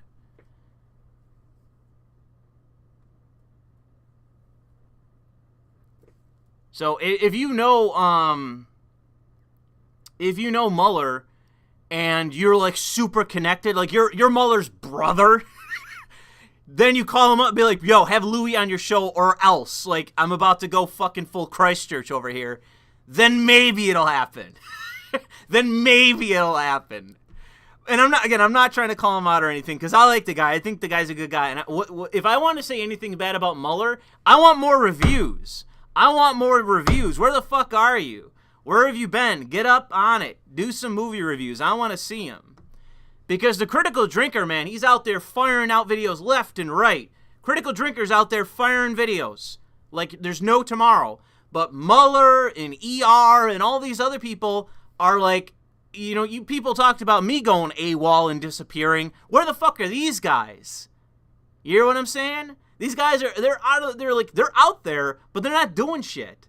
So that, if I'm sending any kind of shot across the bow, that's what I want to see. I want to see videos, I want to see reviews by Mueller, and I want to see reviews from ER. ER has been fucking absent for so long. Short Fat Otaku, don't even get me started on Dev. Dev is a nice guy. Dev is a kind guy, but he is the snubber-in-chief. If anybody is the snubber of snubbers, it is Dev. Short Fat Otaku is the snubber. If you want to give him a nickname, have it be that, because it is true. It is accurate.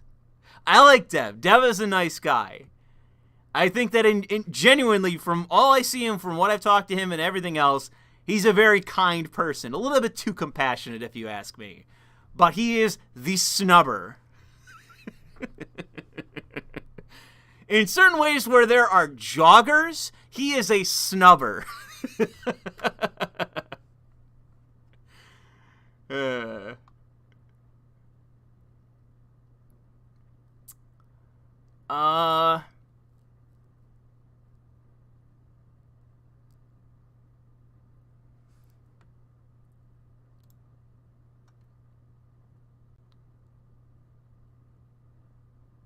What?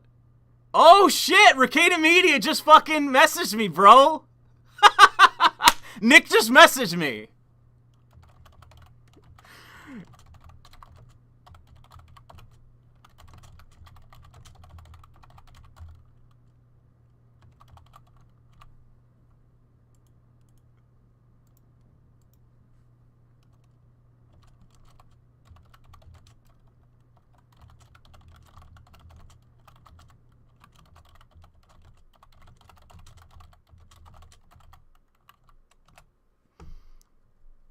Man, that was fucking fast. I was not expecting that. That was like, what, 10 minutes even? How long was that? Let me look that up. That was 13 minutes. It took him 13 minutes to say, okay, let's set something up. 13 fucking minutes. What the fuck? Oh, man. That was so fast.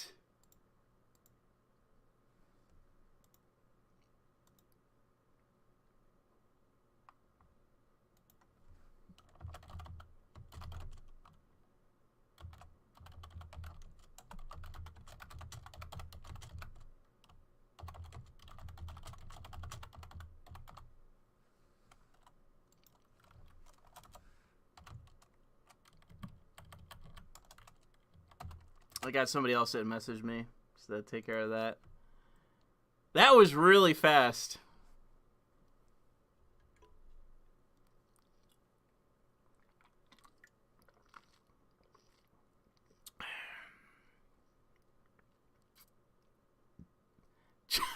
I need to talk to Devin, ask him if it's charcoal or lead.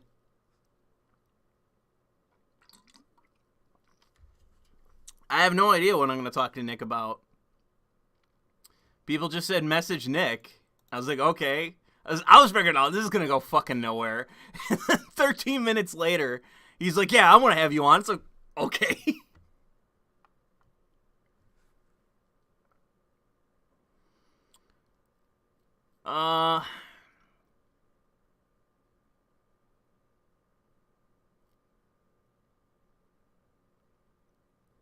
All right. Anything else? Because it's pretty strange that this happened.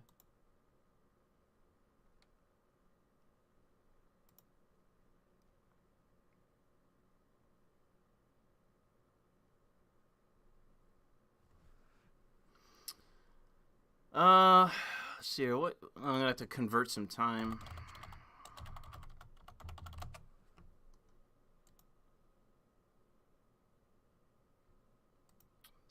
Central.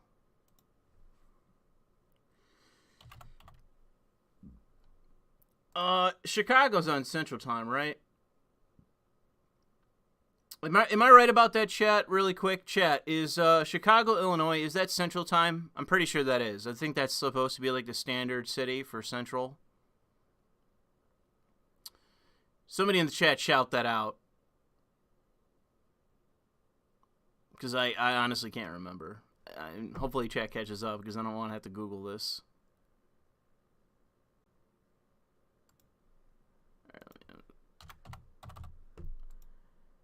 Let's see here. 11 Central is midnight.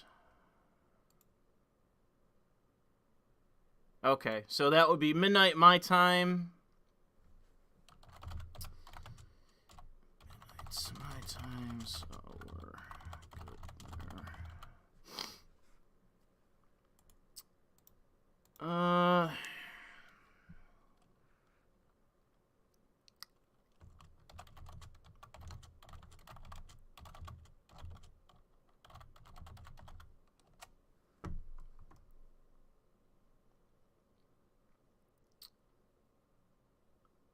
All right, so looking like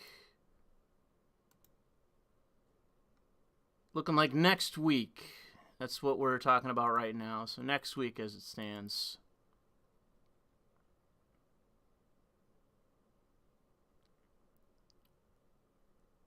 Well, that was random. I'm surprised. I'm very surprised, man. That's pretty rare that shit like that occurs where we can actually set something up that quickly. Normally things take fucking forever.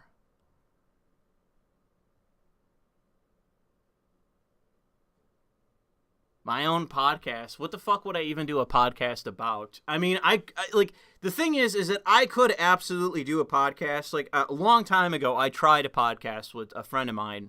We basically did, like, an actual sit-down in a room and recorded a podcast for when I was going to college.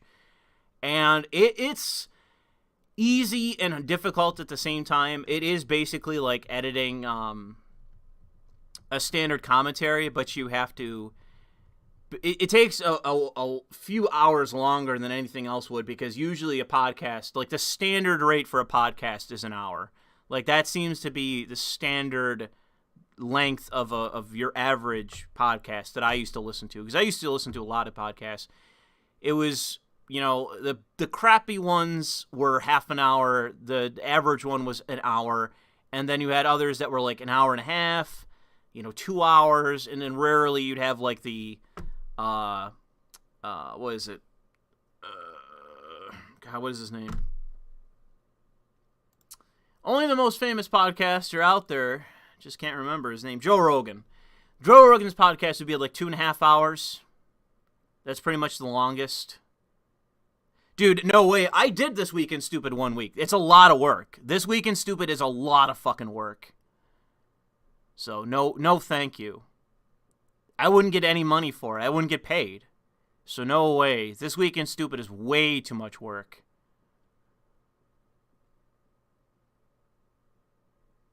I'm not surprised that eventually Sargon stopped doing it, because fuck me, dude. It is difficult to do that.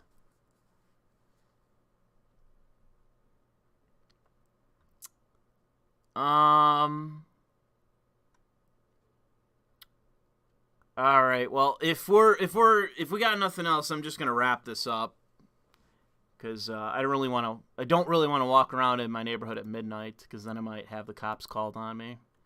Oh, I didn't actually mention this early in the stream, but I went into a store for the first time. So here's an anecdote of the day. For the first time in probably, I don't even know how many months, since like March, April. For the first, no, it's probably later than that. So let's say June, July, probably at the latest. So how many months has that been? 5 months, 6 months? Not sure. But in the first time in several months, I went into a store and bought something and walked out and did not wear a mask. And the cashier did not freak out in such a way to where it like shocked me, like surprised me. I remember early on when they actually came out with a mask mandate in New York, where every single private business implemented a policy on it. I walked into a 7-Eleven, and the person behind the counter just freaked the fuck out and literally screamed at me. And like it shook me up. Like I jumped because it scared me, because they're like, "Stop!" And I was like, "Fuck, whoa, like what the fuck?" And she's like, "Go get a mask!" And I was like, "Okay, Jesus Christ." Because, I mean, I'm not used to random people screaming at me while out in public. So I went out to my car, and I had bought a mask like days earlier. And I just put it back and walked back into the store. And I went up to her, and she was like standing there doing whatever as somebody else is getting cashed out. And I walked up and I said, I come in here pretty regularly, and I'd appreciate if you didn't scream at me like that. And I said to her, she just kind of like blew me off, and I was like, do you own this place? Are you like the girlfriend of the guy who owns the place? Like, how do you think that that's an acceptable way to treat a regular in this place? Like, I understand that maybe in this case I was in the wrong, and maybe I'm willing to admit that. But by what right do you think that it's within the purview of your job to come out and scream at me in that way? Because I said you literally made me jump practically out of my shoes by the volume that you use when you yelled at me. That was unbelievable. And the cashier just kind of like leaned his head like, he's got a point. But it's like she just ignored me completely. And I said to her, listen, I come in here all the time, and if you don't want to talk about this, that's fine, because I don't really want to either. And I said this to her as a complaint. I was like, if you do that to me again for a simple mistake like that, I am going to file some kind of complaint against you. And I don't care whether that's against, the owner of the place or against corporate. I'm not trying to be an asshole, but you should do better to not be an asshole yourself. Because what you just did was so ridiculous. I tried to say, like, I understand you might be frustrated because I don't find this to be something, I find this to be stupid myself. And maybe you're in the position where you have to do this. But to scream at me like this is completely uncalled for. It's not even like I told you to go fuck yourself, and I didn't say this, but it's like, I did say, like, I didn't insult you, I didn't say no to you, I did nothing in the way that deserved that kind of treatment. And yet you did it, and it's like, now you don't even want to say anything to me. To me, it's like, it was crazy when it happened. That was months and months ago. So today, long story, but today, I walk into the store, there's a few people in there, there's a guy behind the counter. I grab this fucking Arizona tonic. I grabbed some gum and I grabbed some cigarettes. And the guy cashes me out. And I grab the shit. And when he's cashing me out, I just instinctively realized, like, oh shit, I don't have a mask on. Because I looked at his mask and then it clicked. I was like, oh fuck, I forgot my mask. He gives me back my card. He pushes the cigarettes towards me because it's behind the counter. I just picked him up. I was like, yeah, thanks. And I walked out the store. And this guy walking in, like this boomer fucking, he's probably a Gen Xer.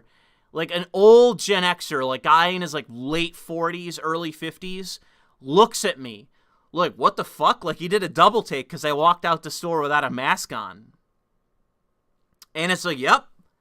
I just went into a 7-Eleven. I just bought a few things and some cigarettes and walked out, didn't have a mask on. It's the first time that I've seen anyone do that, and it's the first time that I have done that myself in months, probably since last June. I don't remember exactly when I got screamed at like that, but that was the day. That was the day where everything changed, where every store, there was a mask mandate. Every fucking store, there was a mask mandate.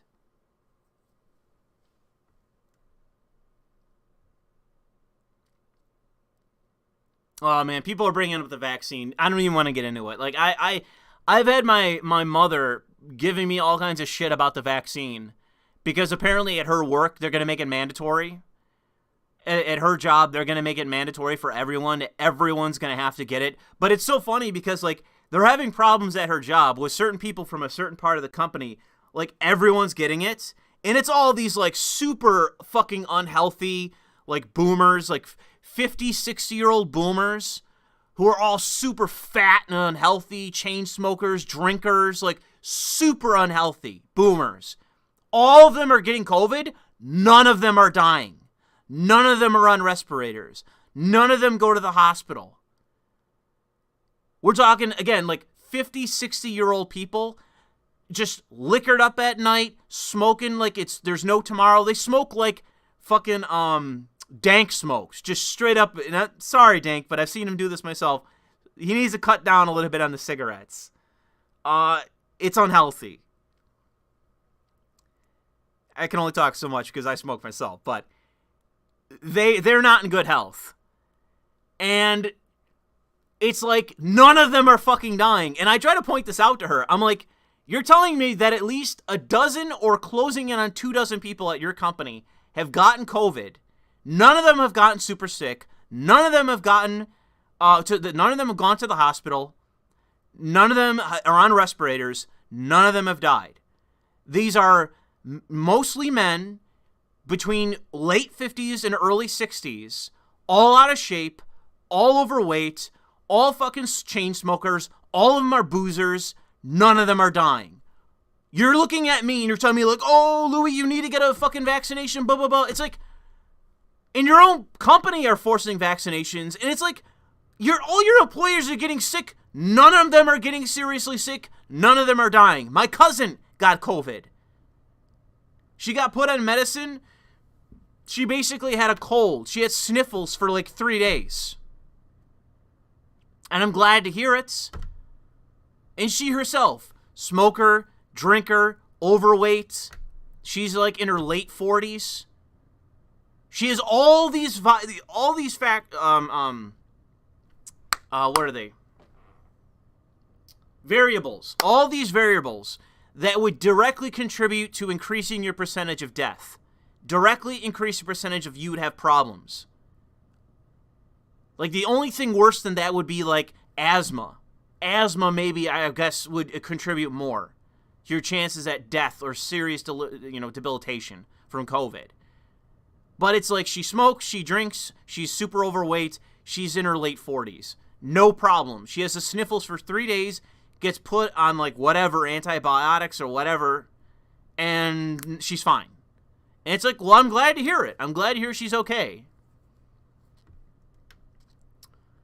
But it's like, both of my parents are like, especially my father. My father is like a fucking hypochondriac about it. My father earlier last year was like sterilizing the fucking mail. He was such a hypochondriac and so obsessed with it. And it's like, it's just like embarrassing. It's like, Dad, like, you have none of the fucking variables that would directly contribute to you dying. You don't have asthma. You're not asthmatic. You have no serious debilitating issues. You don't smoke. You barely drink. You're not in bad shape. And it's like you're a fucking hypochondriac. Like, it's the Black Death. And it's like, are you even listening to the fucking news? Like, you're obsessed with it, and yet the news are telling you all these things that contribute to COVID. You don't fit any of the categorization that would be specific to having debilitating problems, and you're acting like if you touch somebody with COVID, that your arm is going to fall off and you're going to drop dead. It's stupid. Yeah, Trump had COVID, and he's a fucking super obese, fucking almost octogenarian. Come on. The people who are dying from COVID are people that have severe underlying conditions or are super old. Like, those are the primary two categories of people who have died from COVID. Super fucking old, way past the fucking age of fucking, life expectancy, and people that have severe underlying conditions. Like, those are overwhelmingly the people who have died from it. So, I just wish that people would get their fucking mind right. The only person that I'm aware of that got severely sick, and it's one of the reasons why I kind of look at him with a roll in my eyes, was Devin Tracy. Devin Tracy, also known as Atheism is Unstoppable, got sick with what he believed to be COVID in Brazil and basically spent like 4 days tossing and turning. And I believe that he was legitimately severely sick with what he says is COVID. It sounded like he had fucking malaria, but he was basically sweating it out in a hotel room in Brazil. He's the only person that I know that's relatively young that had it in a severe fashion, where I believe that he did. If he had actually COVID and it wasn't some other kind of disease while, schlepping around fucking Brazil. But even still, it's like, He didn't go to any hospitals. As far as I know, he didn't get any medication. He was literally rolling around in a hotel room for several days while in Brazil.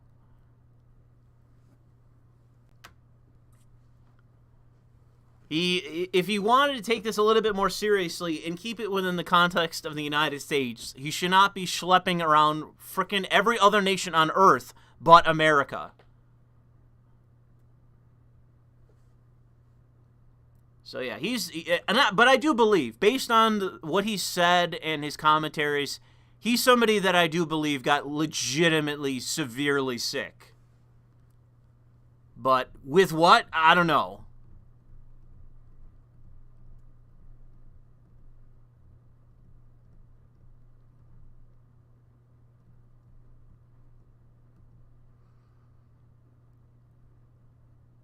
Atheism almost stopped.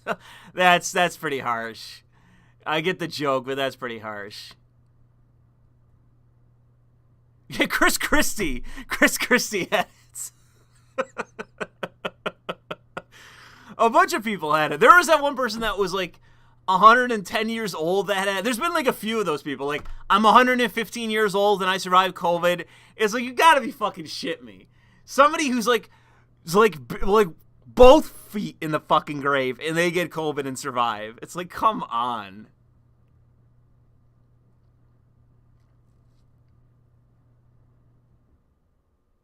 You can't even take a shower in Brazil without dying.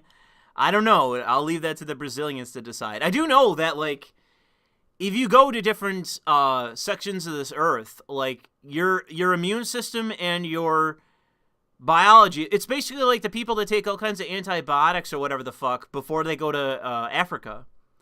Like, your body is not attuned to every aspect of the world. And, you know, with Devin, it's why I question whether he actually had COVID or not. He's this legendary globetrotter. Like I say, he's in every nation on Earth other than the United States at all times. He's all over Europe. He's all over, you know, apparently in you know, South America as well. Like, you know, maybe he tested for COVID and that's how we know he had COVID, but I question it because it's like, I wouldn't be surprised if he actually got something else while he's globetrotting. I don't know that he takes any antibiotics. I've never heard him talk about it.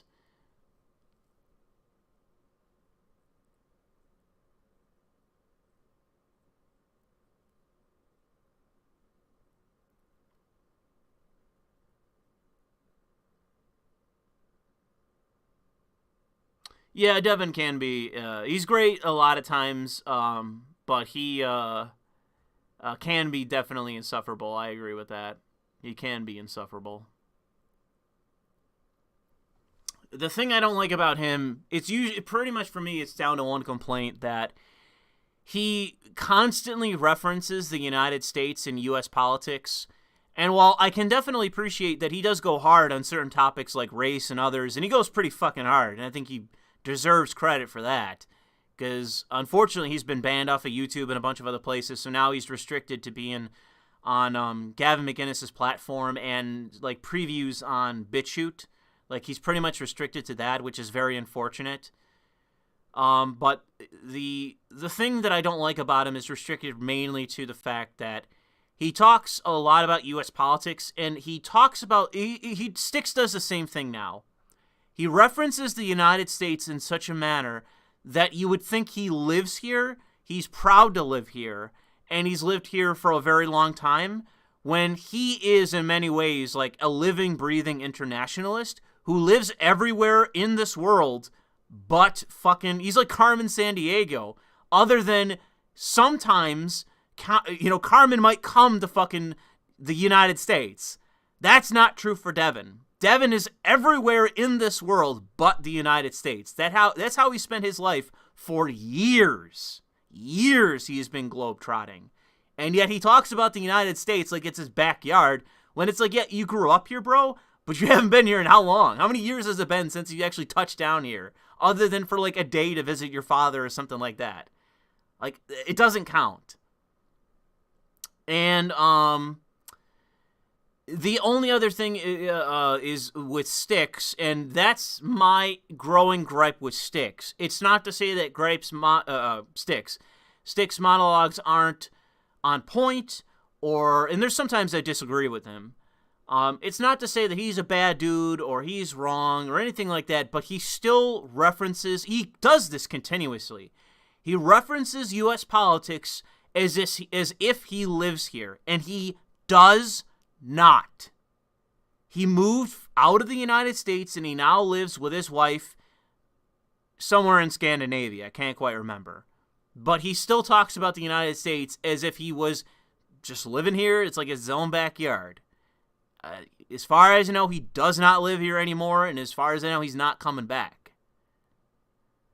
You know, decent guy and everything else, but just kind of annoying. Like, you're free to talk about U.S. politics, but stop talking as though the taxes are going to go up and I'm going to be paying. What, over there in Scandinavia you're going to be paying U.S. taxes? I don't fucking think so, bro. Shut up. Stop pretending as though you live here. Stop talking like that. It's stupid. He does that. Listen to his videos. He does it constantly, man. Oh, the taxes are going up, and they're expecting more money. You're expecting my pound of flesh? Styx yells. Bro, you don't live here. You don't live here. What are you talking about? Stop referencing it as though you do. When I talk about fucking Vermont, you don't live in Vermont anymore. You don't live here. Stop referencing as if you do. Stop referencing it. Reference it in the past tense, because that is true. When I lived in Vermont, when I lived in the United States, that is fair, that is accurate, that is true. You don't live here anymore. You live overseas with your wife. I'm not complaining about that. Have a good time with your wife. I wish nothing but the best for you. Stop referencing as if you still live here. You don't.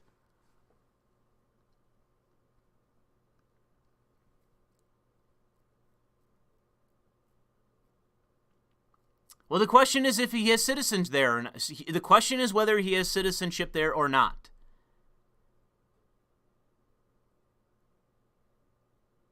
Does he have citizenship or not?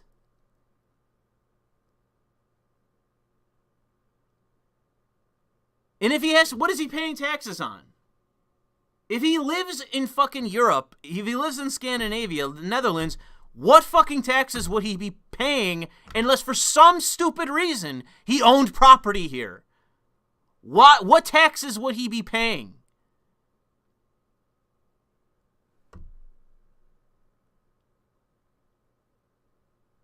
What? Renounce your citizenship. What taxes would he be paying? What taxes? Income taxes? File for living in the Netherlands.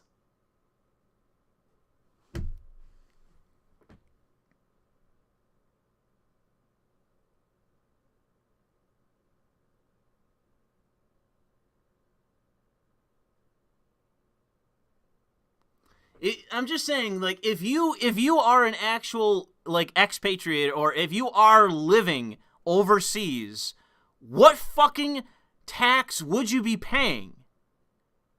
You would have to be a fucking idiot to be continuously paying U.S. taxes if you don't actually live in the United States. What in the world would you be taxed on? If you're making income in the Netherlands, file for their tax rate. And if it's higher than the U.S., pay the U.S. taxes and shut up.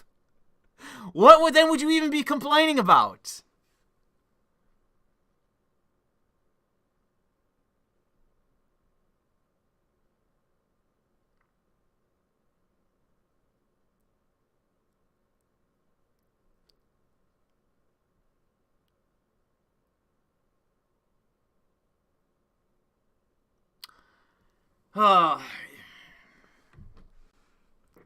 People in the chat. Jesus Christ.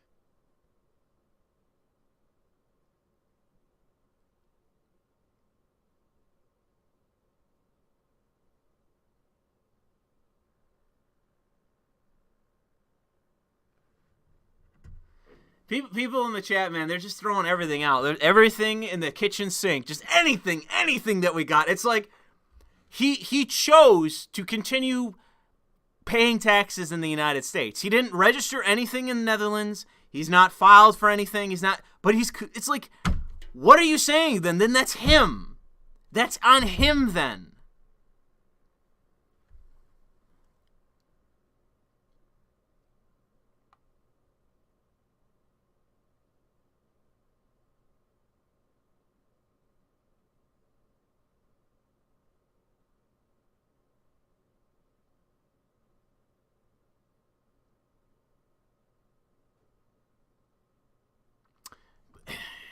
People are just saying all the shit about the income tax.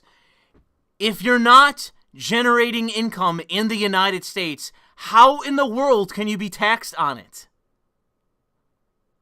How would they even know? If the money you are making is in Europe, you are in Europe, you are making money in Europe, you are filing in Europe, how in the world would you be paying American income tax? How? The only way would be if you filed in the fucking United States. That's the only way. How in the world would they even know?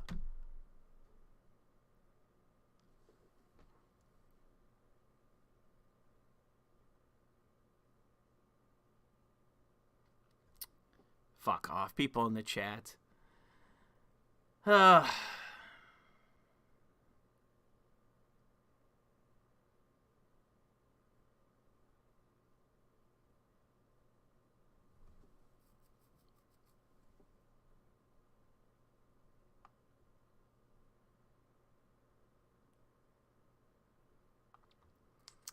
I think people are spouting some bullshit in the chat. But Kiernoth says $10 courtesy of Trump Bucks. Well, it's good to hear that you got it. I haven't gotten mine yet. I haven't gotten anything on my end for that.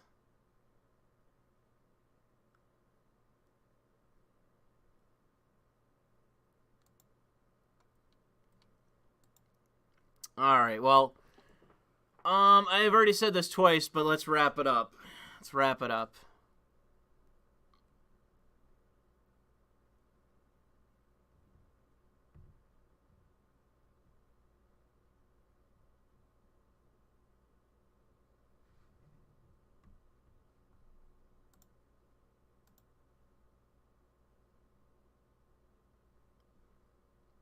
I see people are continuously debating international law. We got a lot of lawyers in this chat tonight, ladies and gentlemen.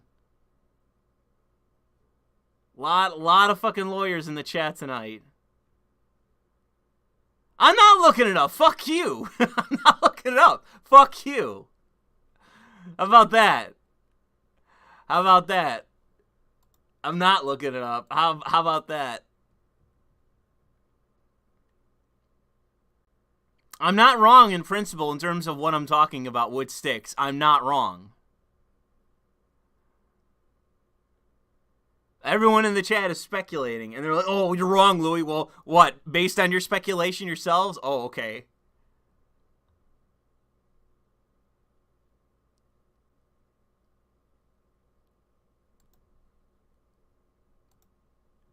Everyone's a fucking lawyer tonight.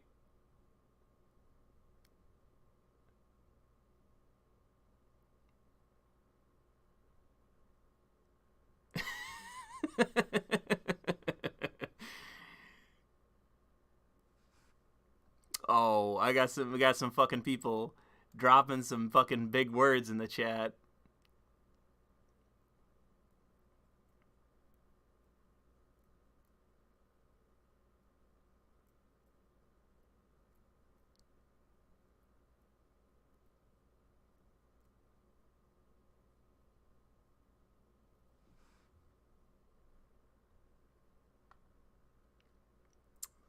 Oh man, it seems like that what I said about sticks has really upset some people. People seem pretty upset. Well, I'm sorry. I'm sorry if I offended you in the chat. Oh, I'm sorry. It'll be okay. Don't worry. It'll be okay. Just sit back. I'll rub your belly. It'll be okay. I've offended some people. I'm sorry. Shit. Oh my god. Now Tulsi Gabbard's coming out denouncing people. Oh man. Woke up just in time to denounce.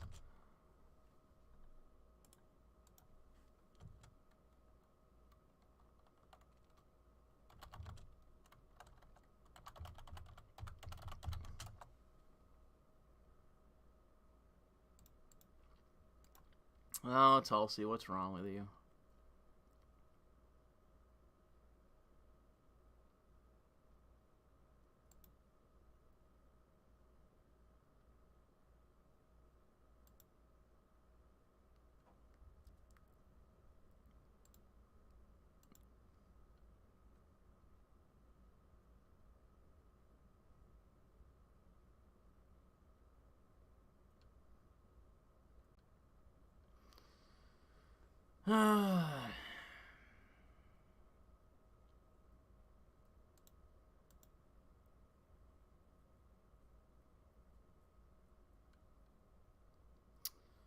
Oh man, just so much virtue signaling.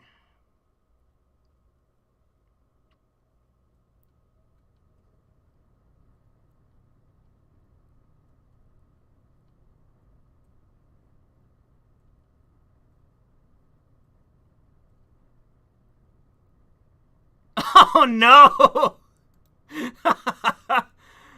Oh man, I guess.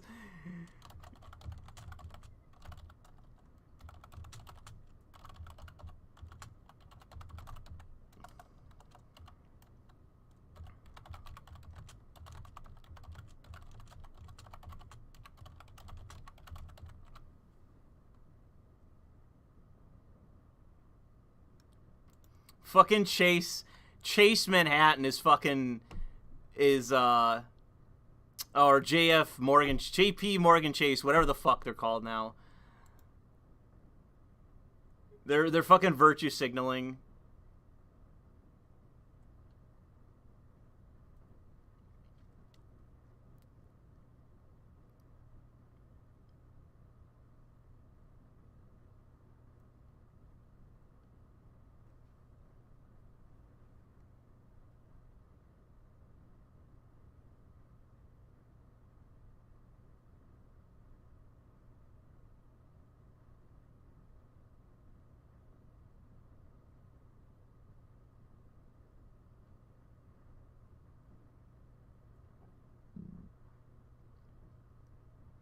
Wow, man, dude, Jake Tapper, man, holy shit. Laying it on thick, man, holy shit. Oh, man, it's so bad. So smug and sanctimonious, dude, shit.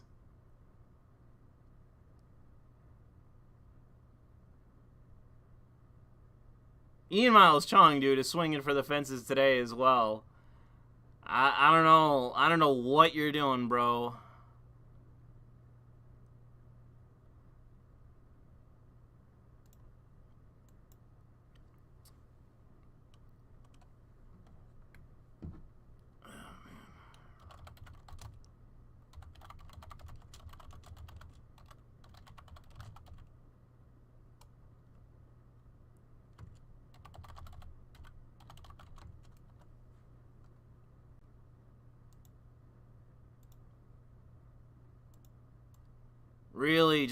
Really stupid stuff from Ian Miles Chung today. Really stupid stuff. I don't know why. Like, he was one of the people that got really hyperbolic right from the beginning. And it's just like, he's calling this like an active attempt to overthrow the government. It's like, bro, give me a fucking break. What the fuck are you talking about?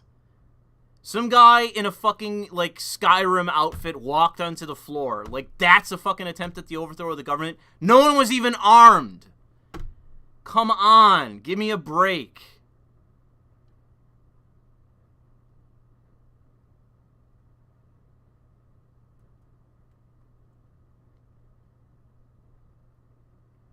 They're saying 4 died. Who?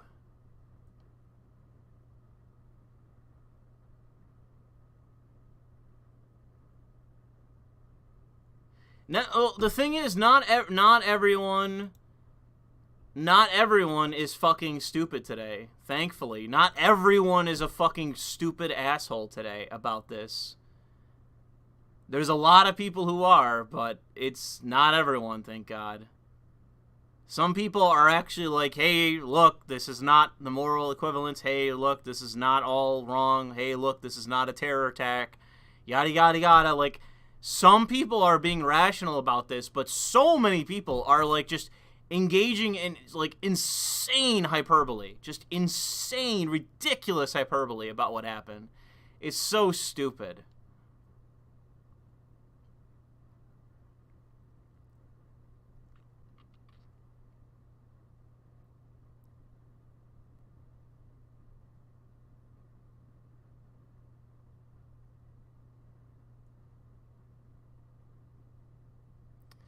People are talking about these random pipe bombs they found.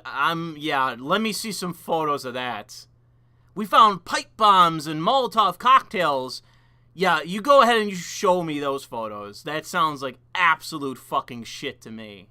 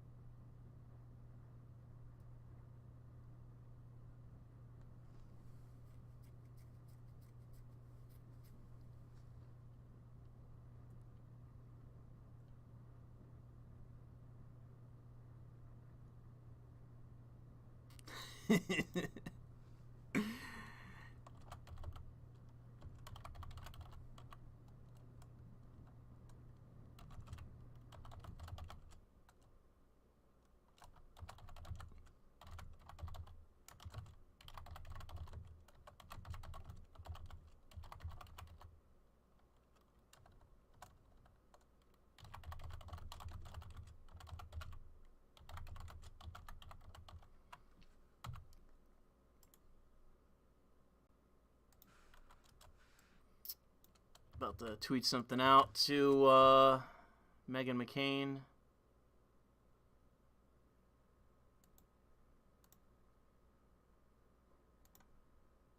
There you go. Enjoy.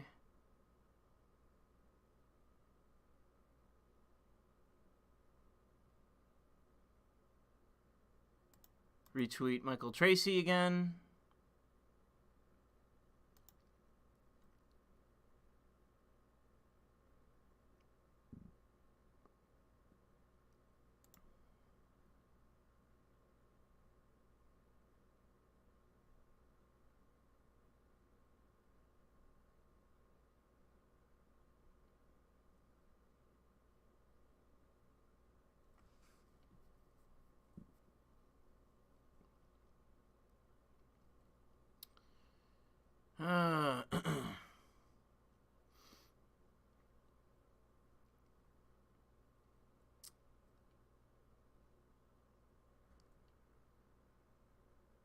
Oh, great.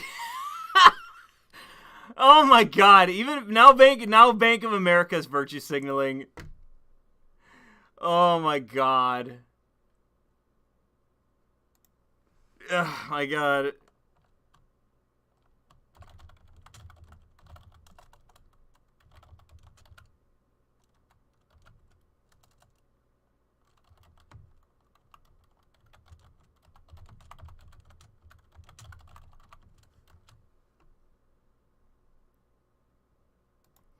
I'll never get past the fucking financial institutions that are, like, virtue signaling about this shit. And it's like, name me a financial institution, these, like, super hyper-capitalist fucking enterprises who are just endlessly shitting on the right, actively supporting the left.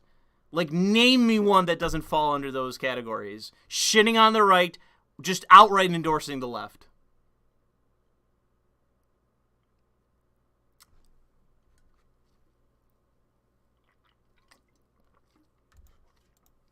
Here's another is it David Rayboy?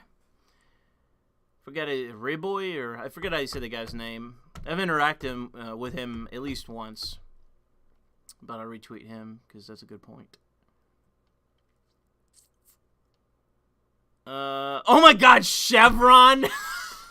Dude, come on! How many are there? Jesus fucking Christ!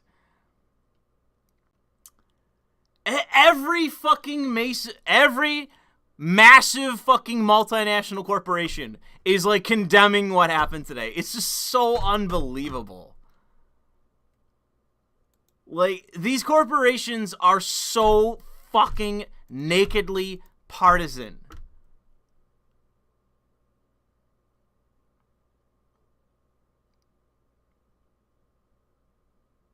Yep, Cernovich is fucking completely backpedaled. He's one of the people that I talked about earlier. Mike Cernovich backpedaled like somebody like putting a Lamborghini in reverse and just slamming the pedals to the ground. Like, he's definitely backtracked.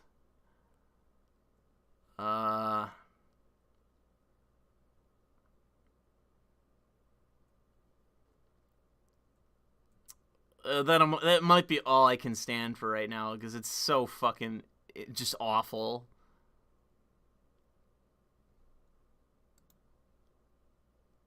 Diddly Doodler is apparently back. Or actually, GK says, hold on, clicked the wrong thing. GK says, oh, you few bucks, thank you, GK. Diddly Doodler says, what did I miss? Not much. You'll have to go back in the stream. Covered quite a bit. Howard Dean, Segheil. Did he even say that right? Is it Sigheil? Is that it?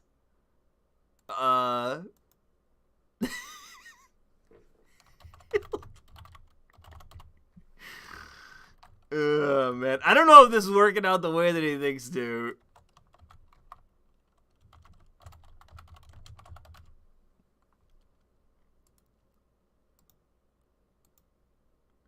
Is it Hail? I guess it's Hail Victory. Okay. Oh, Howard Dean. I follow him to see like all the shit that comes from the Democrats because he spams crap from the Democrats. So that's pretty much the account I follow to see all the crap coming from the Democrats. He's really transparent about the tactics they engage in. If you ever want to figure out what the Democrats are up to, follow Howard Dean and they will just come right out and say what they're doing.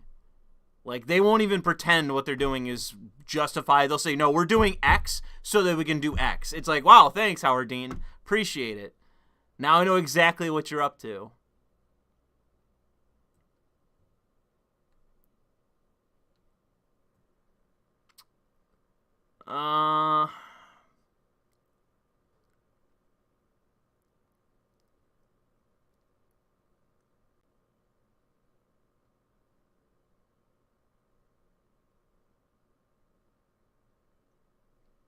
Alright, it looks like it's about it. Just a few more people being fucking sanctimonious douchebags.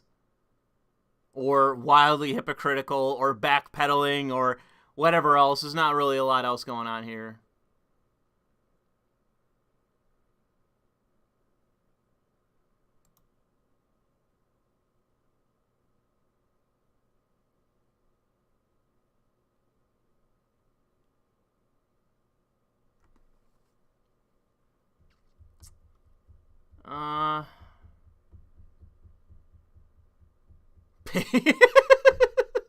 Oh my God, there's already articles coming out about this. I'm gonna go look at this later. I'm not gonna do it now.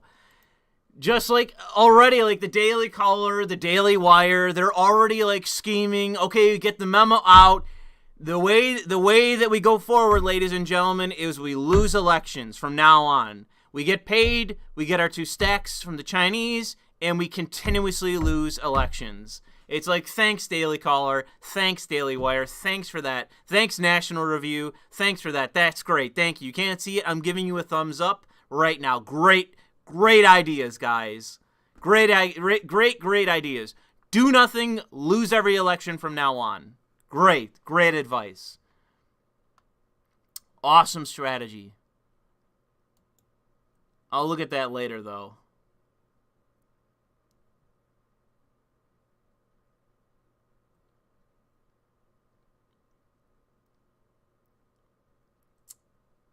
I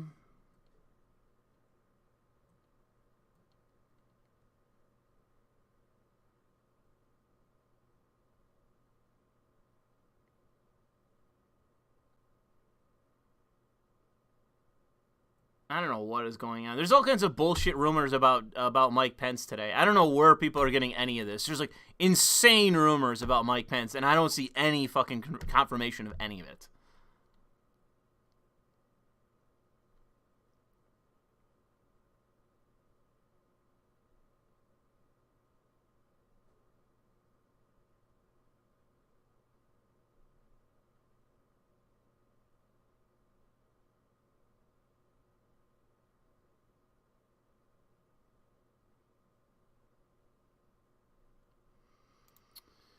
Okay, so someone has photos of the damage that was done, although some of that looks stupid. Like they can't actually prove that the protesters moved those things in the way that they did.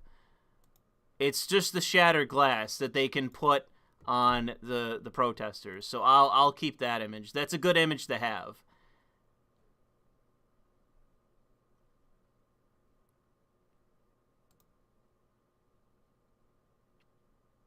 I'll keep that image because I figure I'll do a video on it just because like the people that have been responding to this, this has been some of the worst hyperbole I've seen in quite a while. This has to be one of the worst instances of people going super into hyperbole about all this. Like, I've seen people say everything, all the way from these people are terrorists, they're insurrectionists, they're traitors, they should be shot. Like, the most hyperbolic thing you can think of has been said today about the protesters in the Capitol.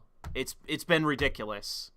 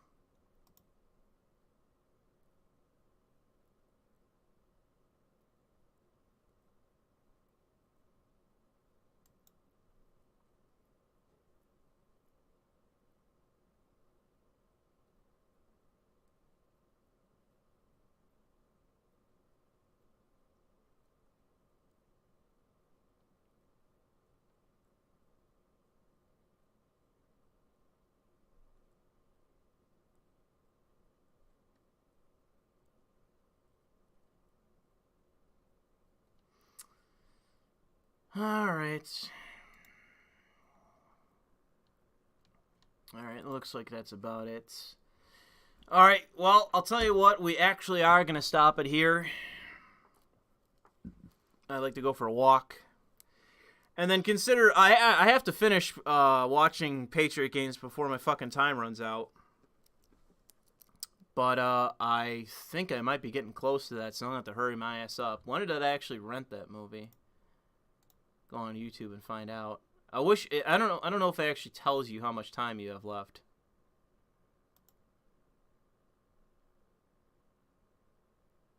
Okay, so I still have hours left. Okay, so I'm still good on that. I'm good on that.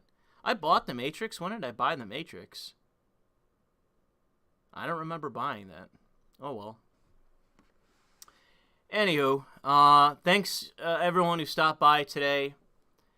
Let me check my last video to see if it's actually properly liked, because I asked people to like it, and I'll see if I have to do that. Oh, no, we got over 1,000 likes on my last video, so thank you guys for that. I appreciate that. I wanted to get over 1,000 for that, because it helps my channel. I noticed that I had that happen to me a while ago. I came close in November, and it happened in... No, it happened in November once. But I noticed that my channel seems to suddenly spring to life. All of a sudden, my metrics all go positive. People are finding my channel. People are watching my videos. Like, you know, people don't have problems finding my videos or streams or anything. all of a sudden I stop having problems. And it seems like it's when I get a consistent number of my videos or streams over 1,000 likes. That seems to be, for whatever, to be the difference here on YouTube.com. Less censorship suddenly when you actually get 1,000 likes. So it's the only reason I did it, because I noticed that trend over time. So thanks for that. So I'd like to thank everyone for stopping by. Thank you for supporting the channel and supporting me here tonight with your super chats. And if you'd like to, you could support me by subscribing to me on Subscribestar, which the link is in the description below. Or if not, just follow me on Twitter, Gab, Parler, Facebook, or BitChute. Not really doing much with my secondary channel. Not sure what I should do with my secondary channel, so subscribe to it or not, I suppose. But everything else, BitChute, Twitter, Parler, Gab, Facebook. Subscribe to all that good shit. I'm most active on Twitter. Subscribe to my channel if you haven't already. And I'll